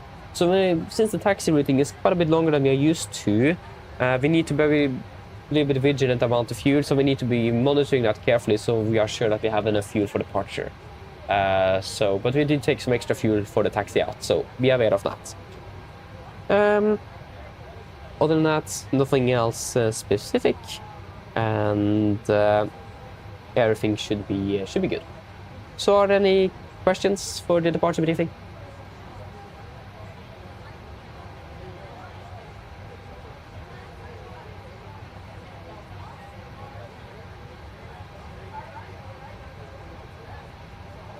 No. Good. Then our departure briefing is complete. Briefing checklist to the line. Brief for checklist to the line. Pins and covers removed. Oxygen 61%. Natural and display switches.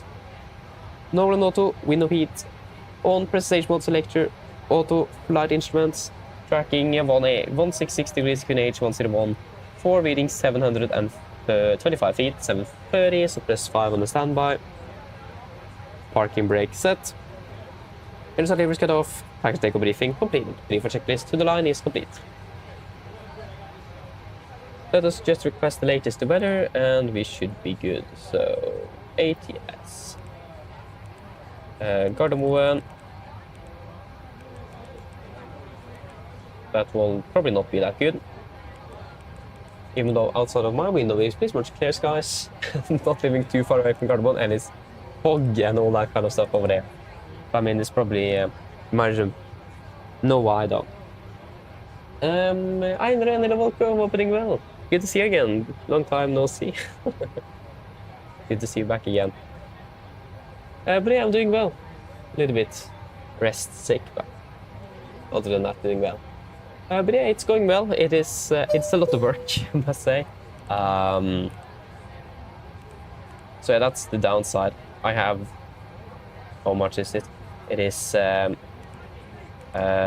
tests right after Easter. So yeah. Oh, actually, the weather is very good also now. A bit cloudy still, but it's improving significantly. But there's a lot of tests, a lot of exams, long school days, hard work, but it is working. And when I'm finished, it's definitely going to be worth it. Yeah, you have, and they really enjoy their jobs. Yeah, exactly. So it's worth it when you're finished and actually can start working. So yeah, it's worth the wait and the struggle, I must say. But I have 2 hours and 35 minutes to Oslo. Weather conditions are good. Expected to be climbing up to 36,000 feet. Mine damer og herrer, god formiddag. Mitt navn er Fabian. Jeg er kaptein deres i dag. Og på vegne av Norwegian og resten av besetningen ønsker vi dere hjertelig om bord denne flyvningen fra Malpensa oppover mot Oslo lufthavn. Flyttet til Oslo i dag forventer blir rundt ca. 2 timer og 35 minutter. Vi begynner straks å bli klar for avgang fremme. Vi forventer å dytte dagetten om rundt 5-10 minutter. Hvis dere vennligst kan sette dere ned og ta på sikkerhetsbeltet. Så vi kan be besetningen snart gjennomføre en sikkerhetsbriefing som vi anbefaler førme på for å sikre andres sikkerhet ombord. Det kommer til å bli en litt lengre taksttur utover mot rullebanen i dag enn dere kanskje er vant til, på grunn av litt stengte taksebaner og en stengt rullebane her i Milan. Og så kan det hende at det blir litt venting ved rullebanen på grunn av at vi bruker 1 rullebane og ikke 2. Så det blir litt mye trafikk, eller kan bli litt mye trafikk ut av Milan for øyeblikket. Utenom det, vi planlegger for øyeblikket en nordlig avgangsrute ut av Milan, før vi da fortsetter nordover mot Oslo. Vi forventer en marsjtid på rundt 36 000 fot og forventer fortsatt gode flyforhold. Det er rapportert om noe moderat turbulens oppover, men vi la ikke merke til noe nedover, så vi forventer egentlig ikke noe oppover heller. Men vær obs på at vi kan fly gjennom noen sånne områder. Men som alltid, vi har fått sikkerhetsmøte på bare sånn til vi kommer bort til uforventet turbulens. Og forholdene for øyeblikket ser rimelig bra ut. Det er litt svakere vind kommende fra sør. Det er rundt 0 grader, og så er det ganske overskyet, men det ser ut som at det begynner å klarere seg litt for øyeblikket. Ellers, siden jeg slapp av, så ønsker jeg en fin flytur med Norwegian. Ladies and gentlemen, good morning. My name is Fabian. I will be a captain today. On behalf of Norwegian and the rest of the crew, we want to wish you very welcome aboard this flight up towards Oslo Gardermoen. Flight up towards Oslo today is expected approximately 2 hours and 35 minutes. The weather conditions in Oslo we are currently expected to be pushing back from the gate in approximately 5 to 10 minutes. And we may expect some delays outbound because of traffic in Malpensa, but also some closed taxiways and runways, so be aware of that. Nevertheless, the cabin crew will then go for a safety briefing shortly that we recommend to follow for all other safety aboard the aircraft. We are currently planning a northbound departure out of Milan before we continue northbound towards Oslo. We're expecting a cruising altitude of approximately 36,000 feet and good flight conditions are expected. We do expect to be flying over some areas with some moderate turbulence, but we did fly over this area on the way down and we did not actually encounter anything, so we don't expect it. But still be aware of it, and we may actually be flying over some during the flight up towards Oslo. But as always, we still recommend other seatbelts on just in case we encounter some unexpected turbulence. And the weather conditions in Oslo at the moment is looking fairly good. It is some light winds from the south, about 0 degrees centigrade. It's a bit cloudy, but it looks like it is clearing up, so we will hopefully expect some clear skies landing in towards Oslo later today. Otherwise, sit and relax, and we wish a pleasant flight with Norwegian. Thank you.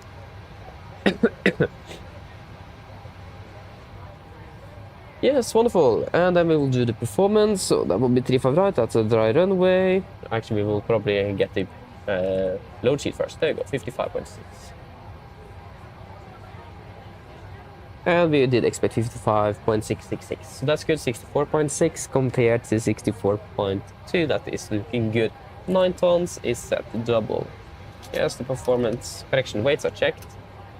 And it's going to be 20.5. Wonderful.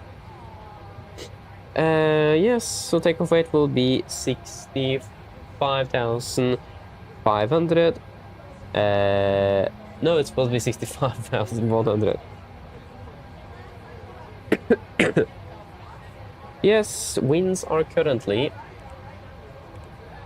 ADS log, METAR 920. So winds at 35 at 11, gusting 23. So 06, oi, wind shear. Remember 3, oi da. Didn't see that before now. Let me go for a toga takeoff then. Okay, we'll need to do a quick wind shear briefing then, just because of that. Didn't see that for now. It wasn't on the last meter we got. 06 at 11 then. 060 at 11. Outside air temperature 16 and QNH is 15. 16 and 1015. Additional inputs, that doesn't work. So thrust 26k, no assumed. Flaps will be optimum preferred 5. No, DU bleeds on and anti-ice off. Calculate. Yeah, that's definitely something to be aware of though. That wind shear, that is not good. Again, it is windy here today though, so it's not unexpected. Right. There you go. Calculation failed. Yay.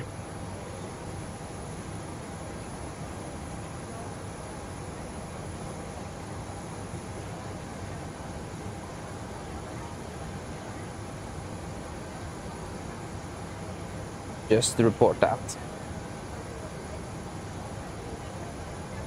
Do.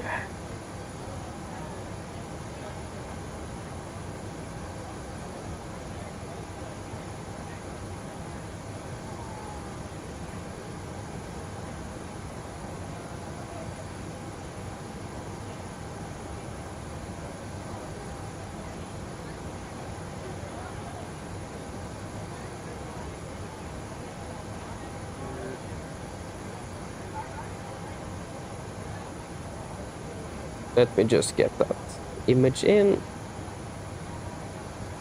Yeah, it will be slightly delayed, but it's better than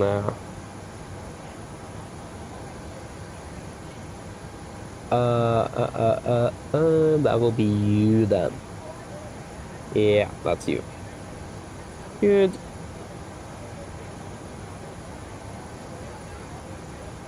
Let me just add that. Hello.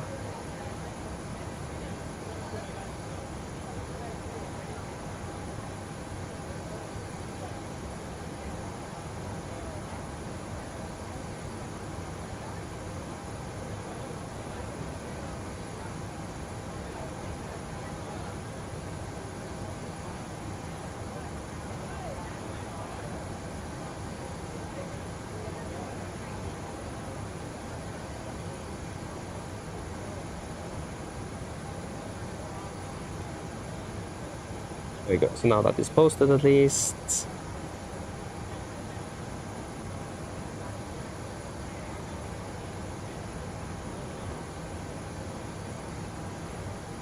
Hopefully someone else is going really quick. Or that they just sold it belt out. No.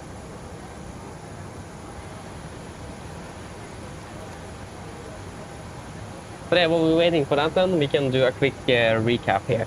Or a quick rebrief. So, We currently got a new weather update, and we have then got wind shear reported at 35 right. So, what we'll do, as we have discussed on the emergency briefing, we will, below 80 knots, we'll stop for everything, and above 80 knots, prior to V1, we'll stop for wind shear, at least. That's one of them. So if we got a wind shear before V1, we will reject. After V1, and if we get a wind shear, we will rotate normally, and we will not change anything. We will go full thrust, not do any configuration changes on the aircraft, and climb straight ahead until we're out of the wind shear. So pretty much a normal standard wind shear escape maneuver. Just that we will go full thrust. Yeah, that's the thing. I will say that we will do it after we are off the ground, so we don't induce a sudden pitch up momentum and we risk then a tail strike. So we will then go we will go 26k, and we assume during the departures we have as much thrust as possible, and if we then encounter a wind shear, we will go firewall the engines after we are lifted off, so we reduce the risk of a tail strike because of that pitch that will be induced by the higher thrust of the engines. And again, no aircraft configuration changes. We'll climb straight ahead, no turns, before then we are out of the wind shear. Once we are clear and out, then we will continue with the SID and plan.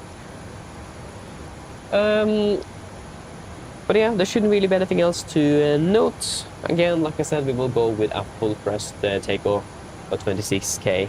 So we'll then limit the chance of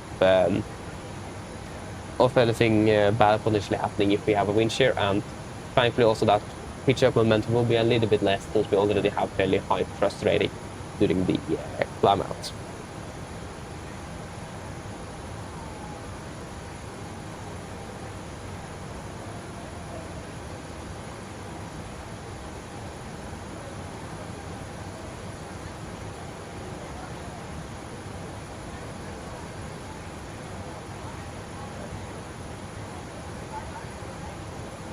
Yeah, but other than that, are there any questions for the extra wind shear wind shear that we needed to go through?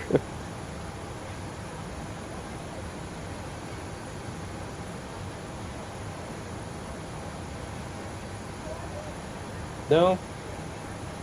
Good. Yeah, QNH is 1015, so just set that. 1015. That was 1016. 1015, 1015, set cross. But yeah, then we just need to wait for our calculator to work then. The question now is, should we turn off the APU again? Yeah, we will do that. So we go back to the ground power and turn off that APU, because that burns too much fuel for us to not know when we are going to be able to do. Just to update the passengers here about the situation. Mine damer og herrer, det en liten oppdatering frem fra cockpit. Jeg kan tegne som snakker. Vi kommer til å bli litt forsinket ut av Milano grunnet noe feil i våres systemer for øyeblikket, så vi vil ikke få mulighet til å kalkulere litt avgangshastigheter og så videre for øyeblikket. Vi håper at dette skal bli fikset så fort som mulig, så vi får kommet oss ut herfra, men vi usikre på hvor lang tid dette eventuelt vil ta, og hvor stor denne forsinkelsen vil bli. Utenom det, så takk for deres modighet, og så vil vi oppdatere dere hvis vi har noe videre informasjon om denne forsinkelsen. Ladies and gentlemen, it's a quick update from the flight deck. It's your captain speaking. We currently have some problems with our software here in regards to calculating some takeoff speeds that we are required to do before departure. We hope that will be fixed as soon as possible, but we don't have a guarantee for when it will be fixed. And we will then have you updated accordingly when we have more information about it. Other than that, we do thank you for your patience, and we hope we'll be able to get out of here as soon as possible. Thank you.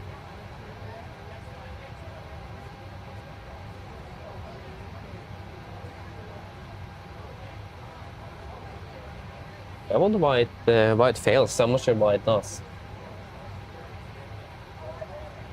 I wonder how long it will take before someone actually notices. Because it's still quite... Okay, it's not that quite early in the morning. It's like almost 12. But they have unfortunately removed that from...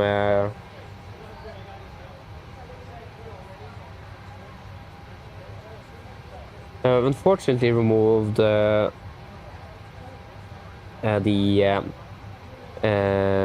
part of the testing team. They have unfortunately removed that section where we could report when the calculation failed, that specific one.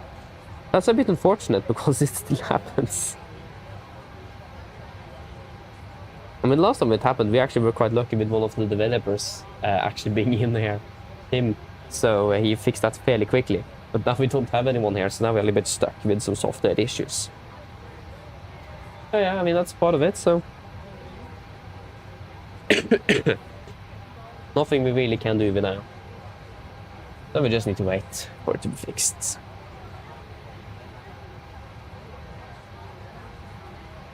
Either fixed by itself or something else.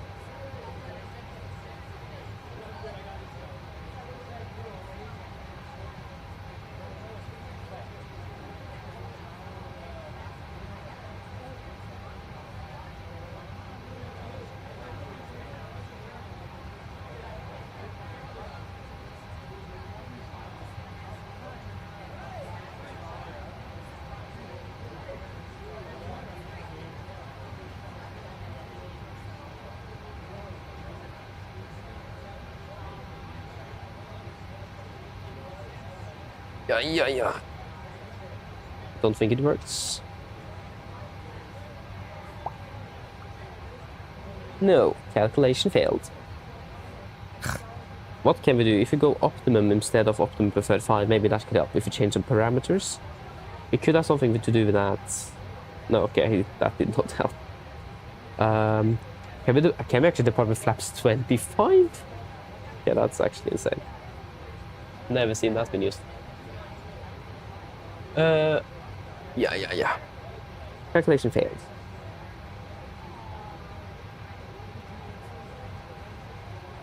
Yeah, it is a server problem. Yeah, exactly. That's what I thought. But yeah, it's not. No one is answering, so we are a little bit stuck. Yeah. Reiks 211. Hello, welcome. Hope you're doing well, by the way. So yeah. We're starting to send into Tromsø now. Nice. Happy landing then when that time arrives Norwegian Navigation. And the problem is just that the calculator won't calculate. So we can't really depart without it being calculated. So we are a little bit stuck here in Milan until that problem is fixed. So I wonder how long that will take. But yeah. So we just need to sit and wait for that to be fixed. I have notified in the EFB support again. It is when I was I'm still part of it, but when we did test the EFB, it was an own dedicated issue post where we could post that this failed and then they will fix it straight away. But now that doesn't exist anymore. I mean, yeah, we could do that, but I would rather prefer to use the EFB one. And it's finally nice to actually have some sort of a delay, because we never have that, like, because of technical issues and so on. I mean, in real world, you just have one performance tool, and that's what we have as well. Blink. So, yeah. Oh, yeah, okay, so, okay, I see. Ah. Yeah, I don't really know too much about the, about how it works in the background, really. But yeah, okay, so... Interesting. Crazy means, I mean... Yeah. But yeah, were you part of the testing team as well?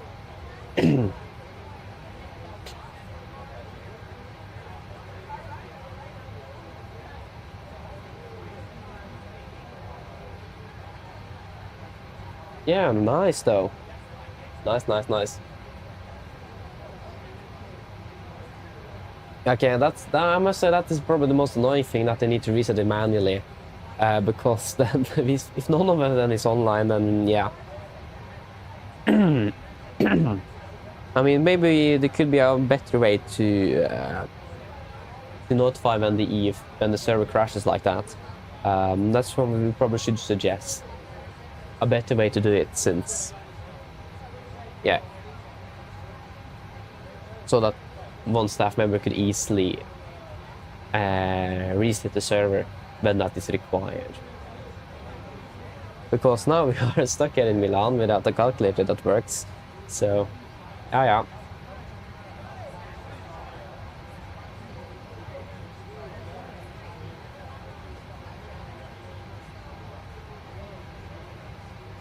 I'm not sure if any one of the staff members are even online at the moment. And that was yesterday. That was yeah. Let us see here. Yeah, that was no, you're not online. Yeah, literally none of them are online.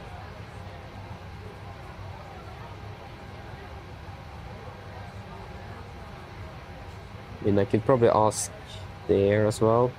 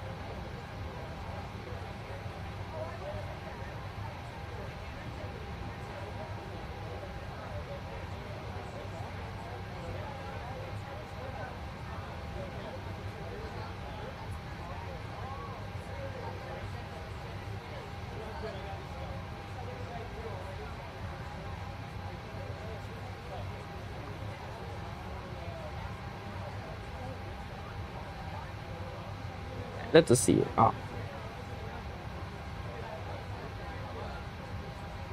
Yeah. Oh yeah, but that's amazing though. If they could include that in the next updates.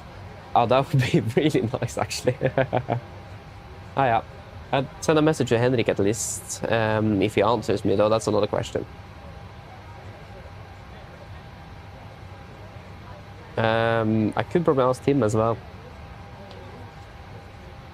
At least I sent it in the EFP support channel, but you don't really get a ping from that. That's the thing.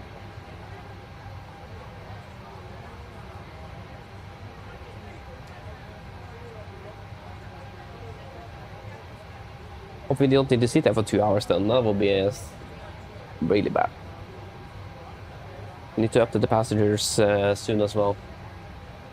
Just so they know that we're still waiting. I mean, this is something that could happen in real life as well, though. The entire airline servers crash or something, so they can't fly anymore.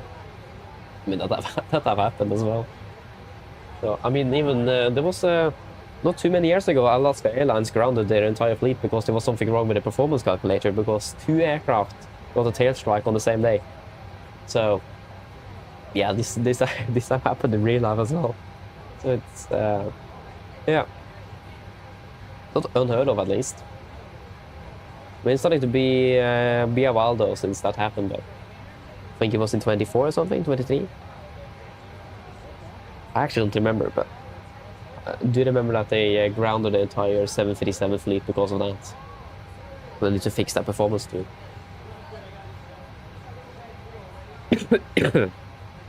I don't remember what aircraft the variants that was most affected, if it was 900 or 800, but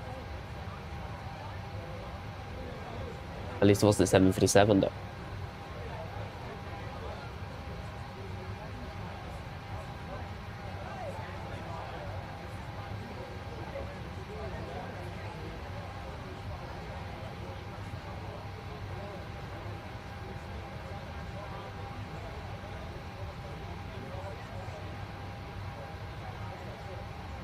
Maybe I'm not sure who actually has the possibility to reset the server. Those the developers, I mean, most likely the developers as well, though not probably only just the staff visit.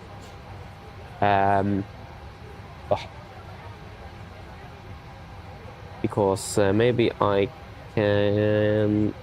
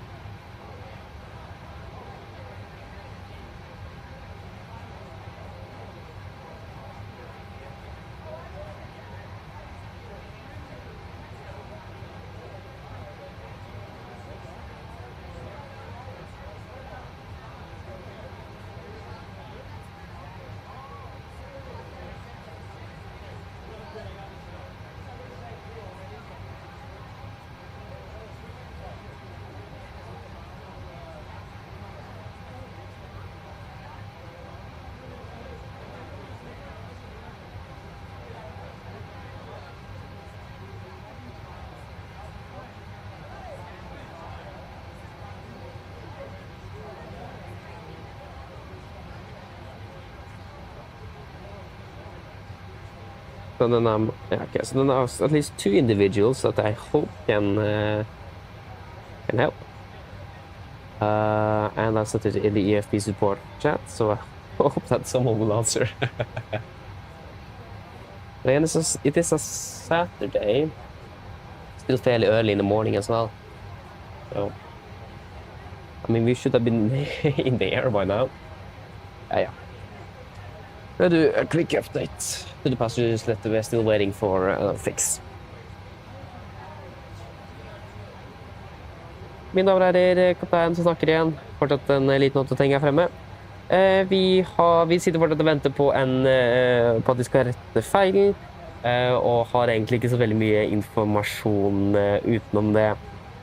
Vi har kontakt, eller nesten kontakt med de som skal hjelpe oss, og så håper jeg at det skal bli fikset så fort som overhodet mulig. Bare for at dere skal vite at vi fortsatt sitter og venter på at feilen skal bli rettet. Ellers igjen vil takke for tålmodighet, og så håper vi skal få komme til oss ut herfra så fort som mulig. Takk. Ladies and gentlemen, quick update from the flight deck, the captain speaking. We are still waiting for a fix on the problem. Have contacted some technical support within Norwegian that hopefully should help us out here. We unfortunately are still waiting on a response and a fix for the problem. But at least then we just wanted to let you know that we're still waiting and we have not got a fix yet. Again, we do apologize for this delay and we do thank you for patience, and we hope we will be able to get out of here as quickly as possible. Thank you.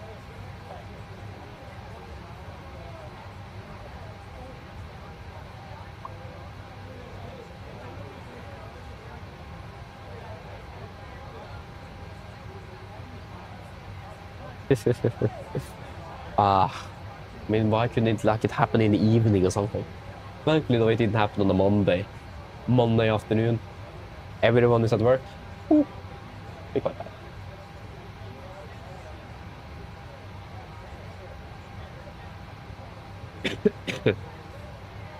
Yeah.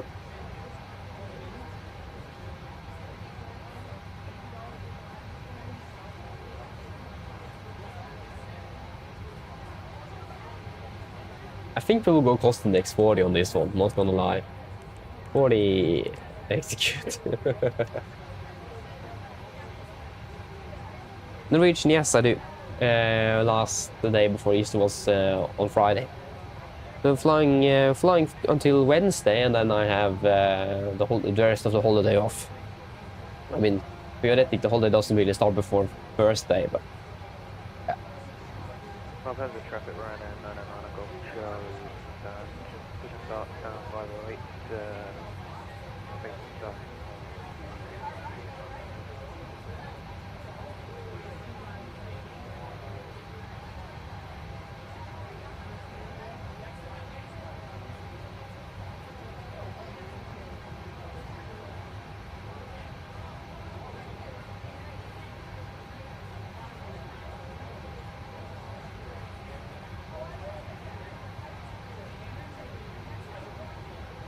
Pretty much the entire staff team is logged off. That's like, no.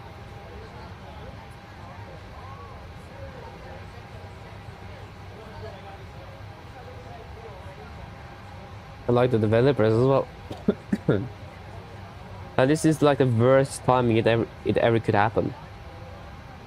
No one is online to fix it. I mean, the other times that happened have been switched. Boom. Working again.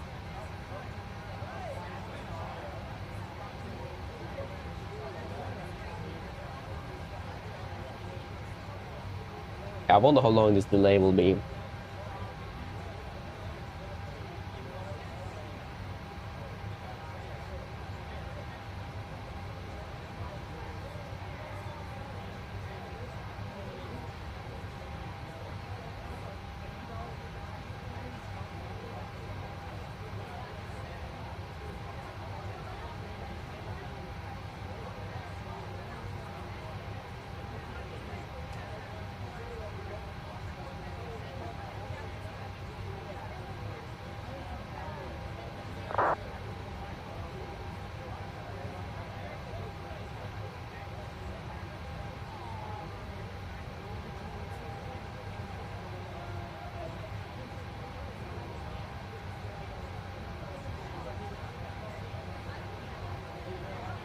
I mean, we're not that far behind schedule. It's just about half an hour by now soon. So it could be much longer. I mean, by the time this is actually done working, and that wind shear warning may be gone. So take the latest. It's past 10. Let me just see if we can get that latest update.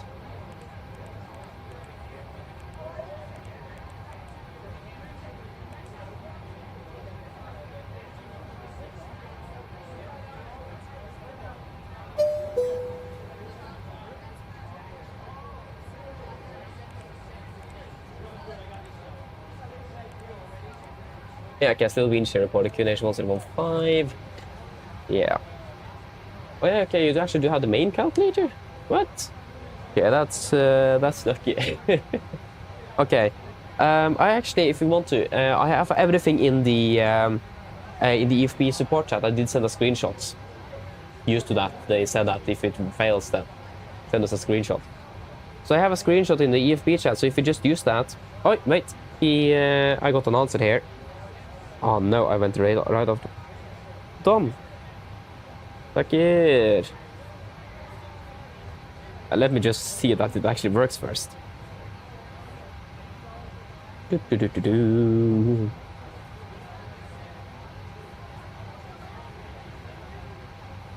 may need to change some parameters though because the weather have changed. Hey, it works. Beautiful. Yeah, so 36, yeah, 50 at 11. So now we need to change to 05011. 16 and 15, 16 and 15. Boom. And we'll just...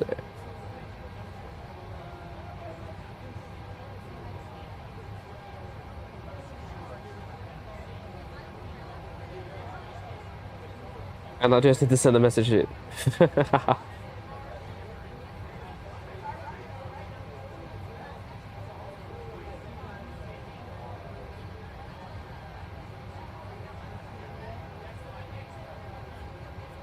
Good.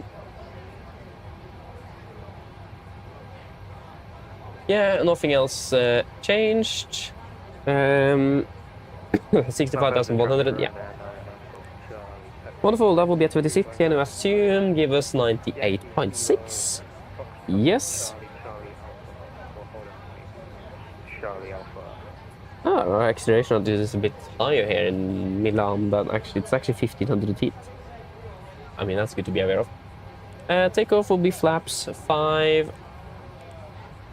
Trim will be 4.7 and 35, 36, 46. 35, 37, 46. Acceleration altitude 1,500 feet.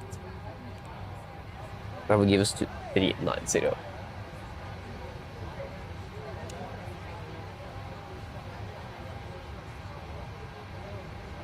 What did I say? 2390. There we go, 2390. Wonderful, and that ended up being 146.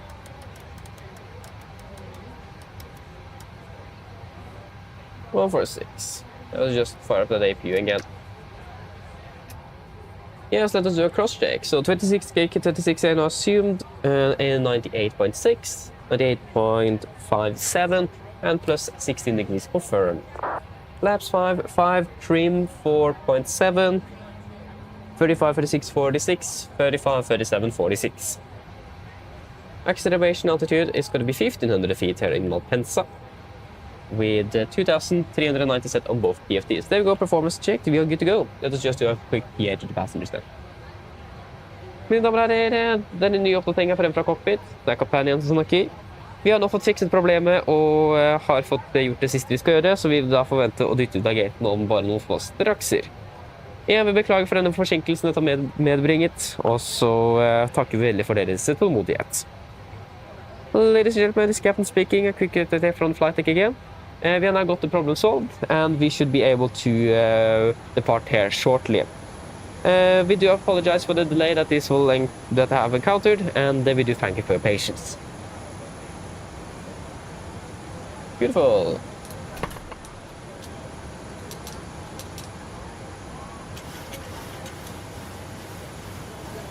$4.7. There.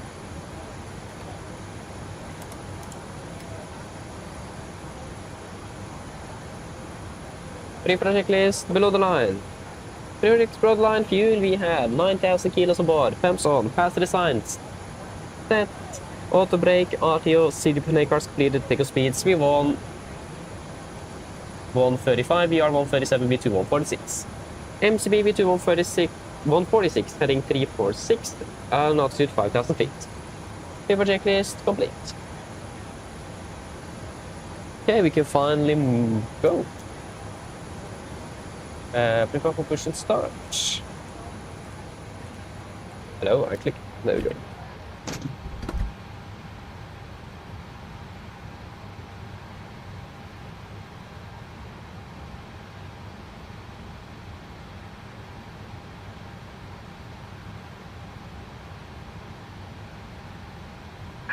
Hello, Captain.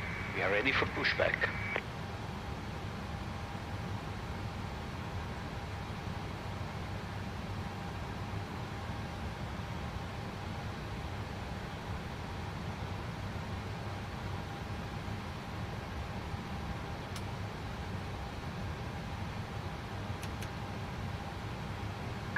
Departure check completed. Pipe has been inserted.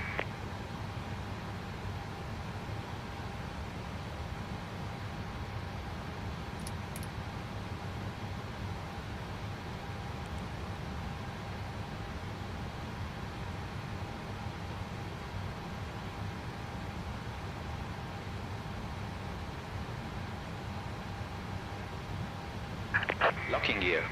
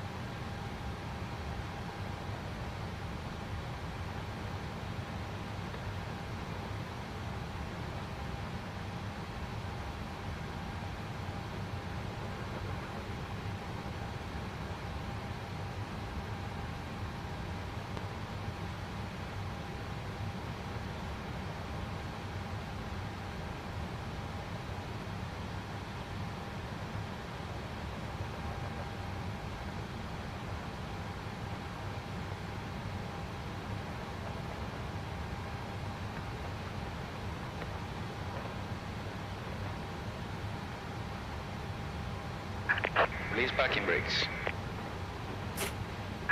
Commencing push. Apologies, I forgot to unmute. Oi. Sorry for that.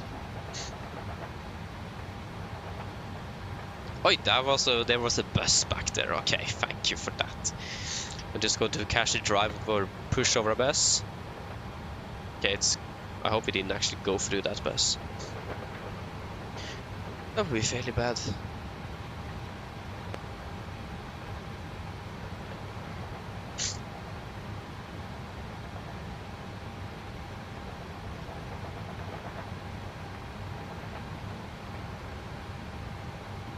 Upends the traffic Ryanair 909 Golf Charlie taking up 35 right via Charlie Alpha Malpensa. Why is there so much traffic on this road? Are you soon clear to start engines or what?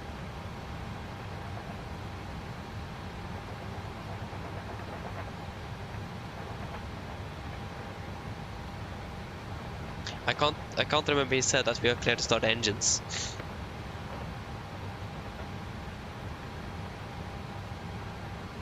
Yeah, it's because it's a push and pull, I think.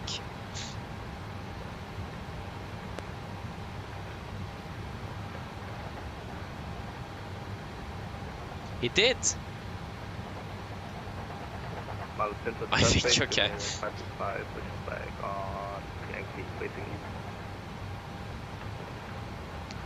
Can someone go back in the stream and verify?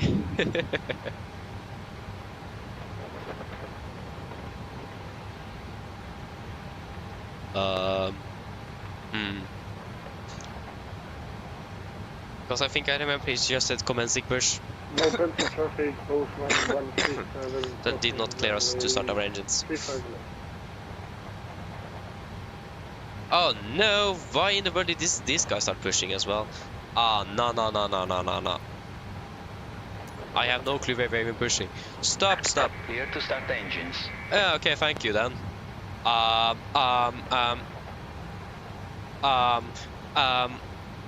Okay, he disconnected. Okay, starting number 2. I forgot that. Actually, oh yeah, right. I was muted when I called my push.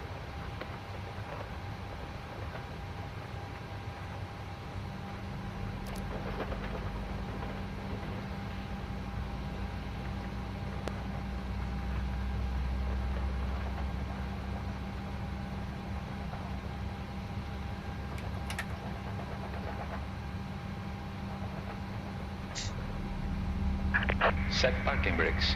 Park brake sets. Waiting for your confirmation for good engine start. Ready to stand by.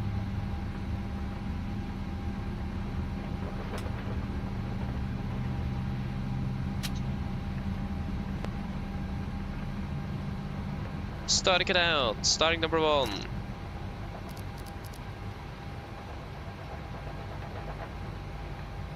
If he logs on again, I must say that I'm sorry. The Scandinavian there, must say that to him.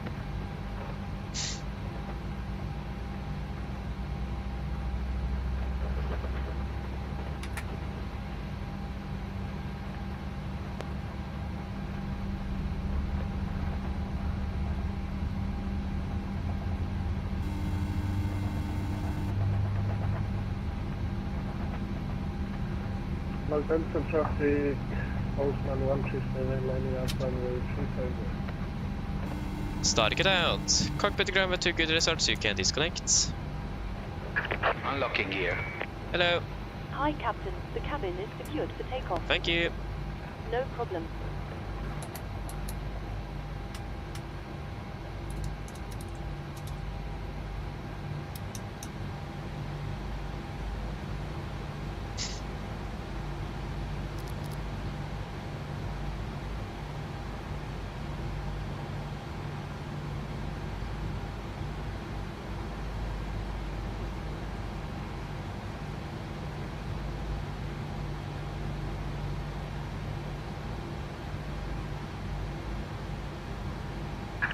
Tow truck disconnected. Pipe has been Wait, removed. did he just move in? What? Left is clear. Right is clear. Yeah, thanks for the help. Have a good afternoon. See you later. Bye. Did he just drive straight into our nose gear? Malpensa traffic, Postman What? 167 departing. I mean, that means our nose gear is gone then. I got the gearpin though. Where did that truck end? Okay, flaps 5, flight control check.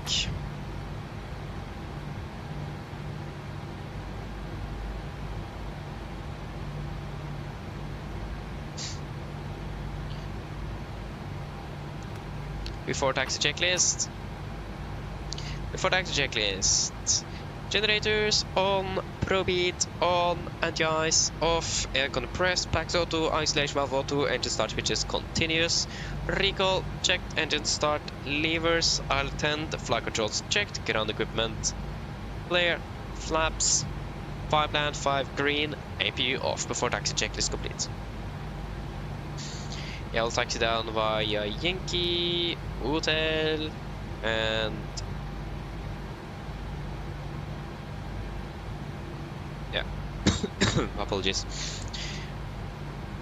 All better traffic, Nordic, 77 Yankee, taxiing via Sierra, Yankee, Hotel, Golf for Charlie, 12 på Charlie Alpha for runway 35 right, Malpensa.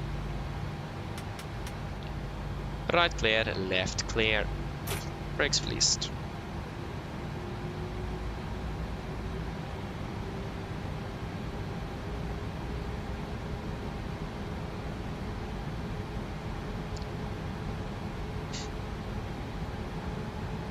Men on my days, why there's so many vehicles here? Right clear, left clear. It's actually getting a bit annoying. You can barely go anywhere without running over something. Yes, it's gonna be Yankee. It's left and right is clear.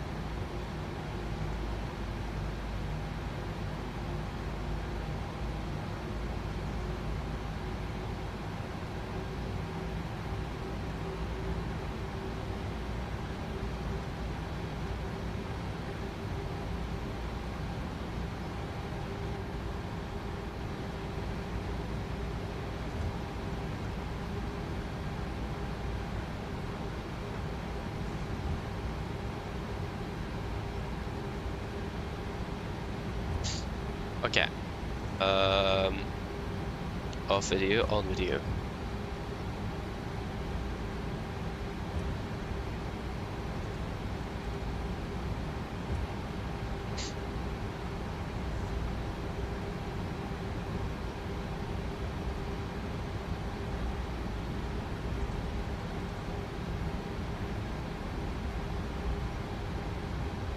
Left is clear. Right is clear.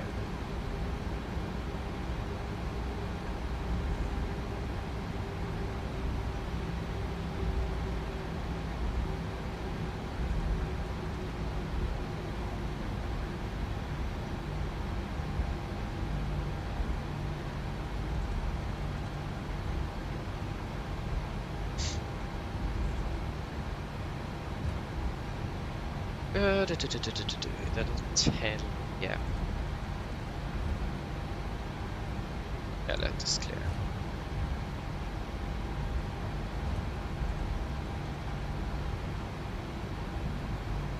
Malpensa traffic, Alpine 4, pushback. I think that's Scandinavian completely. Oh, there it is. It doesn't even have flight plan.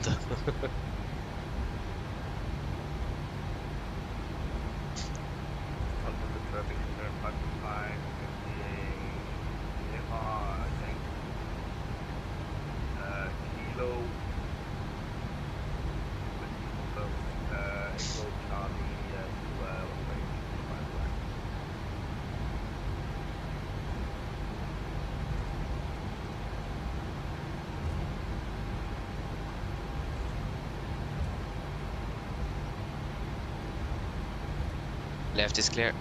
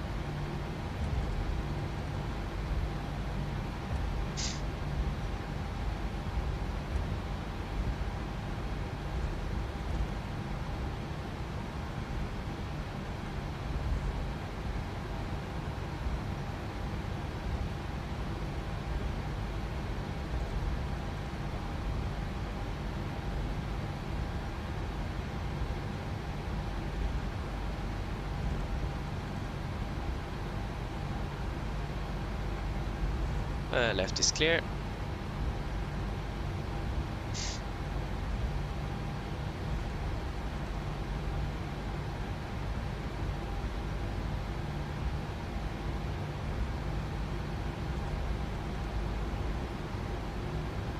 Left is clear. There's actually a right one as well. Yeah, right is clear.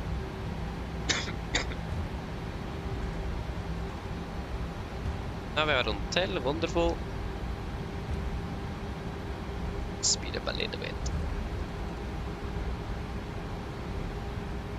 On the de-icing apron.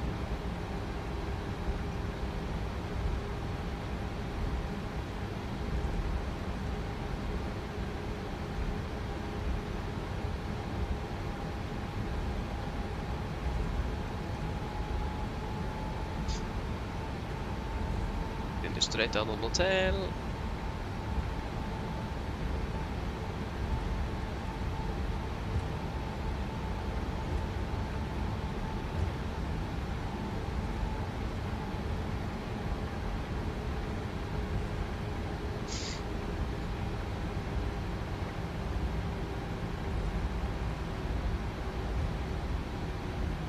Right clear, left clear.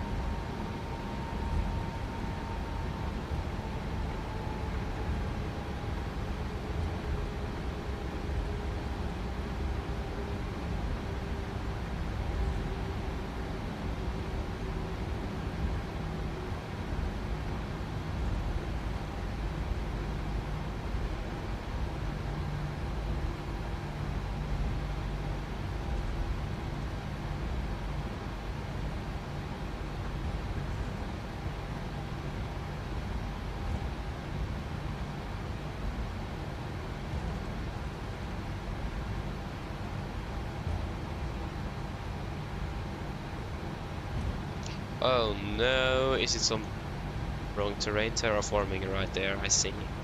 Ah, there's a bridge. I think. Yeah, that looks like it could be a bit bumpy. Excuse me again.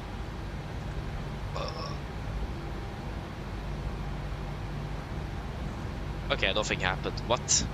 Yeah, that's probably a glitch then.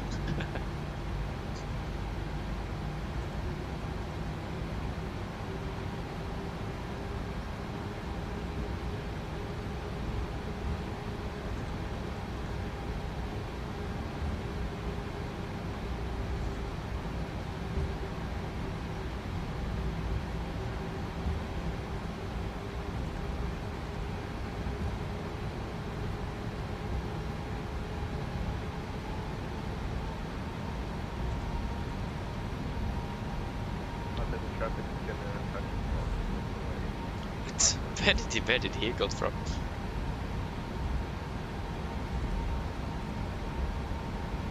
Yeah, he crossed over there.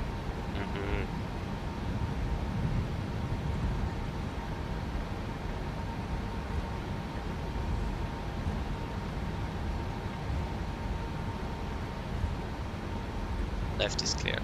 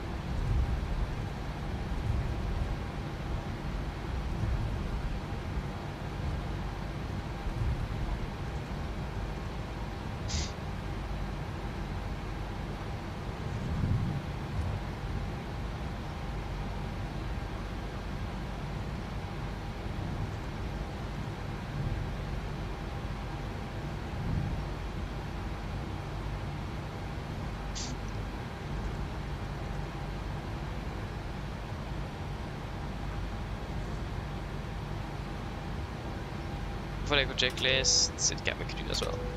Takeoff checklist, flaps, 5 land, 5 green, stabilizer 4.7 units, chemical, given before takeoff checklist complete.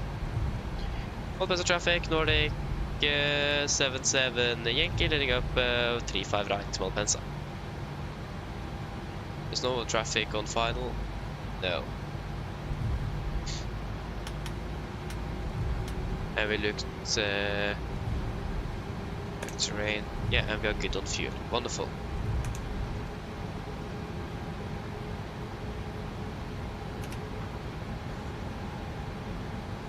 Yes, and right is clear.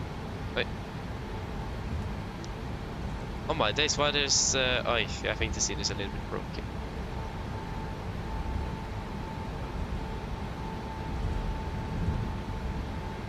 What is this?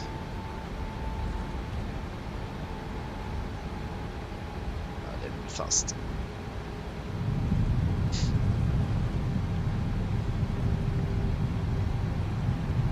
Okay, are we ready?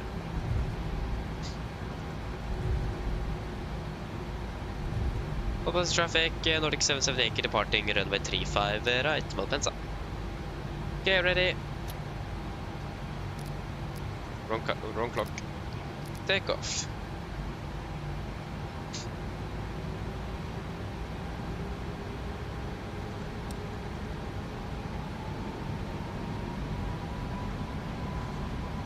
Setting thrust.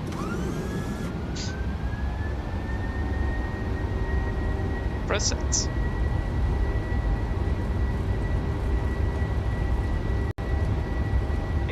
Checked.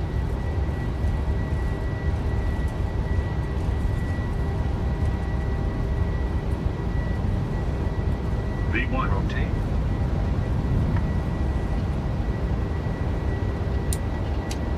Positive rate of climb.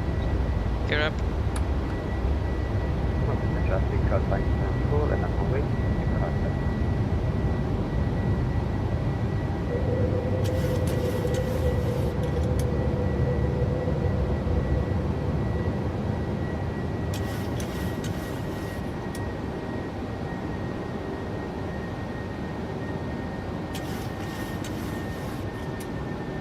no point in turning right, correction left. Wait, that was a buggy route there.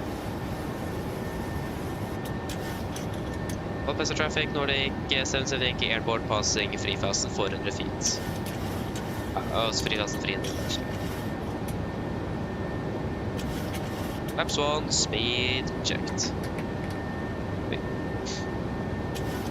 Nordic 770 Yankee, what is your status? We are flying the Sierra Romeo November 1 Tango Nordic 770.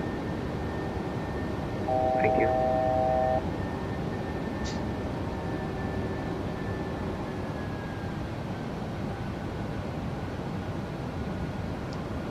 Okay, flaps all set. Okay.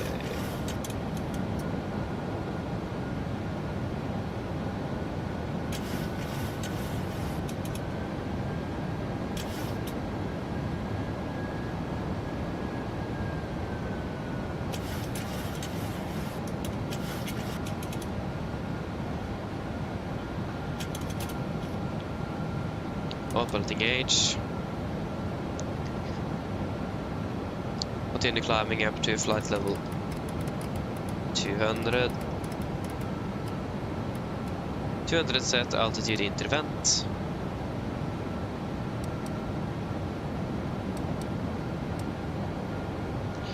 Let's go. Migrated traffic, requested food, and please to the right, thank you.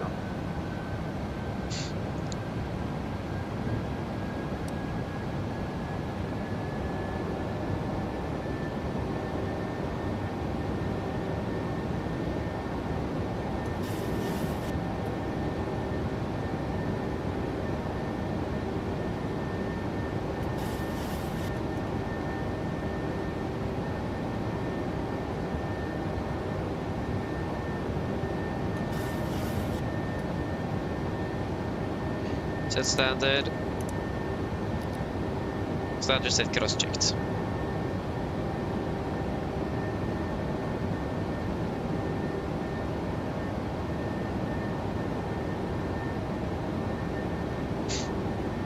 Flaps up, speed checked.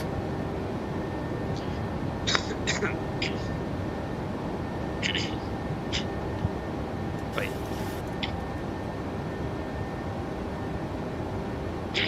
Oi, flaps up the light. After takeoff checklist. After takeoff checklist, engine bleeds, on, packs, auto, landing gear, up and off, flaps, up the light, altimeters. Passing flight level 80. Now. Plus minus 0 after takeoff checklist complete.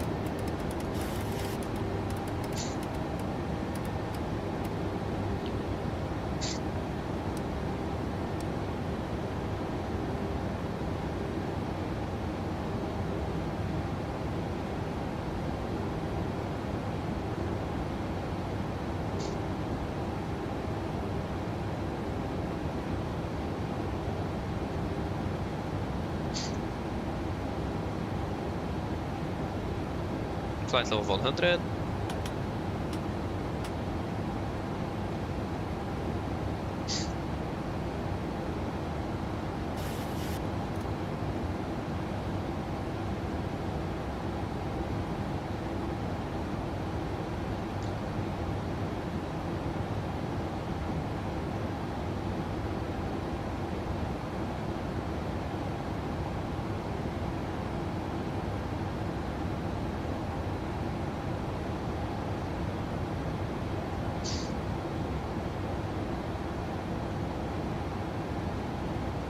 Or just turn on this leg before we then eventually do a direct. Just want to make sure that we have enough altitude to clear the Alps.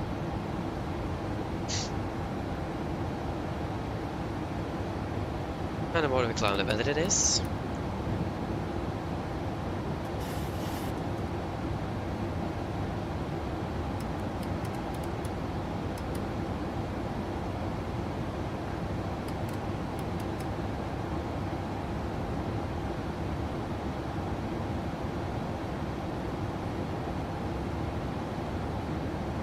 Engine anti-ice on.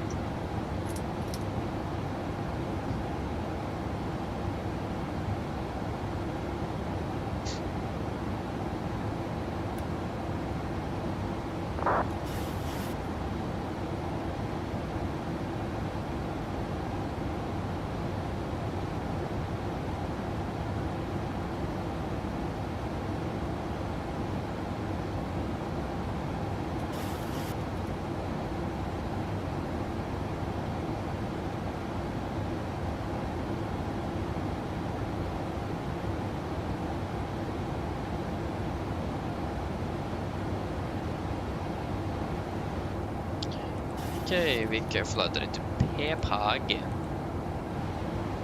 Confirm. Passing. Yeah, confirm. Execute.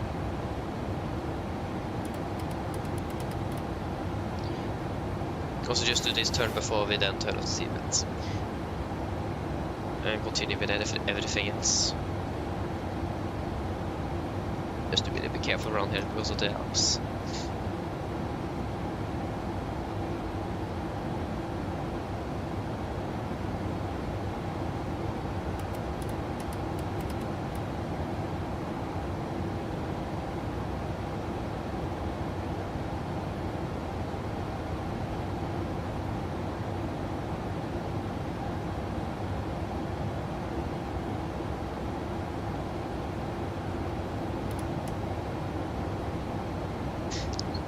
Yes, so Declan Jennings, yeah, sorry for that. Need to be about 10,000 feet first, but at least, yeah, bye bye. Hope to see you again later, and imagine have a good night as well. Bye bye. Sorry for the late reply. Continue climbing up to flight level 360. 360 set.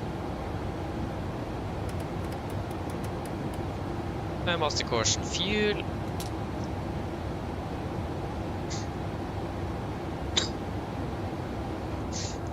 Yes.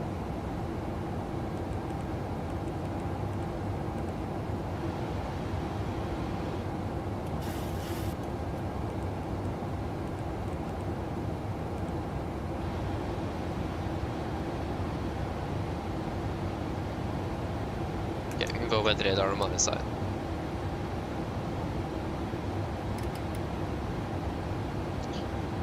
And we need to do an RVSM check as well. Let's just quickly do that.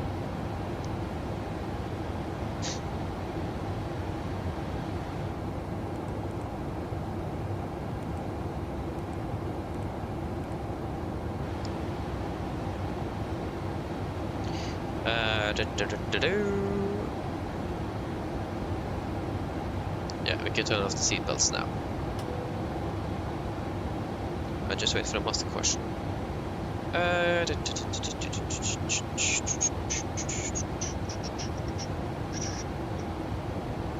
it was 56.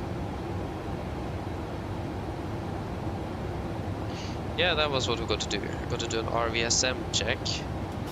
And we'll do a flight level 220, passing 220 now. Plus minus 0 on my and standby.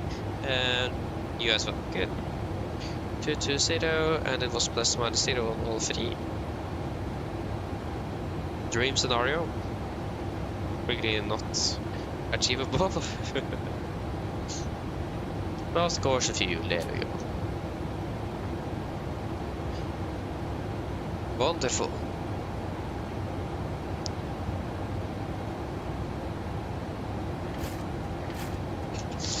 Right.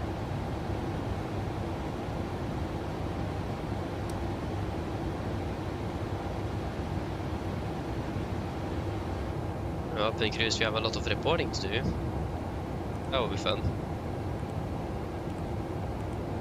A lot of a little bit of paperwork.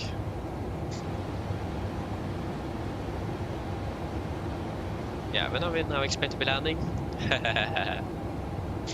Oh, okay, it's just about half an hour behind schedule, so it's not that bad actually, climbing hours. But I mean, this aircraft is flying up to Tromsø, so that's a bit worse. Maybe they will switch up the aircraft, I don't know.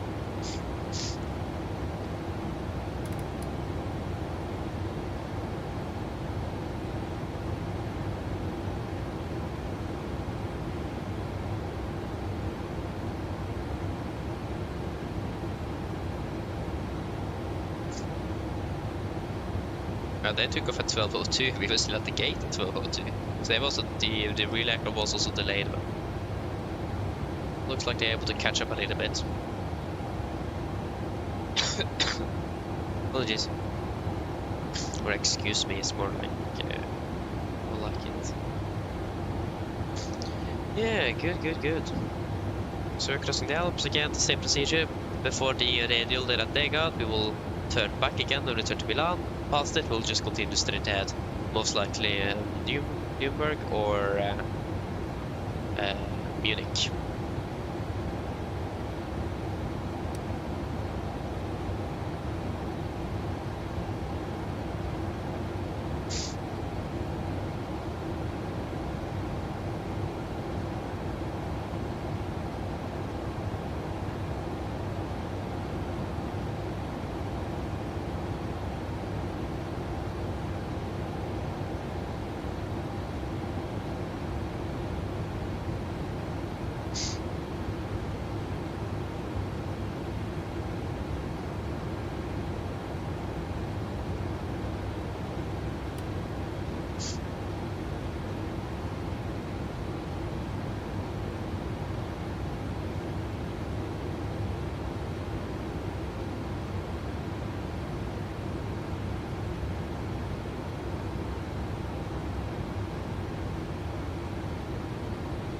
What's the highest altitude you were expecting at? Level 38? Oh, engine anti-ice, you can go off. Not you. Yeah, no wonder I thought we were climbing a bit slow. That looks better.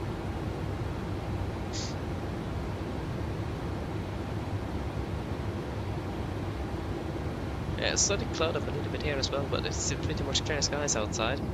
Let us see the objective latest 8 is Oslo Town.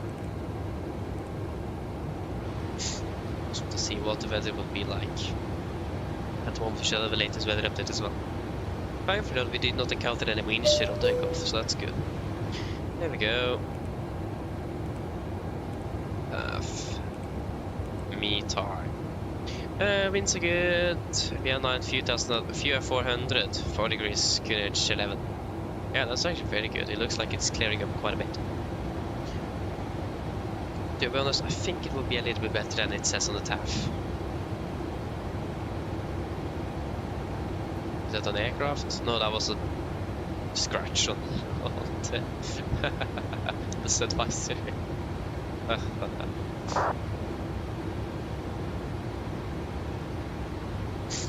Flight level 300.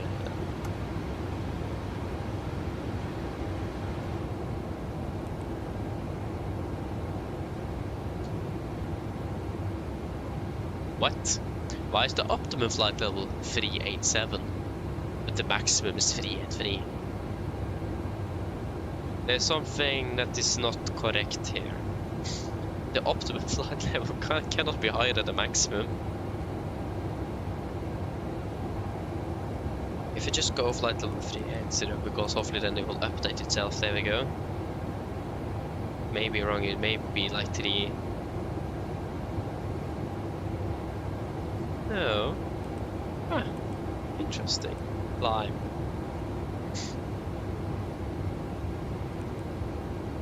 Ah, interesting. Yeah, but that is something we need to be aware of then. So we will not be able to climb the 380 yet then. And now we are past the angle as well, so that is fairly straight forward as well. I will just continue straight ahead. That's what happens. Yep.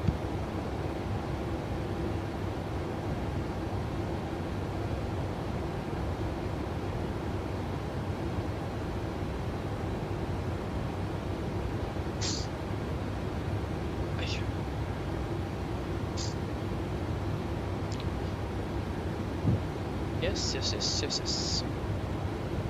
At least finally we are on the way back home. The weather is improving a little bit. Hopefully we could... no, wait, I'm heading for that, of course. I really want to do those where you disconnect early and fly for hand for a longer period, but I need some extra physical gear before I can do that. Otherwise that would be quite hard to do. So, after I got an MCP and all that kind of stuff, yeah, got to do that. Hopefully I will be able to buy it soon. I said that for a long time, but not been able to do it yet. Oh, now we're climbing fast. Not anymore. We'll probably take a close look at it when we're finished today, see what we'll end up doing there.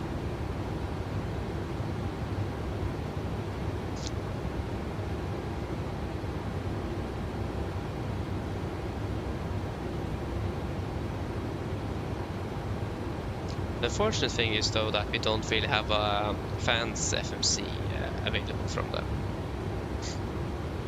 That would be so nice if we did. I mean, we could pretty much use the 777 though. That is fairly similar, but they are still not very right in the button layout. That's a downside, but maybe that will change. There's an aircraft coming towards us. Ah, he's below us, is he? He's up. Yeah, it's below us by 2,000 feet. 2003. Yeah, so he's not going to be a threat then. We do have a crossing aircraft though that is at flight level 35, I think. No, he's below us. He's at flight level 33. Excuse me again. He's crossing from right to left. Oh no, he's gone. And he's gone as well, so it's not relevant. So that's what the computer thinks.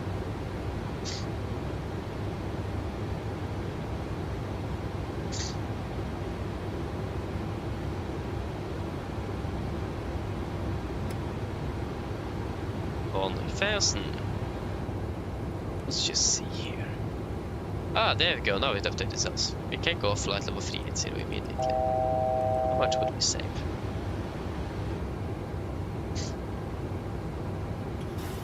Oi. We will save that much. 5.6%. Yeah, I mean, then we can go flight level 380 then. Flight level 380. Set. Anti-intervent. Flight level 380 set 1, 2, and 3. Good.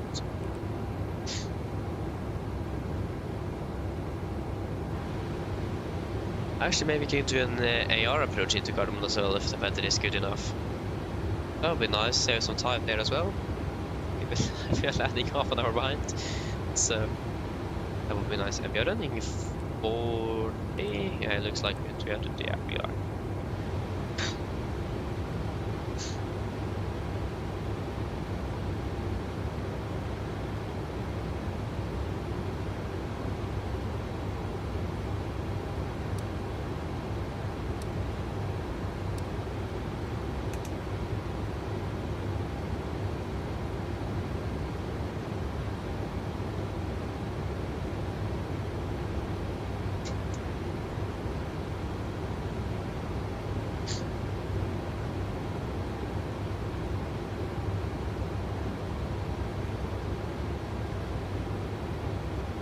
Yeah, that's something I was going to check.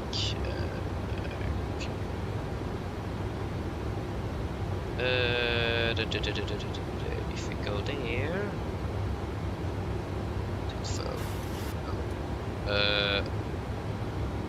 there we go.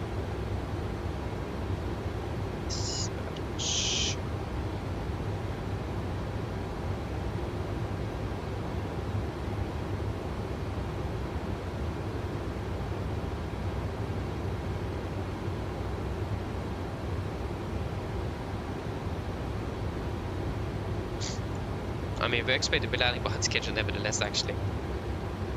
12:35-ish. 1,000. But again, that's because of the winds and that kind of stuff.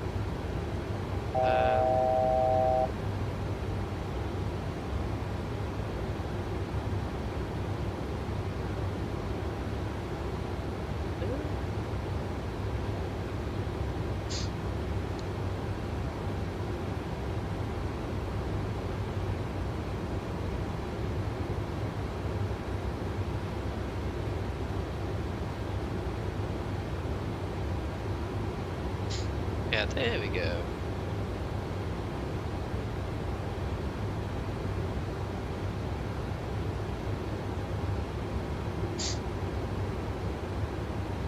Oh, of course, that back.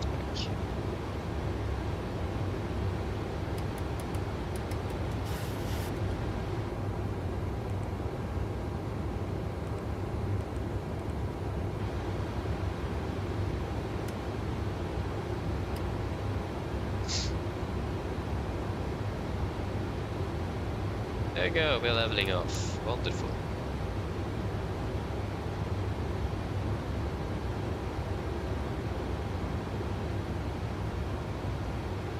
We have a bit of ATC en route as well. Even Polaris is online tower as well. But yeah, I just need to go for a few moments, so I'll be back shortly.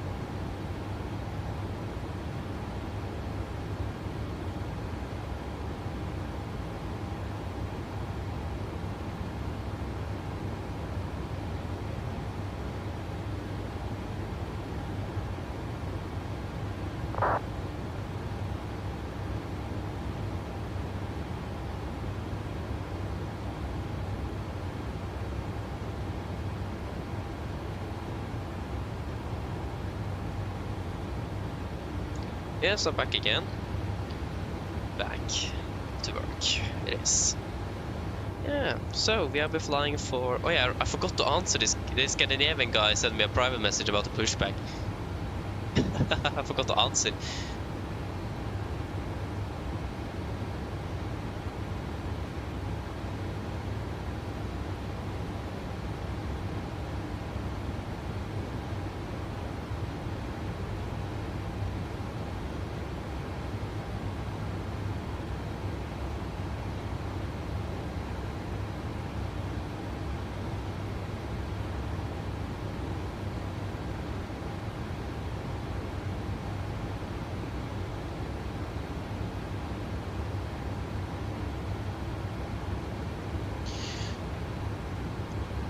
Took me a little bit of... That was the ping right before takeoff, so I need to wait for... until at least we were in the air, and then I forgot it. But then at least you have got an answer, so... You just said sorry, and I just said sorry as well, because I think, yeah, I made the transition. Oh, sorry, not the transition, the call on the frequency that I was pushing when my mic was muted, so no one could hear me. So, yeah.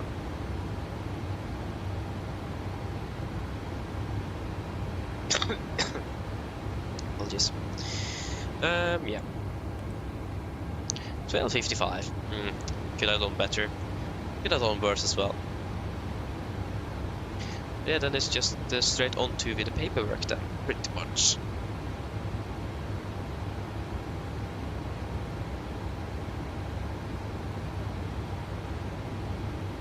Now the sun is coming as well, so now it's gonna be really hot in here. Was that an aircraft I saw? Yeah, that is passed, so that's good.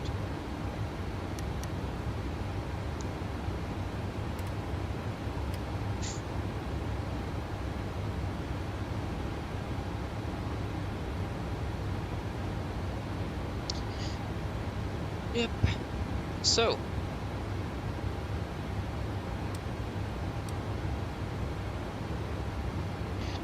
First of all, we can start with some paperwork here then. And then we can take a lunch. So departure. Movement off block. Off block was quite late. We lifted off at 18. Sorry, wrong. That was wrong. 10:27:30. I was looking at the wrong time. 10:27. No, we were airborne at 10:27, not off block. We pushed back at 10:09. Yeah, I know that we need to take a report because we were delayed. Yeah, so we were delayed. We should have departed at 9:35. 10:05, that's 34 minutes. 84 minutes delay. And that was MISC, perhaps? GSX sim, no. Scheduled ground time less.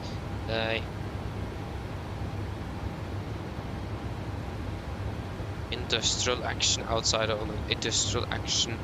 Did you know? Tech. Aircraft defects, scheduled maintenance, no scheduled maintenance, spares and maintenance equipment. AOG spares. Aircraft change, standby aircraft, scheduled cabin configuration.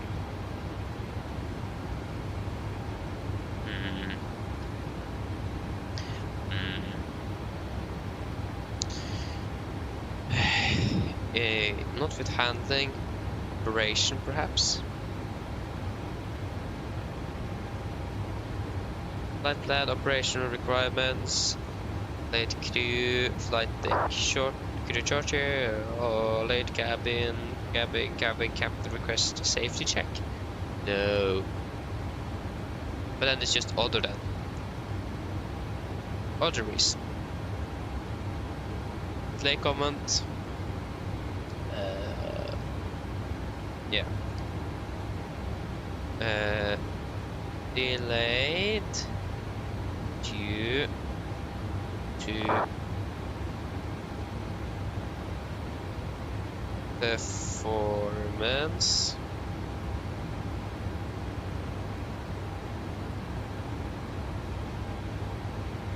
Performance tool. Software issue. There we go. So, report that we got software issue with the performance tool, and that is the reason for the delay. Good. Then we finished with that at least. Is there aircraft that I see here, or is there... yeah, there is definitely aircraft. Oh, he was actually very close. It was 1,000 feet below. There it is! Wow! What is that? Oh, an A350 as well. Oi! Etihad as well. Wow! It was very close. Not bad. That was 5 hours and 41 minutes, and just need to remember that. 5:41.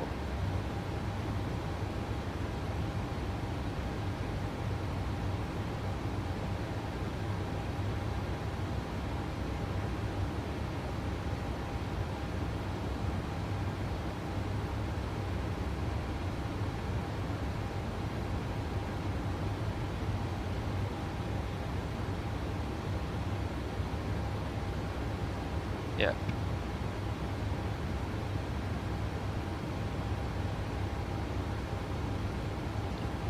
Beautiful. Not bad, not bad, not bad.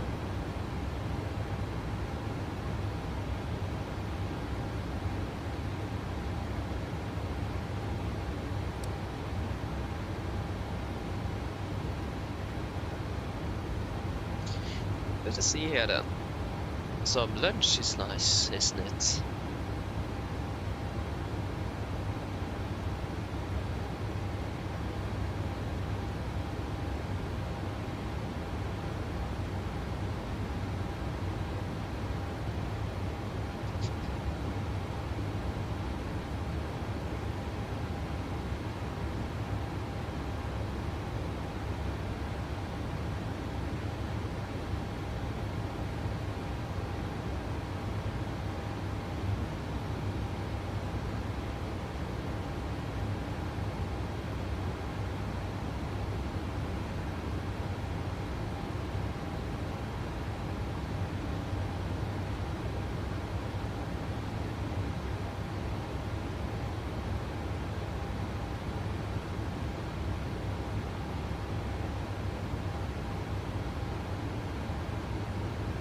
Maybe not.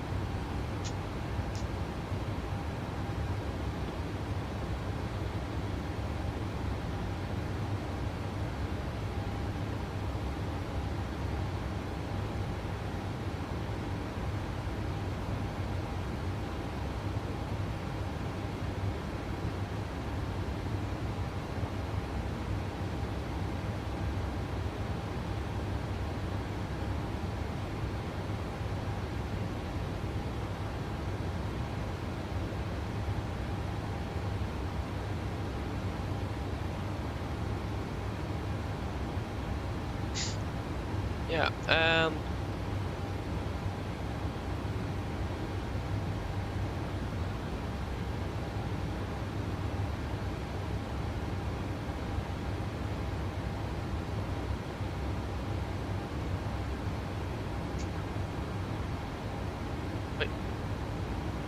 so, then, what is there to talk about? Anything special? Anything you guys are going to be doing this holiday? Something fun? Anything really?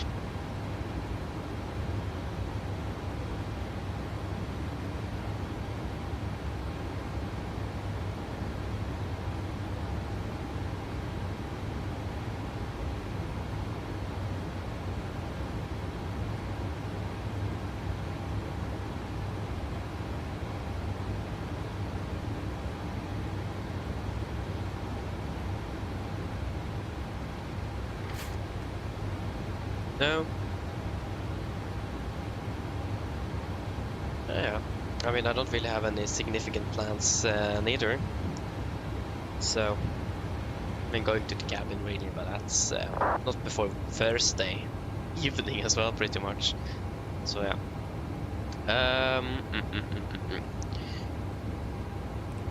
Yeah, let us see here then. Let us see. So we do have ATC online, so we can take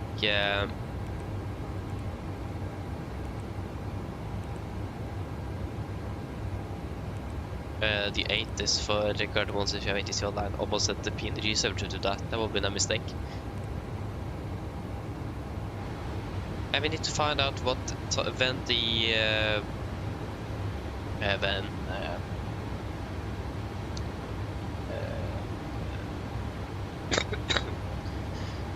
the what aircraft would have the fans FMC.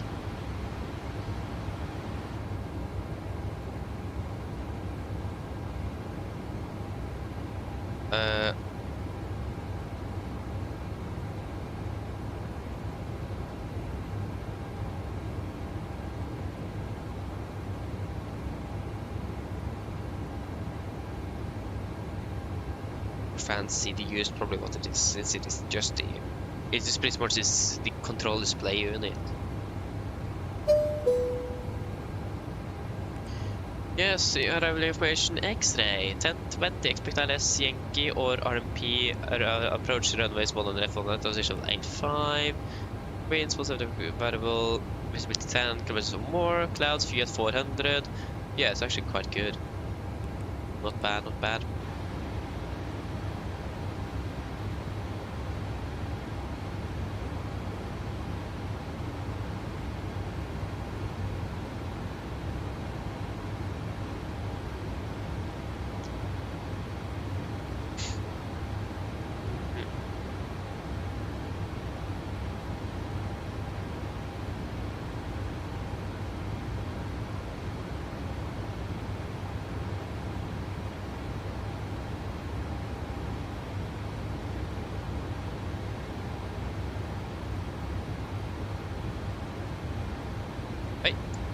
Databases, that's something I know. ARIC 2622, actually that's something I don't think we have learned about. But a few ones we actually don't need to learn about.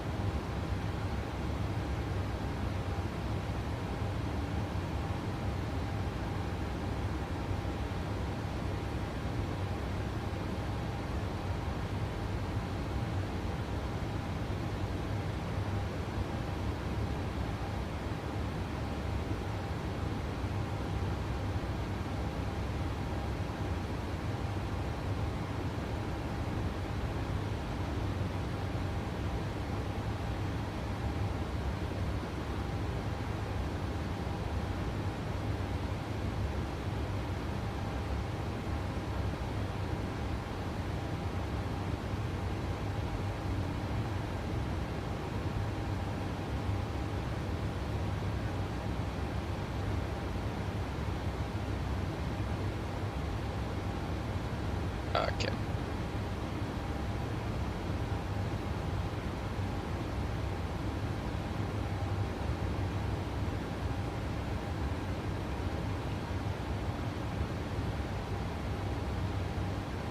I don't really find anything.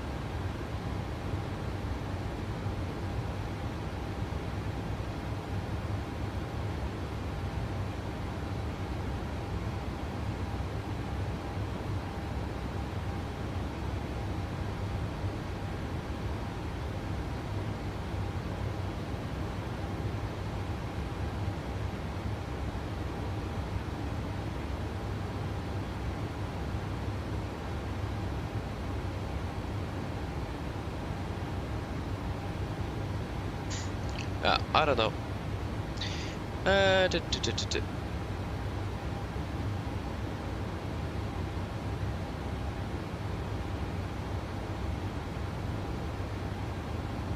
RYL2012, hello, welcome, hope you're doing well. Hope you're doing well. Hope I said your name correctly. If I didn't, apologies then. Sorry if it took a little while before I said hey. I was trying to find out something about the FMC system here. This texture, I'm not really sure. I have not really focused on that, to be honest. That's not my focus point. But I think it is pretty much the same.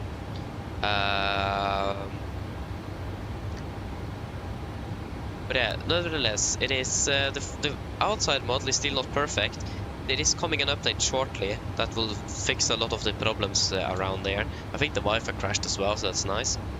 But I mean, if you want better textures, nah, maybe not. If you want better sounds and systems, yeah, it's worth it. But again, I'm not really too much into the textures of the aircraft. That's not my focus point.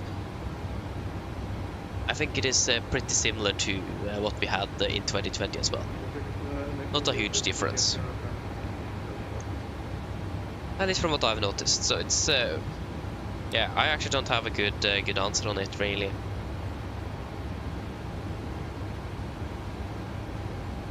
I mean, it looks good here, but when you go back up here, for example, it is not as good anymore. So it is mainly in front here where it's good, and then it's getting a little bit worse behind here. But I mean, it is quite good on the door and that kind of stuff, and the cabin as well is good, and we have a few papers here as well. So yeah.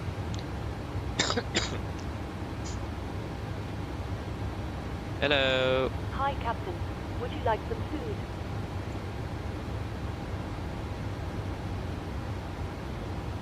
Do you guys want anything to eat? Yeah, I mean, that's at least what I've mainly focused on. I'm not really the flight model because I'm not type rated on the 737. I've never flown a 737, so I'm not sure how it should fly. But I don't feel, from what I've felt, it doesn't feel much different from 2020, to be honest. Could just be me. But I mean, at least the systems of the aircraft have improved. And like I said, we just got a new FMC version available for the 7.3 as well, released like... Actually, I think it was released on my birthday as well, so that was nice.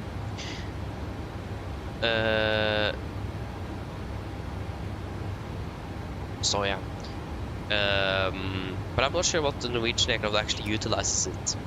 So I need to see if there's plans to change the config files in vNorwegian to see to make that make those aircraft that actually do have it correct. Yeah, I will agree on that. I mean, to be honest, I don't think the IFLY is that great, especially in regards to the systems of the aircraft, and especially the VNav, and also the LNav as well is fairly bad. And I mean to say also, my personal preference, or my personal thought, the flight model of the aircraft sucks as well. It is so different to fly than the NG or the PMDG, and I have no clue which one is more accurate. But I'm struggling so much with flying the IFLY. So yeah, I will also take PMDG anytime. But I mean, when we need to fly with the Max, we don't really have a choice. But yeah. Wait. But I hope that they will be able to improve it a little bit. I mean, the service pack update is coming out hopefully soon. So wait and see. But PMDG is definitely better. And I mean, yeah. But yeah, nothing on the food side. No, thank you. No problem. Do give me a call if you change your mind, though. Yeah, of course. But I mean, if you think about it, everyone is criticizing PMDG for a price and that kind of stuff, for an upgrade and blah blah blah. In regards to the pricing model and that kind of stuff. But if you look at IFLY, they pretty much have the same price for one aircraft that PMDG has. And it's even worse than the PMDG aircraft, so I don't see... Yeah, it's a bit interesting. But I mean, also, they will include more variants free of charging later though, so that's another thing. But the fact that they cost pretty much the same for what they offer now should probably have been a little bit more cheaper, to be honest. That is just my opinion though. I still agree with people that PNG is expensive, especially like that $30 upgrade fee. I would expect it to be a little bit lower than that, but it did not happen. So yeah, I hope that we will leave soon. But from what I was today, I'm mainly focusing on the model of the aircraft, like exterior model, and not really on the systems or the flight model of the aircraft. And I think that is quite sad, because why in the world do they need to model the APU of all things? Like, who in the world is going to be just randomly opening that APU door to look at the APU? I mean, yeah, it looks cool, yeah, of course. I mean, flight sim market is quite different from what it was a few years ago.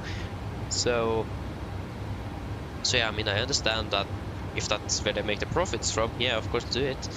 But it's not really what needs attention on that aircraft. That's the thing. I must say, when the first release, especially the GPWS callouts, absolutely amazing. But like when you're dialing things with the knobs and that kind of stuff, it sounds terrible. So yeah, it still has some improvements on that aircraft, but also what I've heard that the IFLY team is quite a bit older on average than PMDG are, and I think there are fewer on the team as well. So that could also be a limiting factor to how many they are and how old they are as well. So that could probably explain a bit.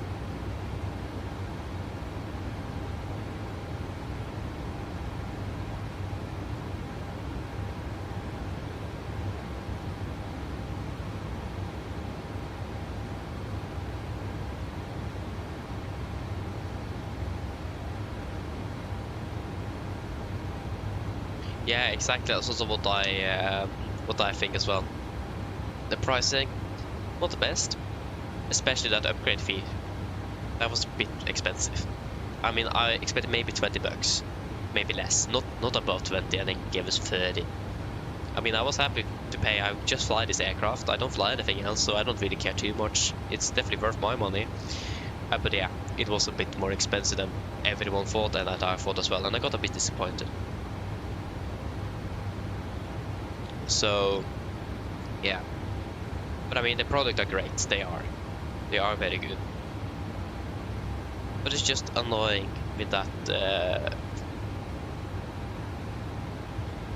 those $30 should have been a bit more a bit lighter on the price. It was a bit too much.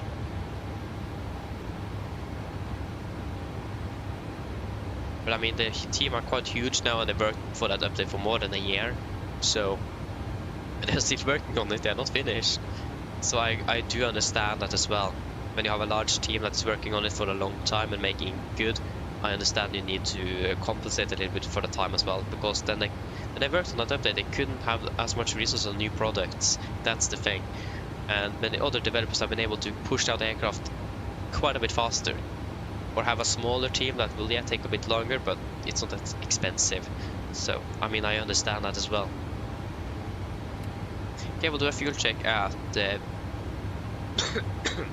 excuse me, Bextro. I think it is Bextro.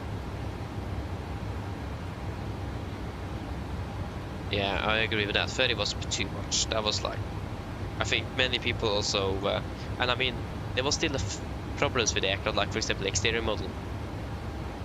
But that they are working on it, and they are going to be releasing with the Dash 700, and that one is still not released.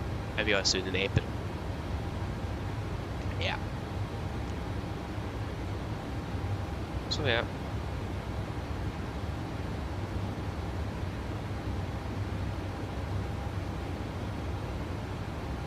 Bergso is it probably? Yeah, Bergso. We'll do a fuel check there.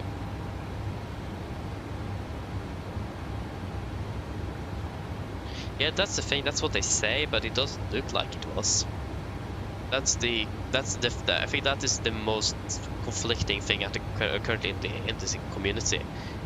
Is like there is still things from 2020 bugs that we still find in this aircraft that shouldn't be there if they made it from ground up. So yeah, that's the strange thing. But I mean, yeah, it wasn't a simple port over, that's for sure. We can see that as well. They didn't just drag and drop and just fix a few issues. They didn't. But I mean, for example, the electrical system is exactly the same. I think they modeled it a little bit. I don't know, but it was pretty much perfect already in 2020. So there's no point in making that again when it's already was pretty much good and that kind of stuff. But they have made things better. They have, definitely. But if it was a ground up update, that's probably the conflicting part in at the moment. So yeah.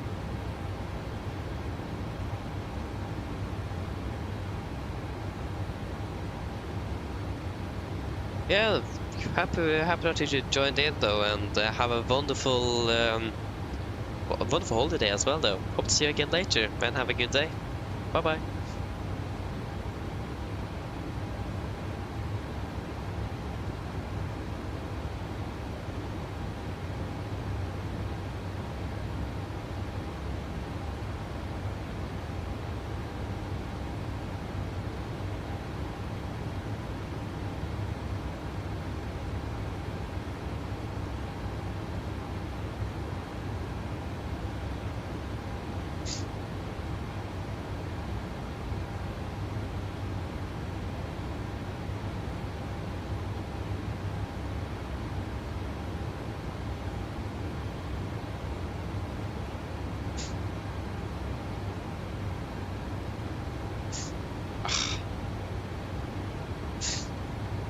Okay, sorry.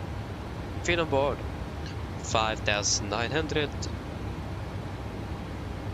Oh, yeah, a lot of extra fuel actually. Still have right waypoint. Wait. Starting to doubt myself. Yeah, Bergso. Yeah. Deposit now.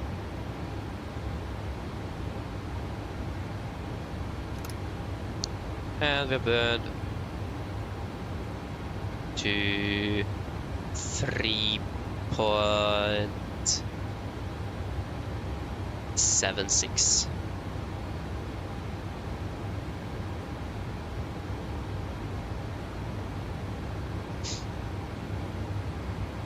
Huh? 1.58.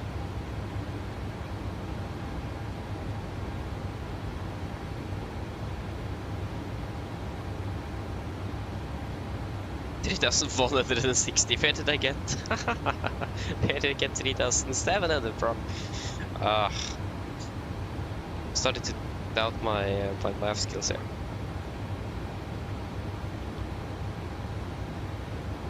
There you go. That was a little bit better. Minus 170. Yeah.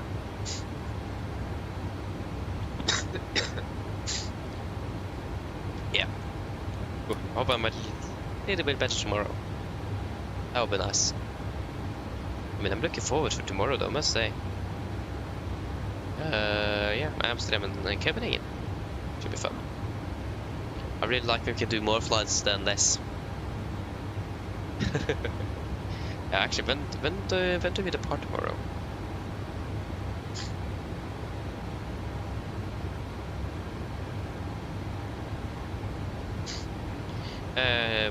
Oh yeah. You're departing a little bit earlier though, but that late? Okay, we finished very late tomorrow actually. Yeah. That's fine. Finished fairly late on Thursday, so Wednesday we finished before 2, so... Or after though. We're landing before 2 in the afternoon.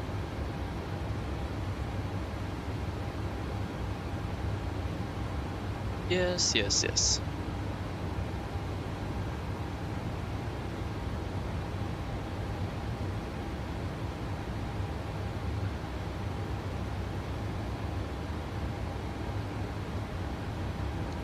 Let's see though, do we have some chocolates? Maybe, maybe not. It is Sunday after all. Yeah.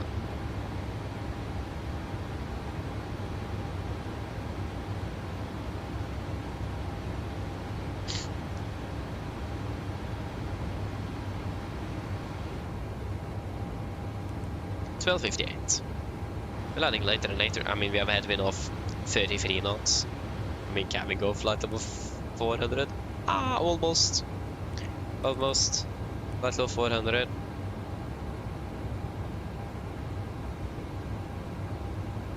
What? 4% in savings? That can't be right. I think it's something wrong with the computer. It just doesn't sound correct.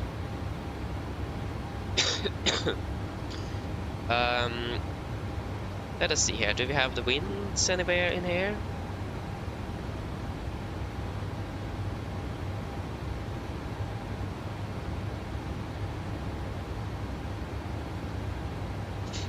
I don't find it anywhere. Maybe in here, maybe in here, maybe in here. No, maybe not.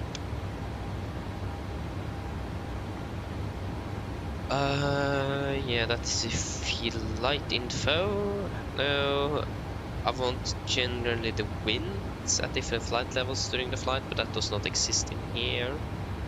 Looks like, so that must be fine through the PDF overview.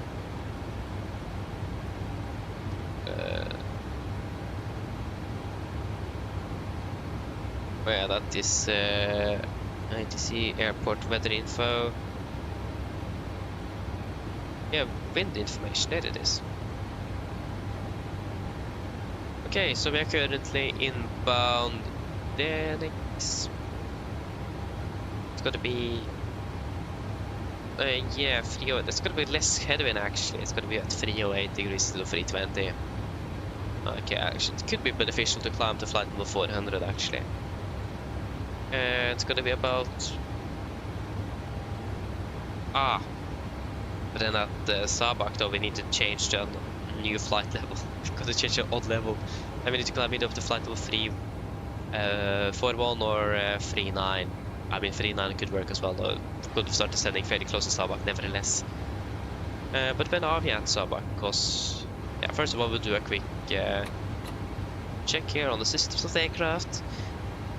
Yes, generator 149, 115, 400, 405, 15, 100, 400. Yeah, that's good. And the presentation is looking good. And let us just check the temperature. I haven't really checked that. Yeah, it looks fairly good. So, very right about. At least if we climb to flight level 400, we will be above pretty much all A320 aircraft. But yeah, Sabak. Let us just see. Sabak. We are there at 12:20 UTC. Okay, it's a little bit less than an hour, so that's more than 15 minutes. That's good.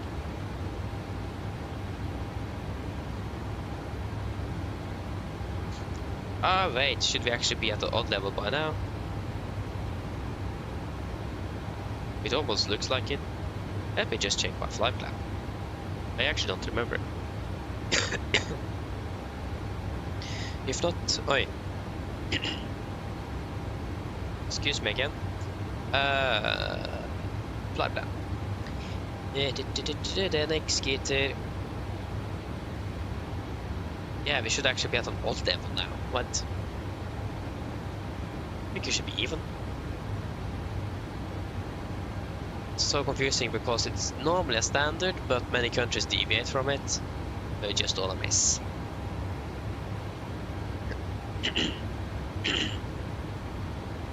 Okay, this aircraft is flying same direction as us. It is at... He's descending. Yeah, that doesn't really help then. We would like an en route aircraft.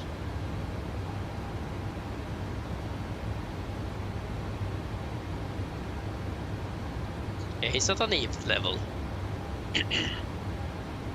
Oh.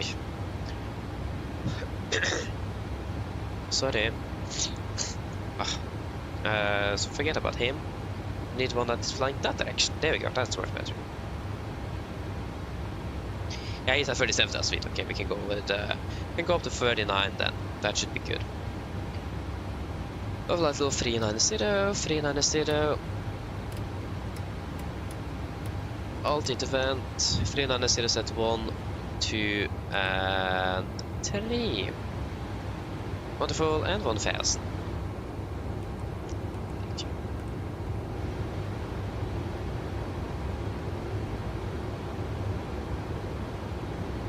Why is the EFB resetting itself all the time? That's a bit annoying.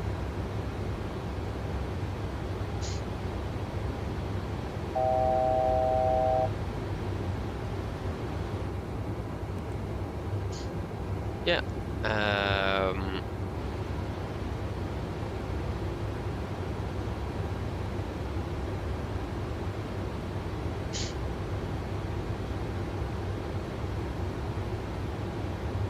Yeah, when I think about it, we're actually flying all the way we're flying north in Norway and even on the way down. Yeah, that would make sense, but I didn't think it was. I thought it was more started there at Denmark, like flying with Denmark, not Germany. Yeah. At least you're climbing, so.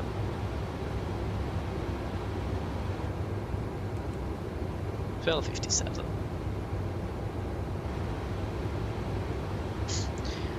Hopefully we'll be able to do an RMP approach.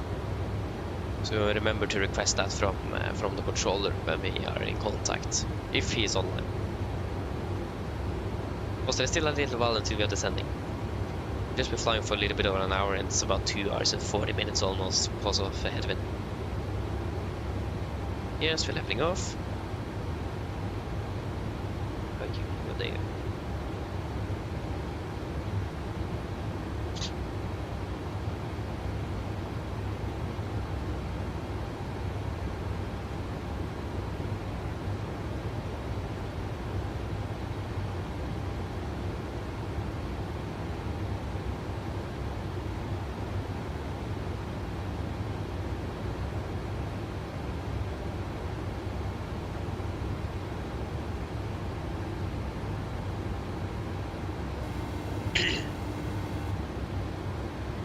Yes. Hello. Sorry to bother you, Captain. I was just wondering if you'd like a drink. You guys want anything to drink?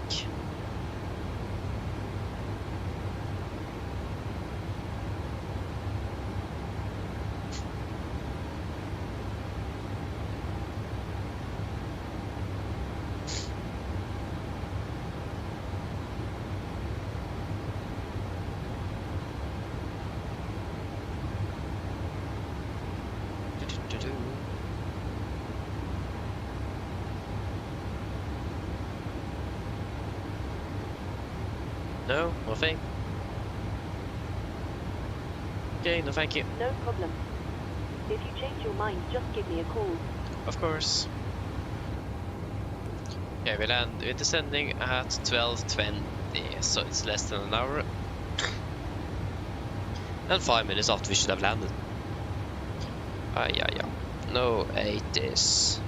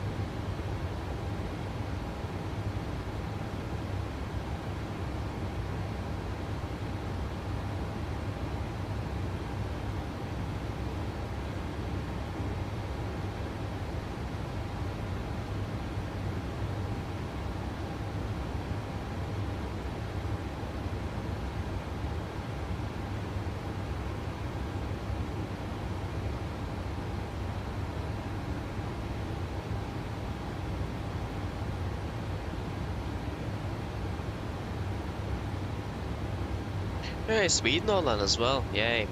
Just hope that both Copenhagen, Sweden, and Polaris will be online and in for landing. That'll be good. Yeah.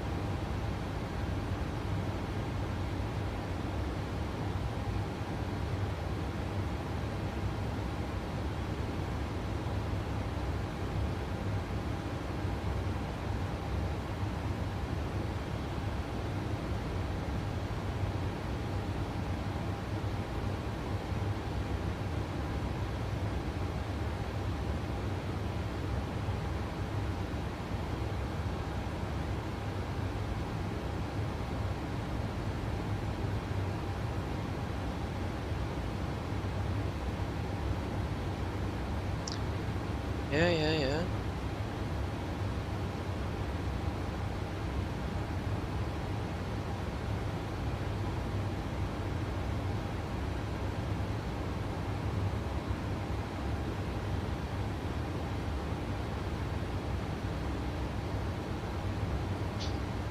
Yeah, so it looked like we don't have anything before. Yeah, we have Bremen online, but that's over Berlin mainly, so looks like we don't have anything before Copenhagen. Let me see here.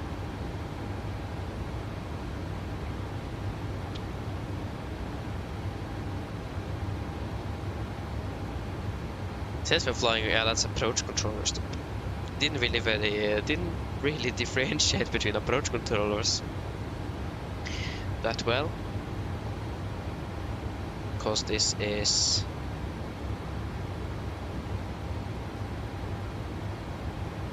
I can't even click on this controller itself. Okay, that is actually quite annoying.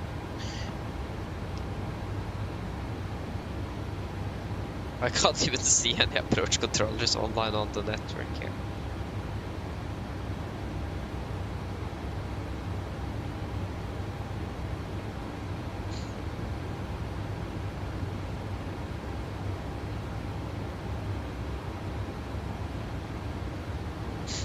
Yeah, at least we have Polaris online, Copenhagen, Stockholm, and Oslo online as well. And live traffic as well.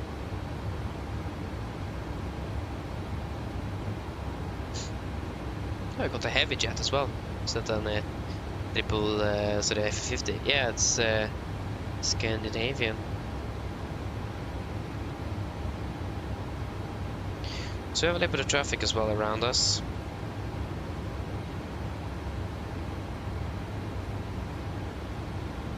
It's not a lot around us though, so that's good. But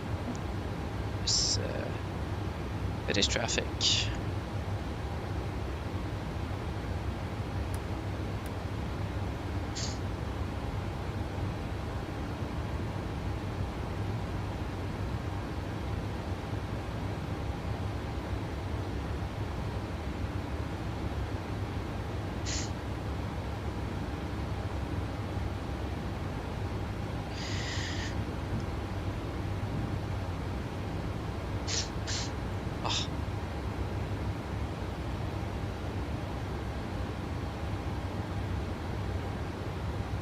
Probably request a new 80s as well.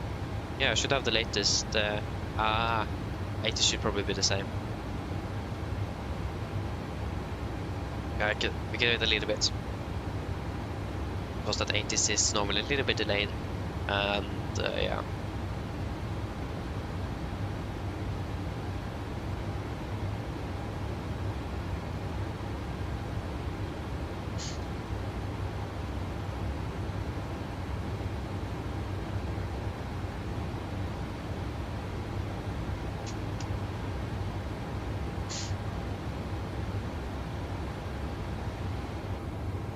Yes, 300 miles. Yeah, and the clock is pretty much 40. But they're sending in approximately 40 minutes.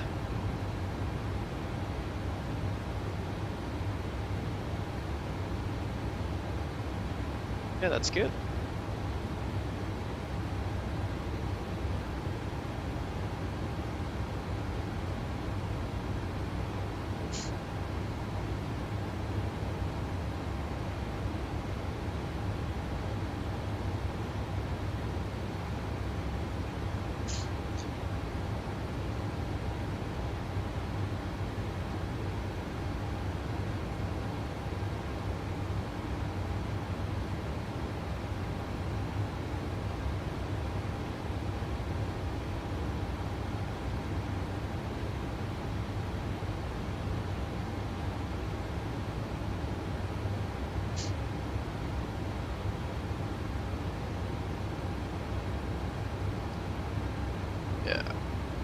Yeah, so Gitter is where we are. Yeah, so about 70 miles until we are in Danish airspace. Gitter is the crossing point between Germany and Denmark in the air at least, but most likely on the ground as well. On not gonna lie. That sounds right. It's actually over water there, so it's gonna be not a land border though, it's gonna be a water border and an air border. If that makes sense.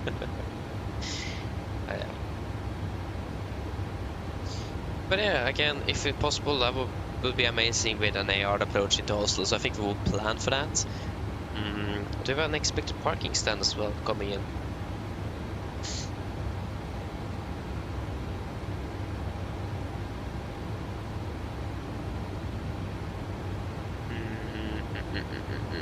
We are 1877. Yeah, they are expecting stand 60, landing 198.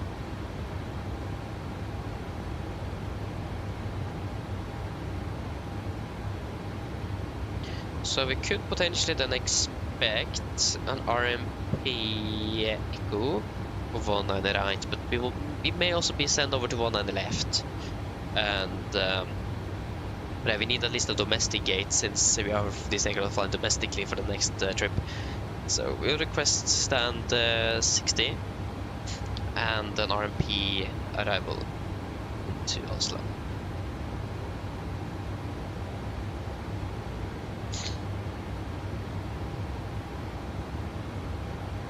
I think we'll request that from the controller when we, if he's online though. Otherwise we request stand 60 from the tower controller when we are calling him up.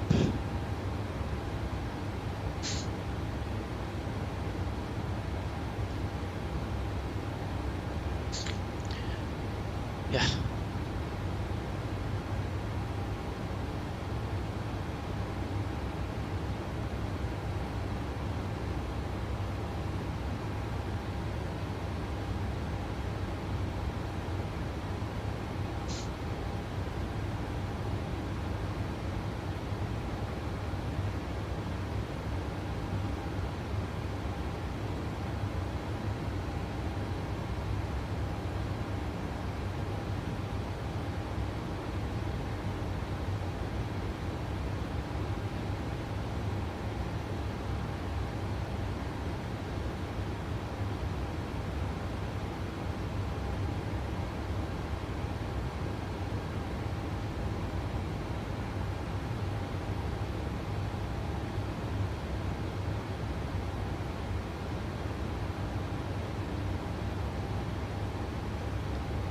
Oh yeah, there we go. Now we can... Now I can finally click on airspace. Yeah, that's approach controllers that is online, yeah. Okay, it just took its time for to update. So yeah, now I can click on airspace and get the frequency and that kind of stuff. Yeah, so it'll be Copenhagen 136.555. We'll just pre-select that 136. 555.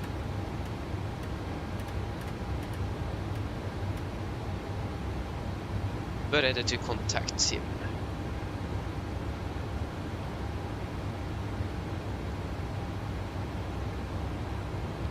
Online for 2.5 hours already. Yeah, I think he's not going to be online when we are arriving.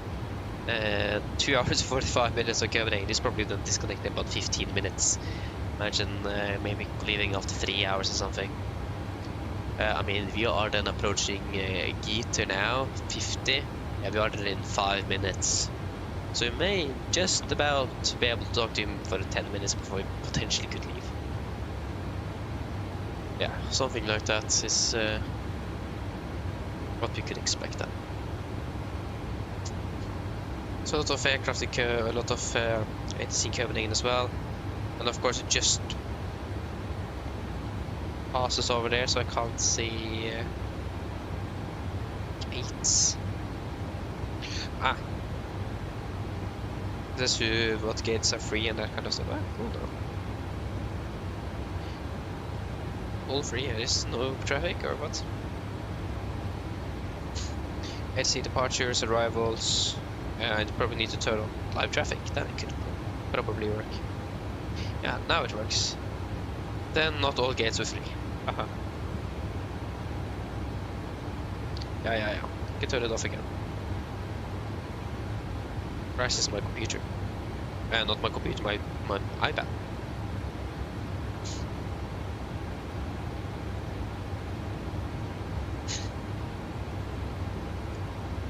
Yes. Let us just get the latest 80s for 80s, Echo, November, Golf, Mike. Right, forgot that we are flying. This is going to be from WhatsApp.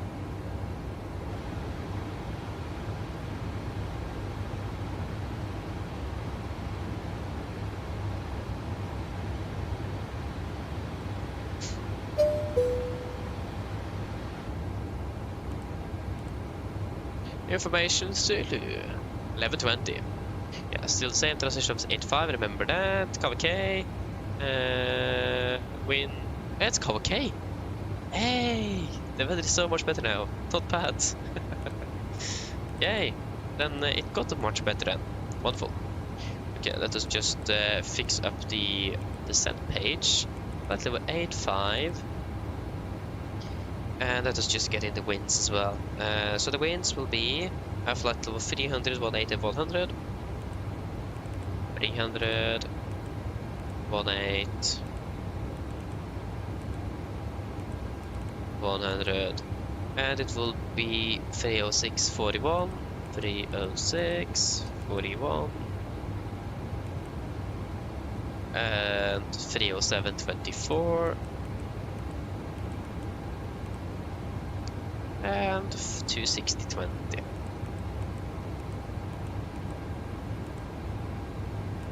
And the QNH is 1010. 1010. Execute.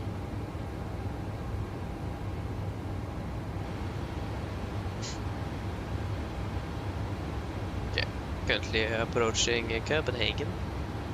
Yes, never replied back. Yeah. Maybe he didn't even see the message. Maybe he forgot to answer like I did. Must be a probability.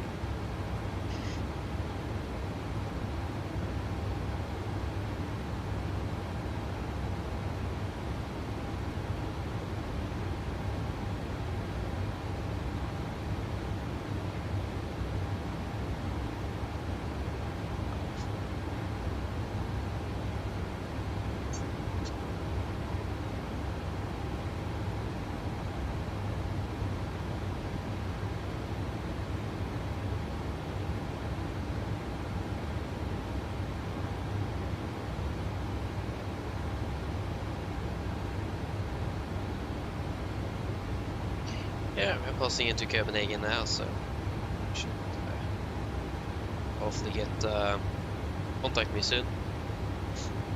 Okay, it's another 8 miles though, but normally get it before you're passing. Oh, I thought the disconnect, but I just turned off live traffic. Whoa, apologies.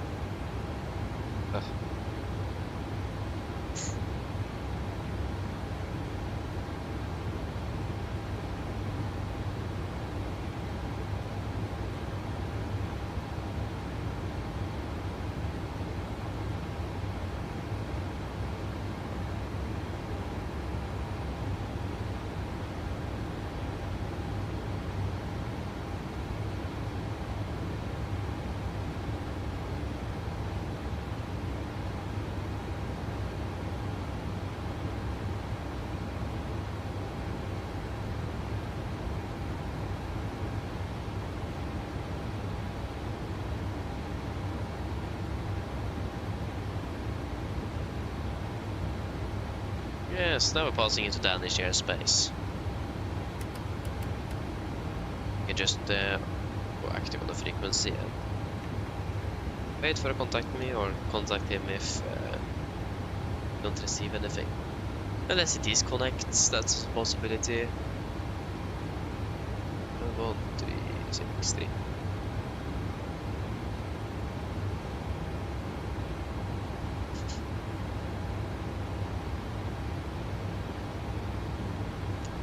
Sorry.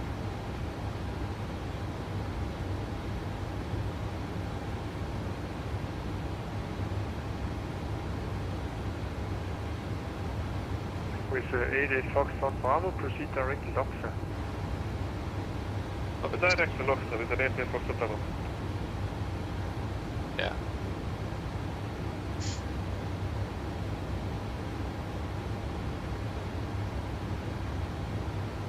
Lufthansa 454, you're leaving my airspace, monitor advisory 122.8, have a nice flight. Lufthansa 454, advisory 122.8, thank you, goodbye.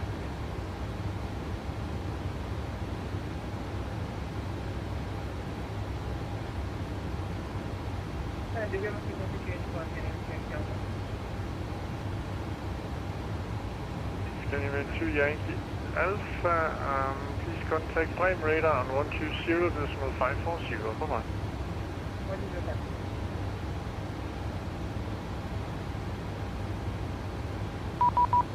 Yes, there we go. Now we got to contact me.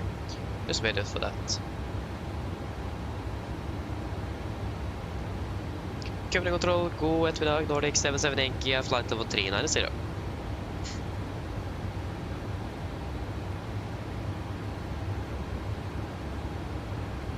Nordic 77 Yankee, Copenhagen control, hello, squawk 6053. Confirm squawk 6053 for Nordic 77 Yankee. 6053. He didn't answer, so I imagined 6053 then.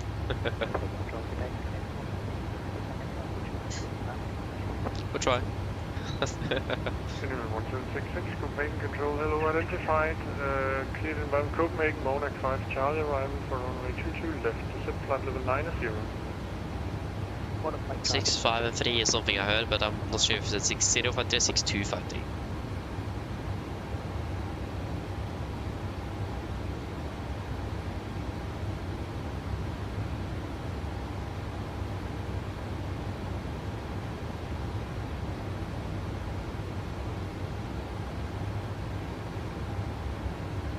6253. Can you confirm squawk 6053 for Nordic 77 Yankee? Nordic 77 Yankee, affirm you are identified, flight level 390. Good. Yeah, yes, I heard correct.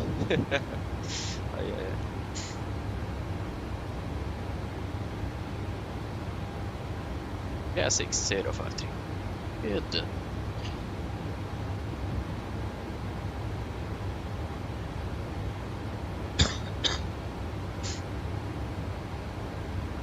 Yep.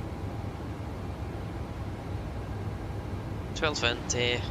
Yeah, it's 25 minutes until descent. 02, contact Sweden 126.825, bye-bye. Start prepping soon then. 855 for 800.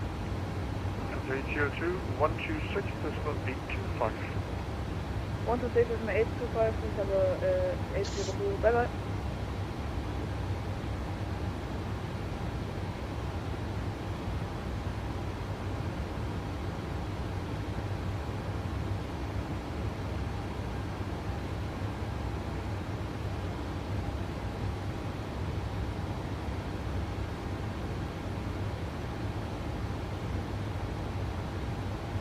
Lufthansa 818, when ready, descent flight level 290. Lufthansa 818, when ready, descent flight level 290.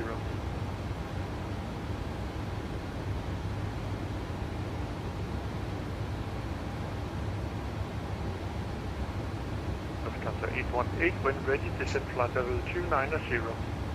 No, that is something on it there. Something in the next. 7112, Copenhagen control, hello, identified, climb flight level 330. Yeah, should we start C then? I think he went offline. Polaris is offline. Yeah, but then we can pretty much two-star approach ourselves. We'll go for the RMP. We'll plan for the RMP Echo for Volanta, right? The RMP Echo for Volanta right var Agder. Yes, we need to change the menus. Yeah. 9 Alpha Hotel, descent altitude 3000 feet, local gauge 1021 to be level at Loxa. Descent 3,000 feet, QNH 1021, to be level as look for an airline without power town. Scandinavian 1766, proceed direct Adobe, Alpha Delta Oscar Victor India. Okay, so we are flight level 390, 9 times 3 is... that's a good question. 1827 is it? And then yeah, that will be 117.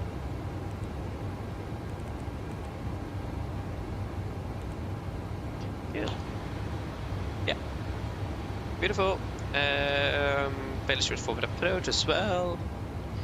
Not very difficult. This one 19 right. Will be 4, 6, and 10. And again, we will then expect the RMP echo for 19 right, 19 right, RMP echo. Skal vi vara Agder. Execute.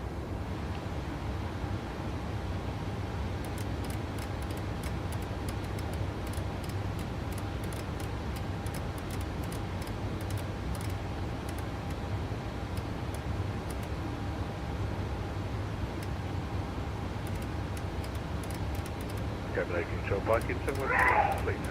Wait. Parking 716, please say again. Just to inform you, I'm going to have to log off now. Parking 716. Parking 716, roger that. Have a nice Sunday. Bye-bye. Thank you. Bye-bye. Copenhagen, good afternoon. Scandinavian 295, passing It is all 5,000 feet out of to the right.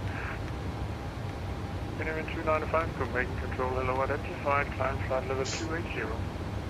Climbing flight level 280, Scandinavian 295. 964. 766, descent flight level 60.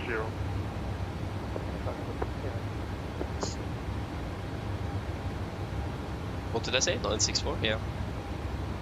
964. Aye, that was way past 964. That was wrong. 964, good. 964, nothing else special? No. Not really. Pretty much got everything we need in the computer. Except for the reference speed and stuff. Descent flight level 70. Yeah, so expecting the sorry, the RMP for 19 right. Between 4,000 feet, QNH 1021, Apologies, but excuse me, I mean. And we approach climb rate 5%, so put that in 5. Left 30, and we just need to verify the RCR and the weather conditions at the moment. We're just waiting a little bit so we can get the latest ATIS while we are on it. Contact transport tower on 118.105, safe line. Oslo, runway status 19 right. That would be 666 dry. 8, contact Sweden on 126.825, bye bye. 666 dry. Good. What will our expected landing weight be? If we... Agdel, if we expect that probably after like... 910, Copenhagen Control, hello, identifying, climb flight level 240. Currently 4.5 tons, we'll be landing with 3.4, that's 1.1 kilos. Sorry, 1.1 tons, I mean. So that would be 59 blank. 59 tons. Go with idle reverse then, so below 60. A little bit more sufficient at those weights.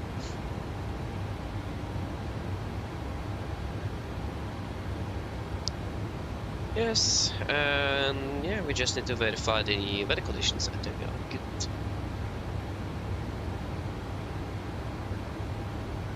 Still a little bit to go though. We are descending at 140 miles, so we are quite ahead already.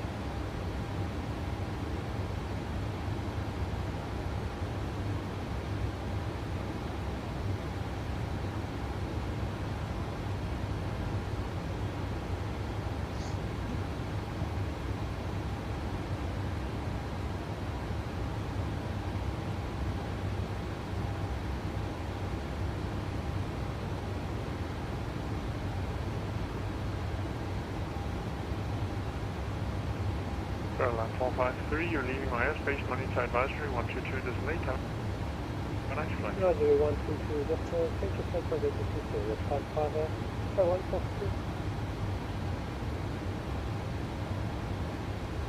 Leave 86 Lima Golf, proceed direct at B.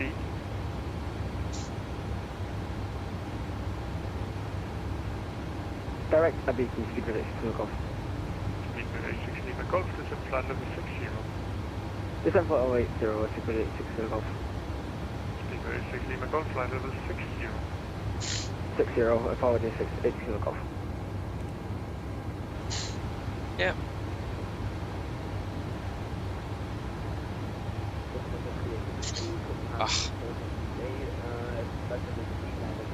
Yeah, I don't think. Whiskey Copenhagen control, hello, identified.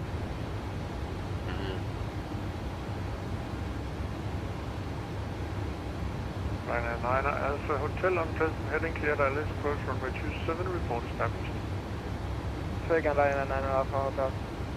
Ryanair 9 Alpha Hotel, unpleasant heading cleared, ILS approach runway 27, report established. Unpleasant heading cleared, ILS approach runway 27, we report established, Ryanair 9 Alpha Hotel.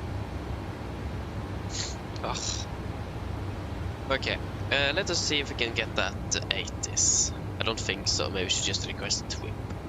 We try an 80s first.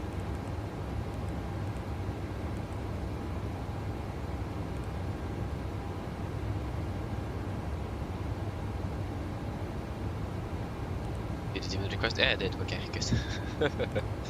Didn't get that refresh that we normally would. Normally would see. So. 88 Foxtrot for Bravo, speed 220 knots. Speed 220 knots with an 88 Foxtrot cover. 88 Foxtrot Bravo, descend altitude 3,000 feet, present heading clear, ILS approach runway 27, you're number 2. Descending 3,000 feet, present heading clear, ILS approach runway 27. 1766. Yeah, okay, we still have information Juliet. Yeah, okay, at 11:50. Oh yeah, good though. This looks like it was generated by PMDG though. Yeah, that looks like it is PMDG generated. Yeah. 7112, you're leaving my airspace, monitor advisory 122.8, have a nice flight. Looks like tower went offline as well. Advisory is in Damien, so I want to fly. Lot 6, request flight. We'll just request a normal TWIP and get that into the tool here. This is the wind information. Lot 6, please say again. Request flight level 380. Lot 6, climb flight level 380. Climb flight level 380, lot 6.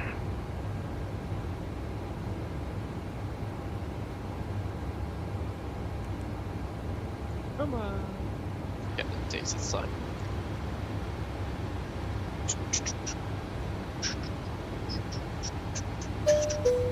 There we go.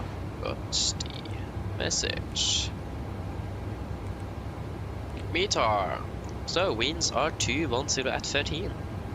0 at 13. So we will go wing correction then 7 knots. Wing correction 7.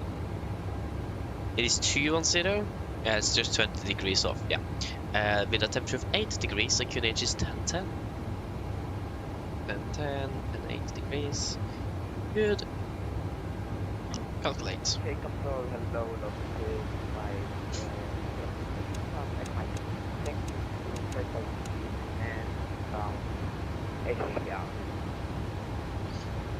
Good.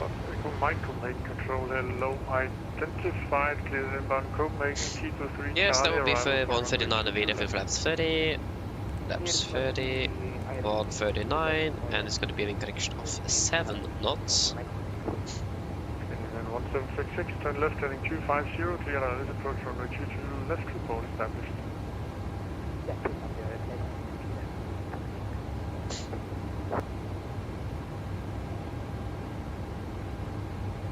That should be it. Are we ready for an approach briefing?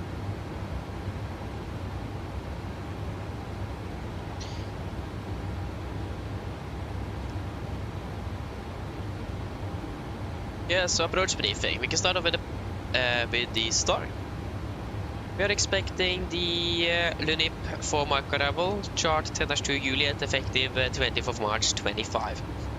Start off at Lunip, maximum 250 knots, continue to DDUX, maximum 250 knots.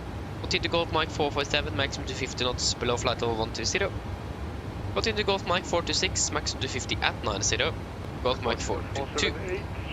Golf Mike 423, maximum 220, 44, 45 and 453 with all the maximum 220. I continue to Titla, the initial approach fix, maximum 220, 5,000 above. MSA, 3,900 feet, maximum 250 knots, unless otherwise instructed. And yeah, we are expected to be landing with about 3.4 tons. And our diversion fuel is how much again? Yeah, 2.4 500. So we're landing with approximately 600 to 1 ton extra fuel. So that means we have enough for at least a go around, holding for approximately, if you take, yeah, approximately 10 minutes-ish. Does depend a little bit on the situation. And we do also have 12 fairly close, so we shouldn't really be anything to be worried about in regards to diversions or anything like that. Weather conditions are fairly good, so we should be fairly straightforward in Oslo, so nothing to be aware of, but or to think about. But at least we are looking good on the fuel as well. But yeah, we are expecting the excuse me.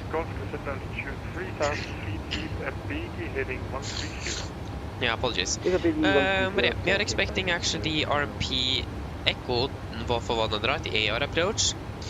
Chart 12-33, effective 19th of March 26. So, that means we're not going to be flying the entire star. We're expecting at some point a direct to Adgel. The initial approach fix is going to be maximum 220 knots, 5,000 feet. So we will just verify that in the computer here and make it hard restrictions after Agder. So then continue to go off mic 4633. It's going to be the intermediate fix. That will be 4,000. So we'll just make that 4,000 blank. No speed, There was no speed restrictions there, no. We go off mic 634, maximum 210 knots, and it's going to be 3,400 blank. And then final approach point, 1,800 feet, 562. 562, 1,800 feet, yes. Get confirm, execute. And the popping angle is going to be... there we go, 30 degrees, wonderful. So yes, that's all looking good with that. Again, the popping angle will be 3 degrees and the glide path as well will be 3 degrees. RMP accuracy 0.3, missed approach clock at 5, that will give us a minimums of 964 feet. Transition level 85 missed, climbing to Golf Mike 995, turn right, on 2 to 3 degrees, climbing to 5,000 to Golf Mike 996, and the right turn to Bavad for a new approach, expect vectors for Oslo approach. In this case, we're actually doing a right turn towards Bavad, so preferably then, most likely it will be preferred with an ILS approach since we are then coming in from the other side again. So we need to have that in mind. But other than that, nothing else specific. We are currently tune in the ILS for 19 right, 3113 on stamp on both nav radios, so we have that ready in case that will be required. We're flying an RMP approach, so it's some extra restrictions. Max cross-check error 0.15. We need to make sure that the actual navigation performance is within 0.3 nautical miles, and all that good stuff. If of course we encounter any problems with the navigation system, we will go around and then use conventional backup. It looks like perhaps the VR at Gardermoen is being withdrawn, so we then just have the ILS DMS backup or ATC with vectoring. But yeah, It's very important that if we encounter any problems or that we feel that the approach is wrong and the aircraft doesn't flight satisfactory, we'll go around and go for an ILS instead. Very important. Lot 1 Echo Mike, descend altitude We're going to be landing with flaps 31, 39 and VDF correction 7 knots, so that will be 146 with manual braking and first attempt idle reverse thrust.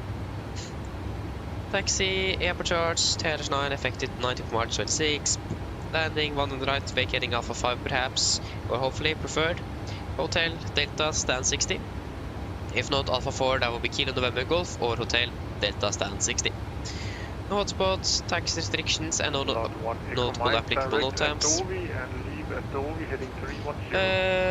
RCR 666 dry, weather conditions also looking good. It's a bit windy, a little slight crosswind, but that is fine, nothing special with that. So it's fairly straightforward in towards Oslo. And there will be no threats for the approach. Yeah, that should mainly be it. Nothing else to be aware of. Are there any questions?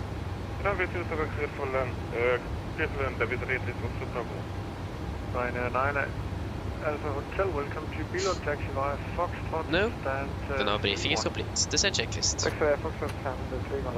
Descent checklist, presentation, landing altitude 700 feet, recall checked, auto brake off, landing data, VDF 139 minimums 964 feet, approach briefing completed, descent checklist complete. They could be handed over to Sweden shortly.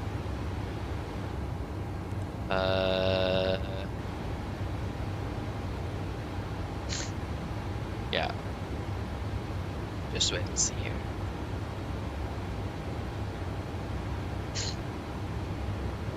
I hope you haven't tried to contact us and I just haven't heard him. That's like a typical outcome as well.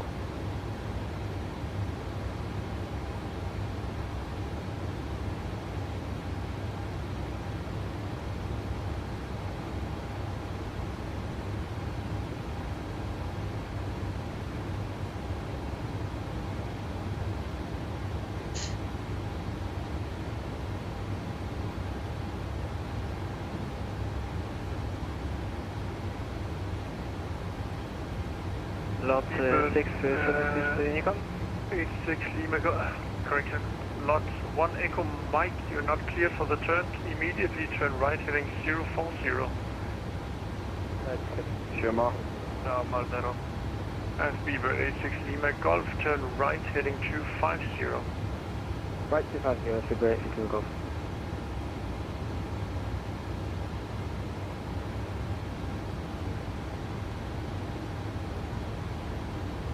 Yeah, okay, lot 8 Echo 1 Mike, turn left heading 220.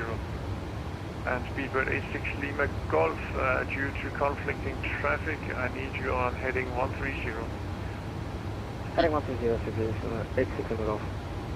Lot 1 Echo Mike, left turn heading 250, descend altitude 2,000 feet.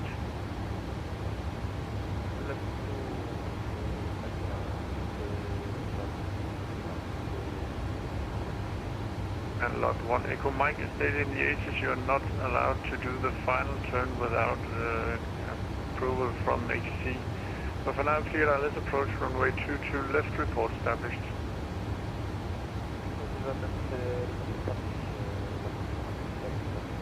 And Speedbird 86 Lima Golf, I'll give you vectoring for a new let's approach, turn left heading 040. Left 040, right from the Golf, thanks. Can we just say our call sign? Copenhagen, good afternoon, Illinois 28 Golf, we are climbing flight level 410, direct Rockstone.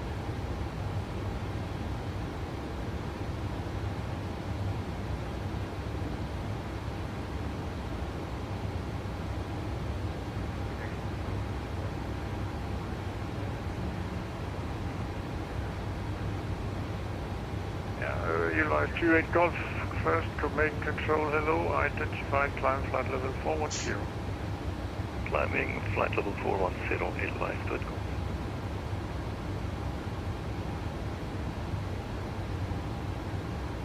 Lot 6, can you assist Nikon? Lot 6 minus advisory 122.8. Have a nice flight. Break lot 1 Echo Mike. Contact tower 118.105. Bye-bye. Thank you and bye-bye. Yeah. Nordic 77 Yankee.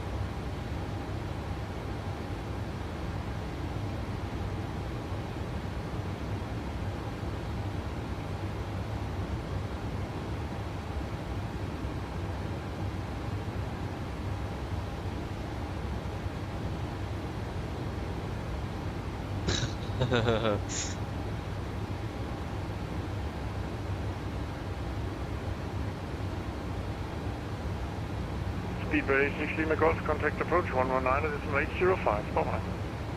119.805, 82 Golf.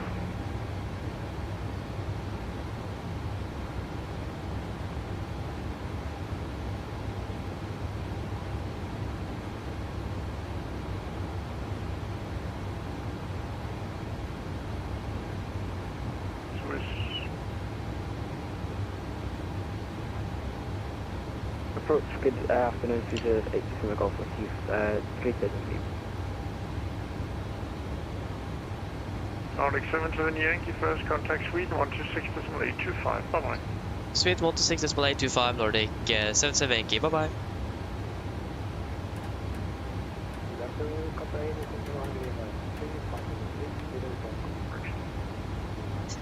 AM 605, we're taxi to holding point runway 19 right. Yes. Taxi to holding point 19 right, let's get AM 605. Sweden control, good dag, Nordic 77 Yankee, flight level 390. Nordic 77 Yankee, Sweden control, IFLY. When ready to send flight level 250. When ready to send 250, Nordic 77 Yankee. 250 set. Oh, spot on. After the 36 Alpha, Sweden control identified. Amsterdam 36 Alpha, confirm flight level 400 is your final level, or would you like to climb higher? I think we can stay with 400. Oh, apologies. Ugh. Yeah, so we are starting descent soon. We got to 50 meter, we should get 20 soon, hopefully as well, before landing. We should have touchdown, but we should have been parked at the gates 5 minutes ago. And here we are. Over Sweden. Yeah. I hope that the traffic situation also is not too bad. That would be quite bad. Oslo. Arrivals and show me tracks.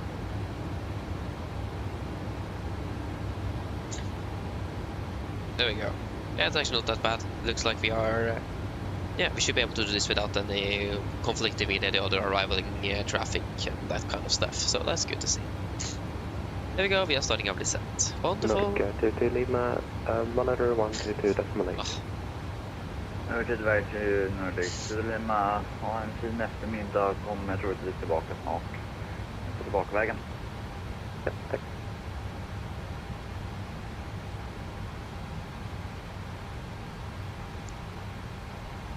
A quick PA then.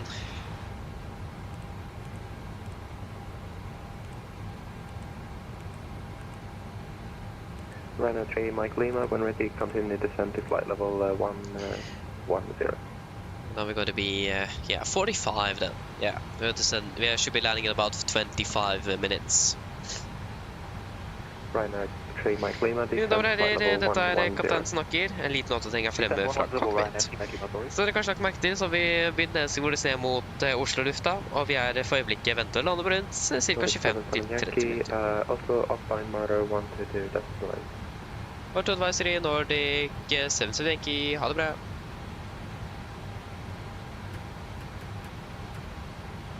We'll try that PA again then. There we go. Dette er Takeoff snakker, en liten oppdatering fremme fra cockpit. Så dere kanskje har merket til, så har begynt nedstigende ned mot Oslo lufthavn, og vi er for øyeblikket ventet til å lande rundt 25-30 minutter. Forholdene i Oslo for øyeblikket ser rimelig bra ut. Det er litt vind kommende fra sør-vest for øyeblikket, men utenom det så er det skyfri, rapportert, og rundt 8 grader. Vi forventer for så vidt å parkere ved gaten rundt 30-35 minutter bak skjema, så vi beklager for denne lille forsinkelsen. Og håper at det ikke hadde alltid for stor innvirkning på deres planer gjennom dagen. Utenom det, så takk for at du flyr med Norwegian. Vi håper vi ser det for neste flytur. Vi ønsker dere en fin påske og en fin dag videre, og håper vi ser dere igjen senere. Back. Ladies and gentlemen, this is Captain speaking. It's a quick update from the flight deck. As we noticed, we now started to descend down towards Oslo Norwegian, and we are currently expected to be landing in approximately 25 to 30 minutes. The weather conditions in Oslo at the moment is looking fairly good, with just a bit of wind from the southwest. Except for that, it's 8 degrees and should be fairly nice and hopefully clear skies as well. We are currently expected to be parking at the gate approximately 30 to 35 minutes behind the schedule, so we do apologize for this delay that have been building up through the day, and I hope that we haven't impacted your plans for today too badly. Nevertheless, we do thank you for choosing us today. We hope to see you again on the next flight, and we do wish you a pleasant holiday and pleasant Sunday as well, and hope to see you again later. Bye. Thank you. Bye. Okay, that was the last part there was not good.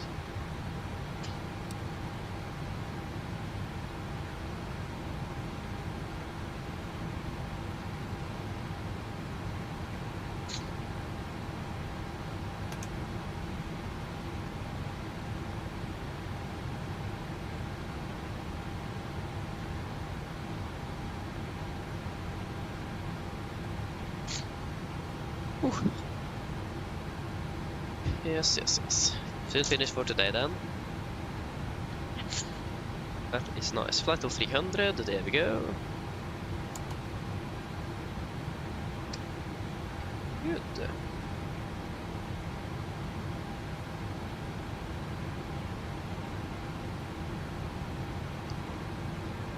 Nice being back in Malpensa though, let's say. It's a lovely airport. Huge airport of a very complex taxiway system as it works. Yeah.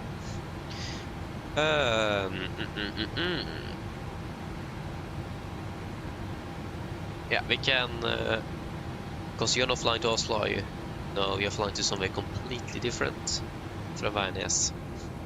Yeah, so we can go ahead and execute the Agedel after deducts. Yeah, that is confirmed and execute. So that we have a little bit better control of the descent. Yeah, because now we're fairly high on profile.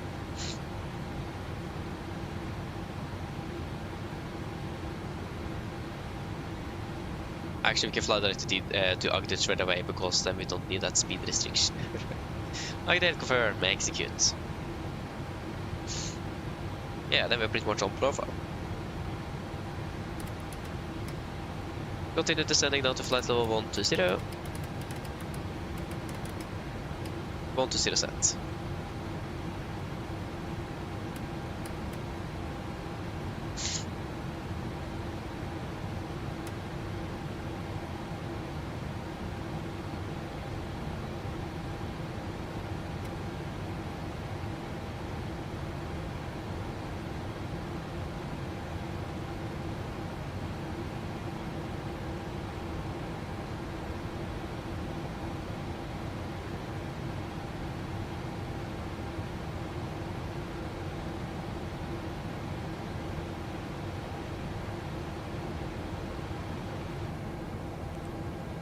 Landing 44. Yes, good. Go straight onto that approach plate then, since we're not really flying through that star.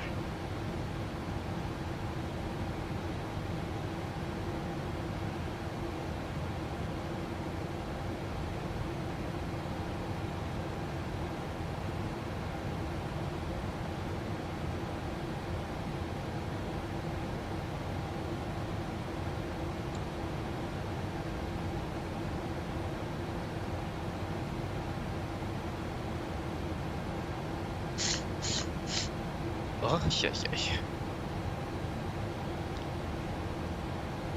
Good. get rid of all of this. Just enjoy the views. Now that we're not flying into Tokyo.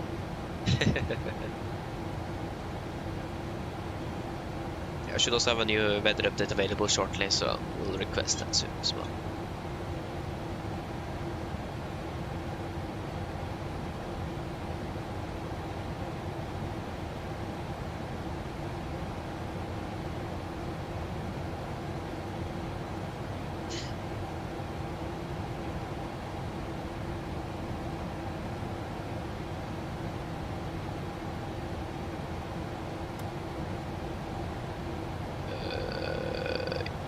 That's all good. Yeah, there's no ATC, so it is.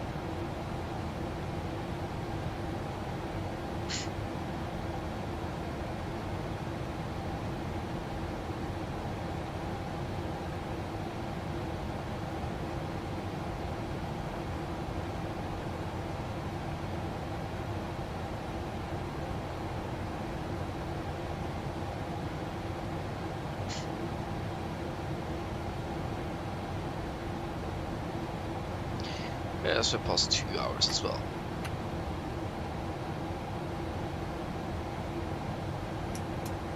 Yeah, that looks all good.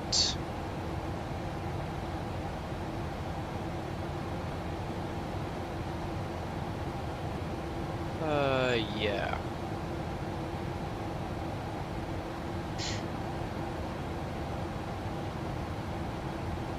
Beautiful. Then it is, yeah, 15 minutes.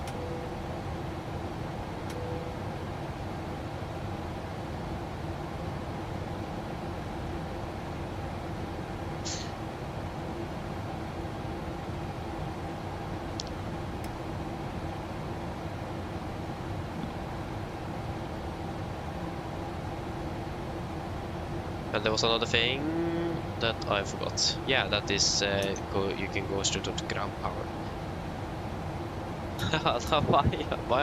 Why do we have 2 volts in the ground power? Oh, interesting. That's something I haven't actually seen before.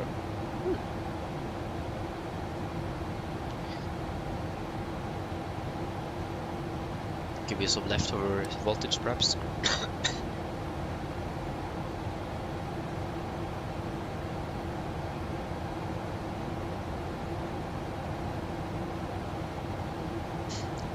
Yeah, something like that, or could be some voltage that is just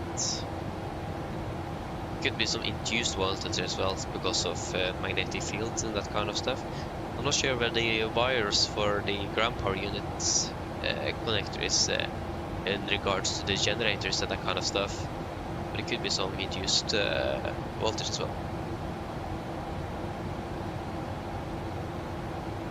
Yeah, I mean, they rarely. I've seen some pilots use it, some pilots don't. It's quite rare, but you should do a system check pretty much every hour. So I normally just started doing that just to see how that the generators are working fairly good. So yeah, just a little check that the systems are up and running. But yeah, it looks like that does depend from pilot to pilot, really. I've seen some pilots use it, and the majority not. Yeah, it's just nice to be sure that this electrical system actually works well as well. So yeah, I understand what you mean though. I mean, I'm gonna be a mechanic myself, so yeah. I'm going to be using those a lot, hopefully.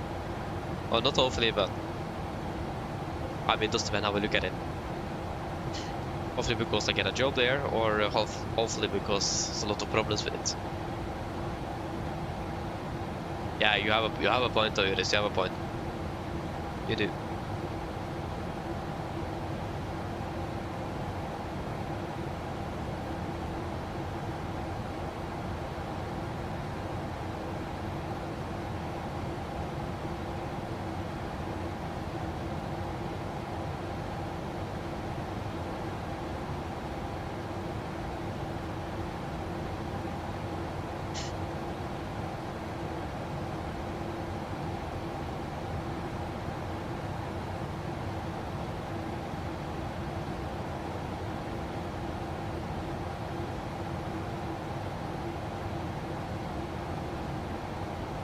Okay, continue to flight over 100. 100 set.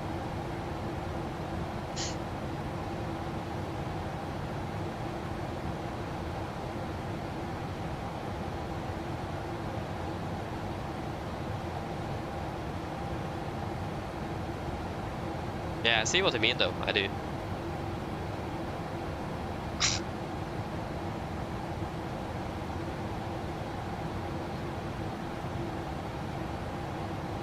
Yeah, again, looks like it is mainly a lot of things in the centers, at least in the Norwegian SOPs, a lot of personal preference really. What was a bit worrying, that's a lot of that is personal preference. Hello. Hi, Captain. All passengers are seated and secured for landing. Oh, thank you. No problem.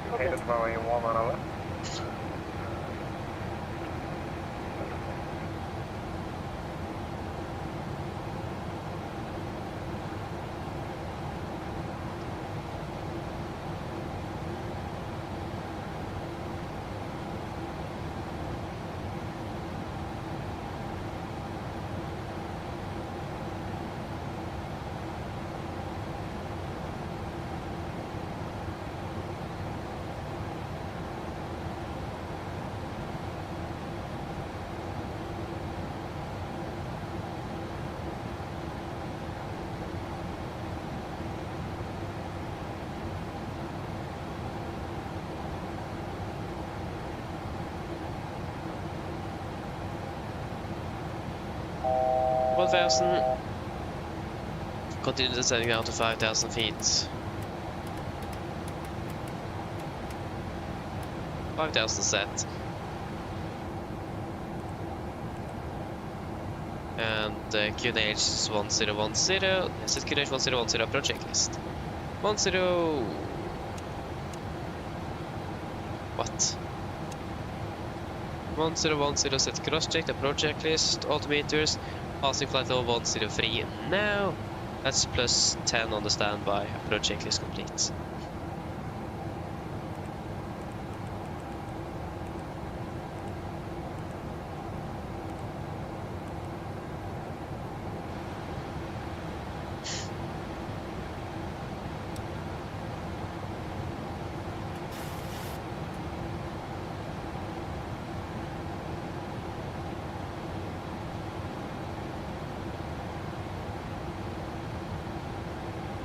Okay, where are we now? So we are... Okay, we are up here. Okay, then I know where we are.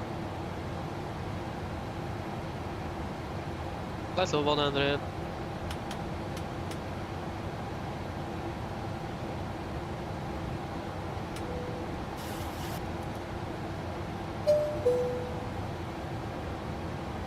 Good.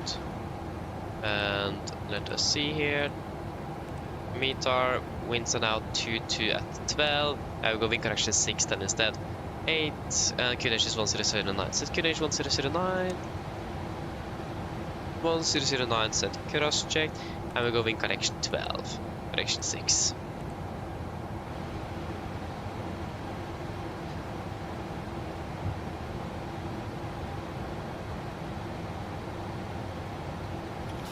And it will be OSL, we will be there at 12.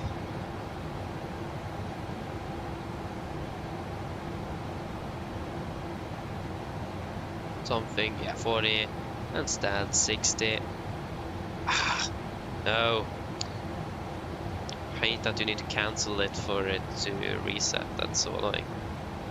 Yeah, 12. 41, 60. Spin it to vent to 50 cent.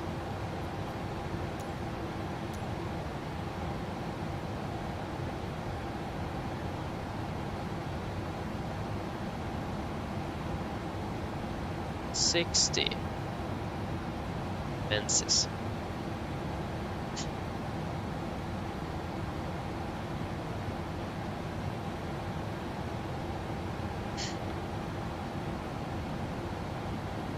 Engine at the ice.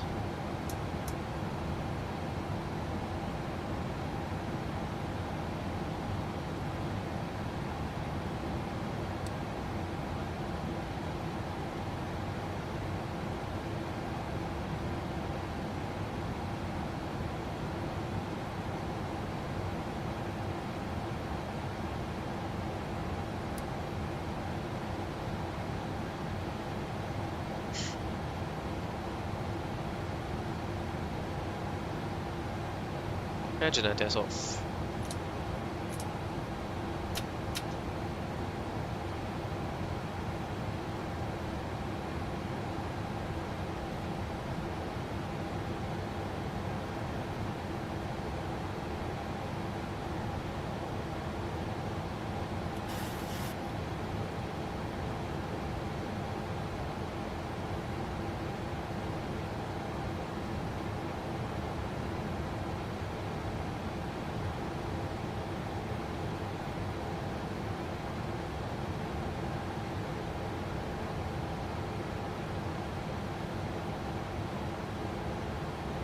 Hold fasten.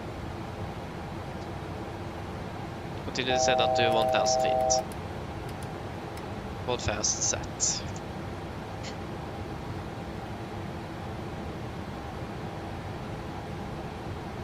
Speed 220.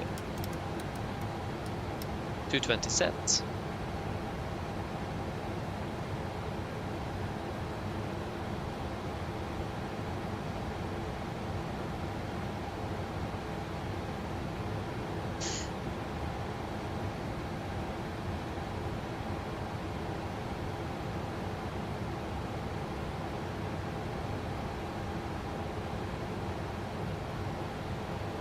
Flaps 5, speed checked.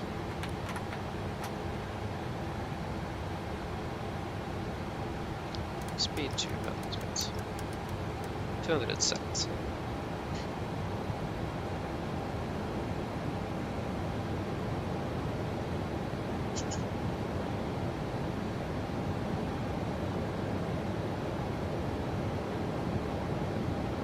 Flaps 5 sets.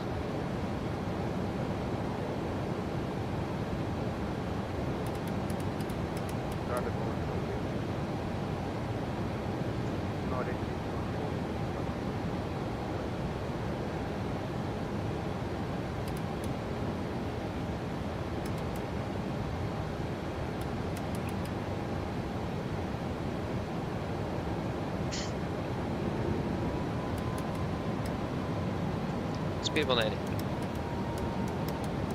180 set. Use approach at 5000. 5000 set. Current traffic, Nordic 770 is established on the RP Echo for runway 1 on the right. Currently about 10 miles out. Carbon.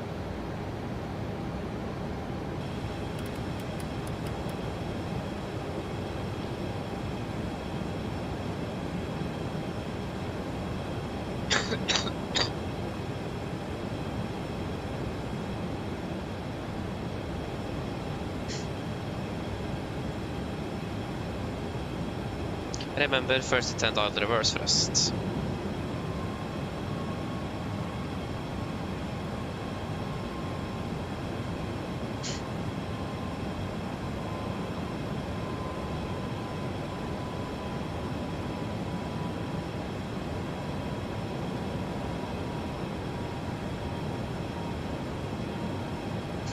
Yeah, 6, correction 562, that is, because we're now 64, yeah, good. Can do an altitude check at the Gulf Mike 634, max motivation 75 feet at 3,400 feet.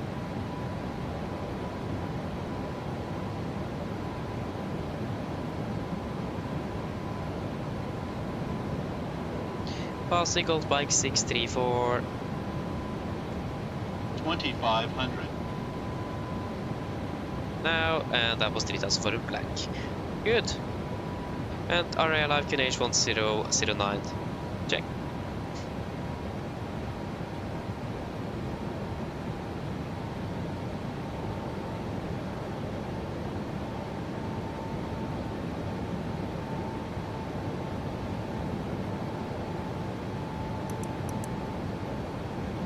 Get out flaps 50 and speed checked.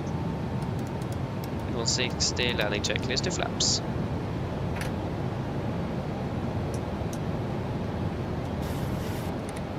Cabin crew, seats for landing, please.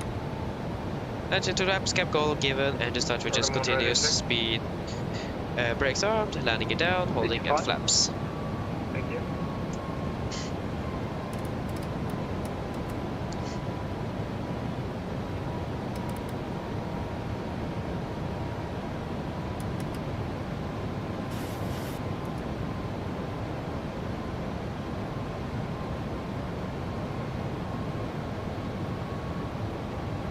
Yeah, it's still doing that corrective right turn all the time.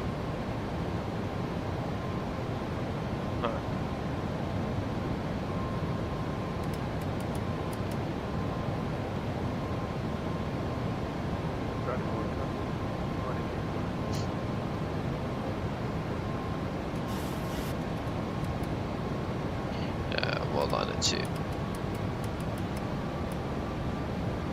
Flaps 30, speed checked.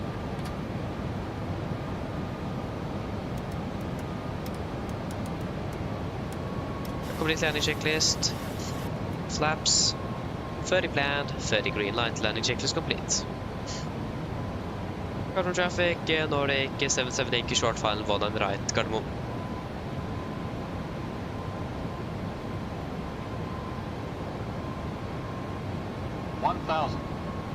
1000, stable, the runway is clear, no report to traffic, clear to land.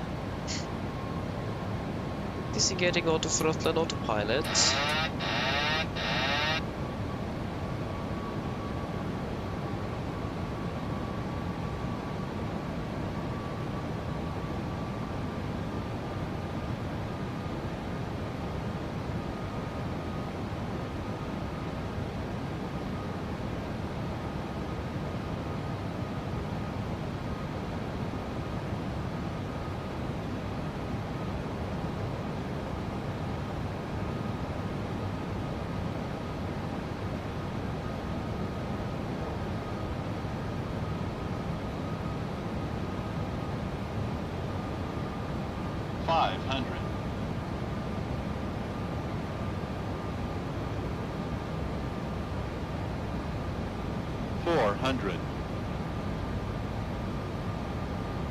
Approaching minimums.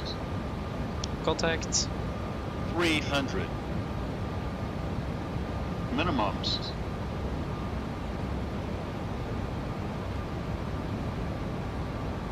$200.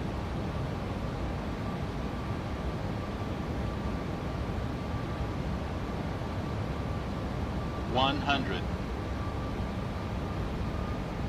50. 40.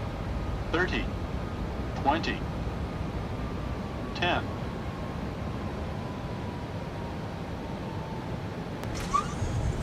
Speed brakes up. 2 reversers.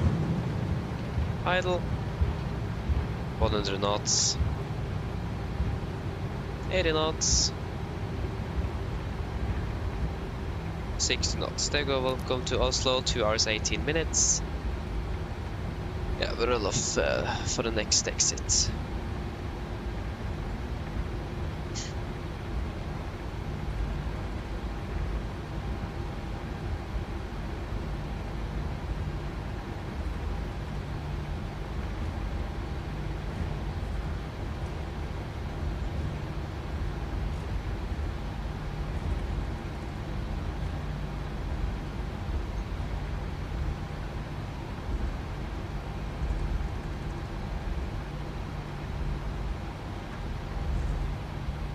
Right clear, left clear.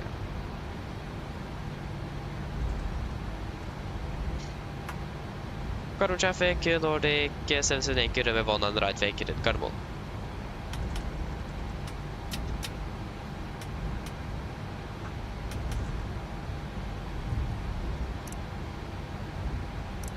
Button.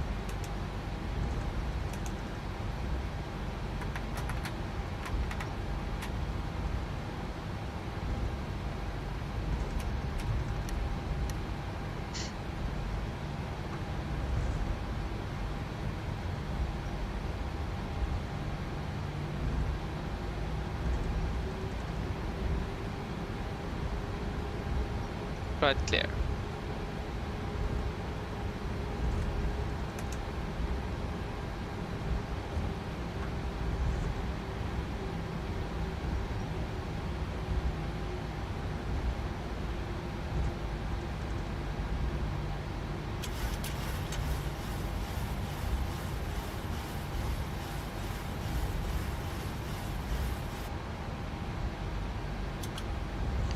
All right, clear.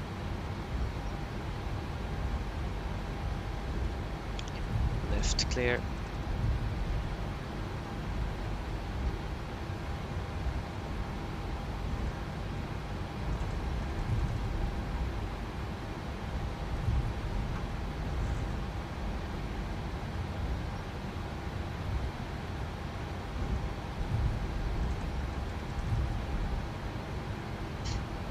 Garden more traffic, Nordic 814 lining up highway 19 right by Alpha. Why are we turning to the right by ourselves?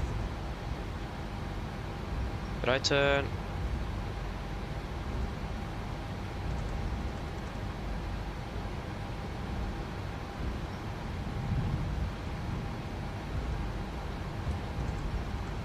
Right clear. Shutdown number 2.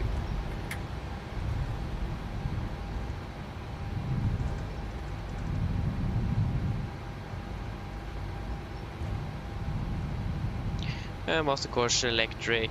Yep. Garden more traffic, Nordic 814 Yeah, det är det.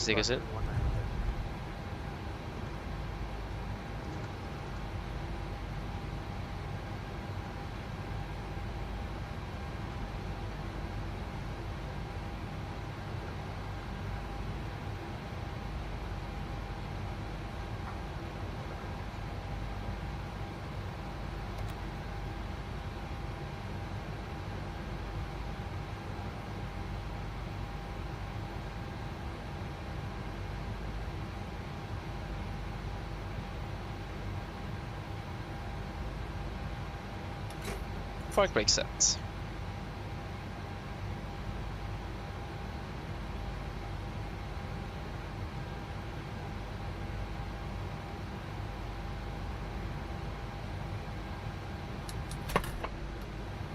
There you go, shutdown number 1.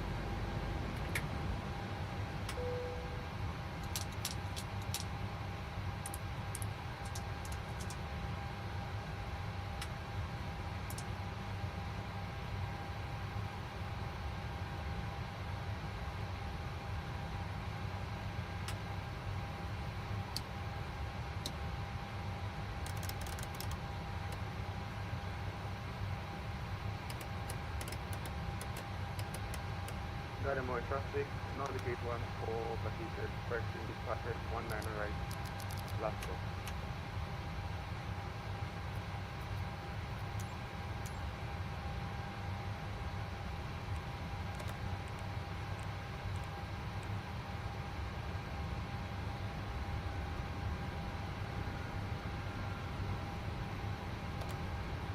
Good, then shutdown checklist to the line.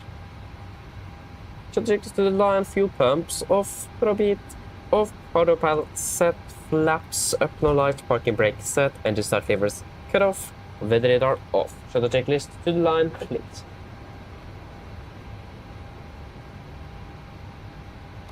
Wonderful. Yes. Flight time ended up being 2 hours and 42 minutes.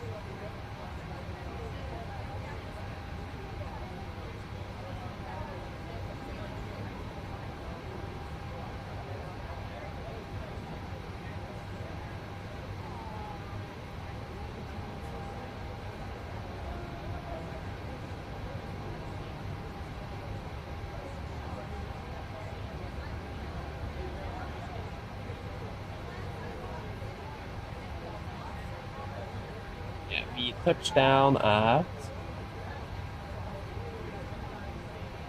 12:44. 12:44, and we parked at about 49. Yeah, 12:49. 49.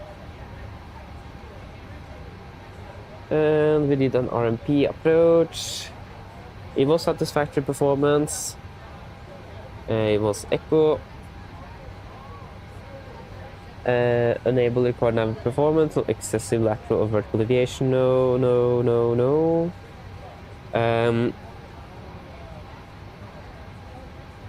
Sharp. Right. Corrective. Turn on final left R turn.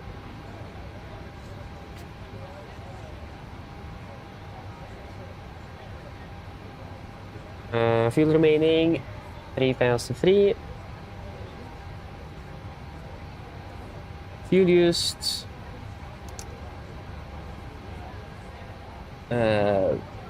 Wait a moment here. Need to do something here first. There you go. 4, 5.6, 5.72. Oil quantity is 87 and 82. Dry and dry. Send report. And we can sign off. Are there anything you guys want to add in the technical log? Or are we happy with that tech log?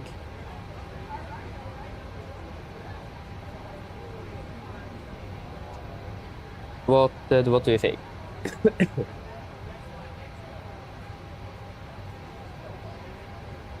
Nothing? No. Then shutdown checklist below the line. Shutdown checklist below the line. Technical completed, EFB completed, shutdown checklist complete. Wonderful.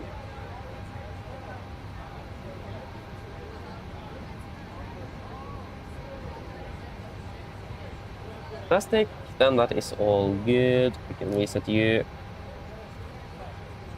We give the crew a ground speed reset at least. Midwinter welcome, hope you're doing well. Good afternoon. Block still welcome back again. Yeah, that is an add-on called FSLTL. So it's found in the fly-by-wire installer. It's a free add-on. Recommended. Scotty still welcome back again. How much GSX costs? I actually don't remember. If you just Google GSX, then you will find it. I don't remember. Gascom, hello, welcome, hope you're doing well. Hope I said it correctly, but in apologies. But yeah, I'm not sure when you said it, but we are in Oslo at least, so. Pretty much finished, just waiting for the passengers to deboard the aircraft before we can leave.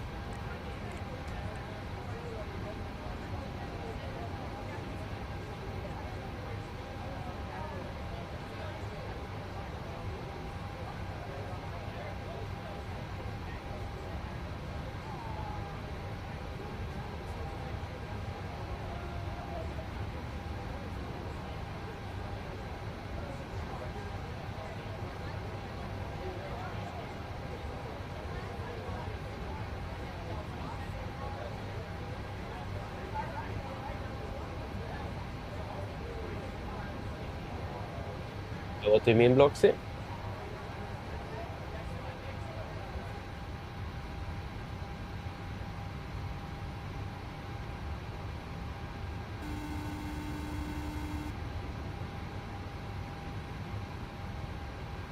No, I'm not. I'm not. Hello. Hi. All passengers have left the aircraft. Bridge landing, by the way. We barely felt anything. Yeah, thank you. If you need anything more, just give me a call. Of course. I must say though, that approach could have been a little bit better. Yeah. Let us leave the aircraft. Have we got everything we need? No, we haven't.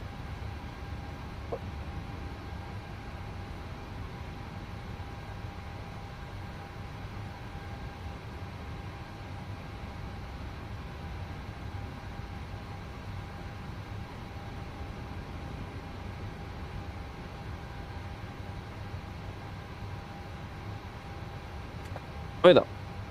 That was the mic. The PA mic. Or the intercom, or whatever you will call it. Yes, wonderful. Now we can leave. Got everything we need, so. Beautiful, beautiful, beautiful. Ay, ay, ay.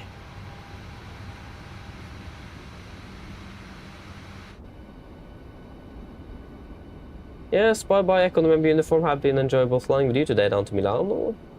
And yeah, we're flying tomorrow again. You're flying to Amsterdam and Copenhagen. Hopefully that will actually be correct in regards to the aircraft and that kind of stuff, because I'm actually not 100% sure if one aircraft will be flying both of them. I looked at the flight a year ago, so we're to see if there will be any changes. No, I don't fly every day. I mean, I flew... the last time I flew was on Monday. So no, I don't fly every day, I don't. When I'm flying here. So. Melvin, yes, I would recommend it. It's a very good aircraft, it is. So if you want to fly 777, definitely go for it. Or generally a long-haul aircraft. But yeah, that was it for today. We should round it up. Again, we're flying to... yeah, we're flying to again. Yeah, again, Copenhagen and... Copenhagen and Amsterdam, hopefully, if everything goes according to plan. And yeah, I hope that you guys have enjoyed, and yeah. Yeah, the freighter, I haven't flown with it, but I mean, if you want to fly freighters, yeah, definitely go for it. And if you I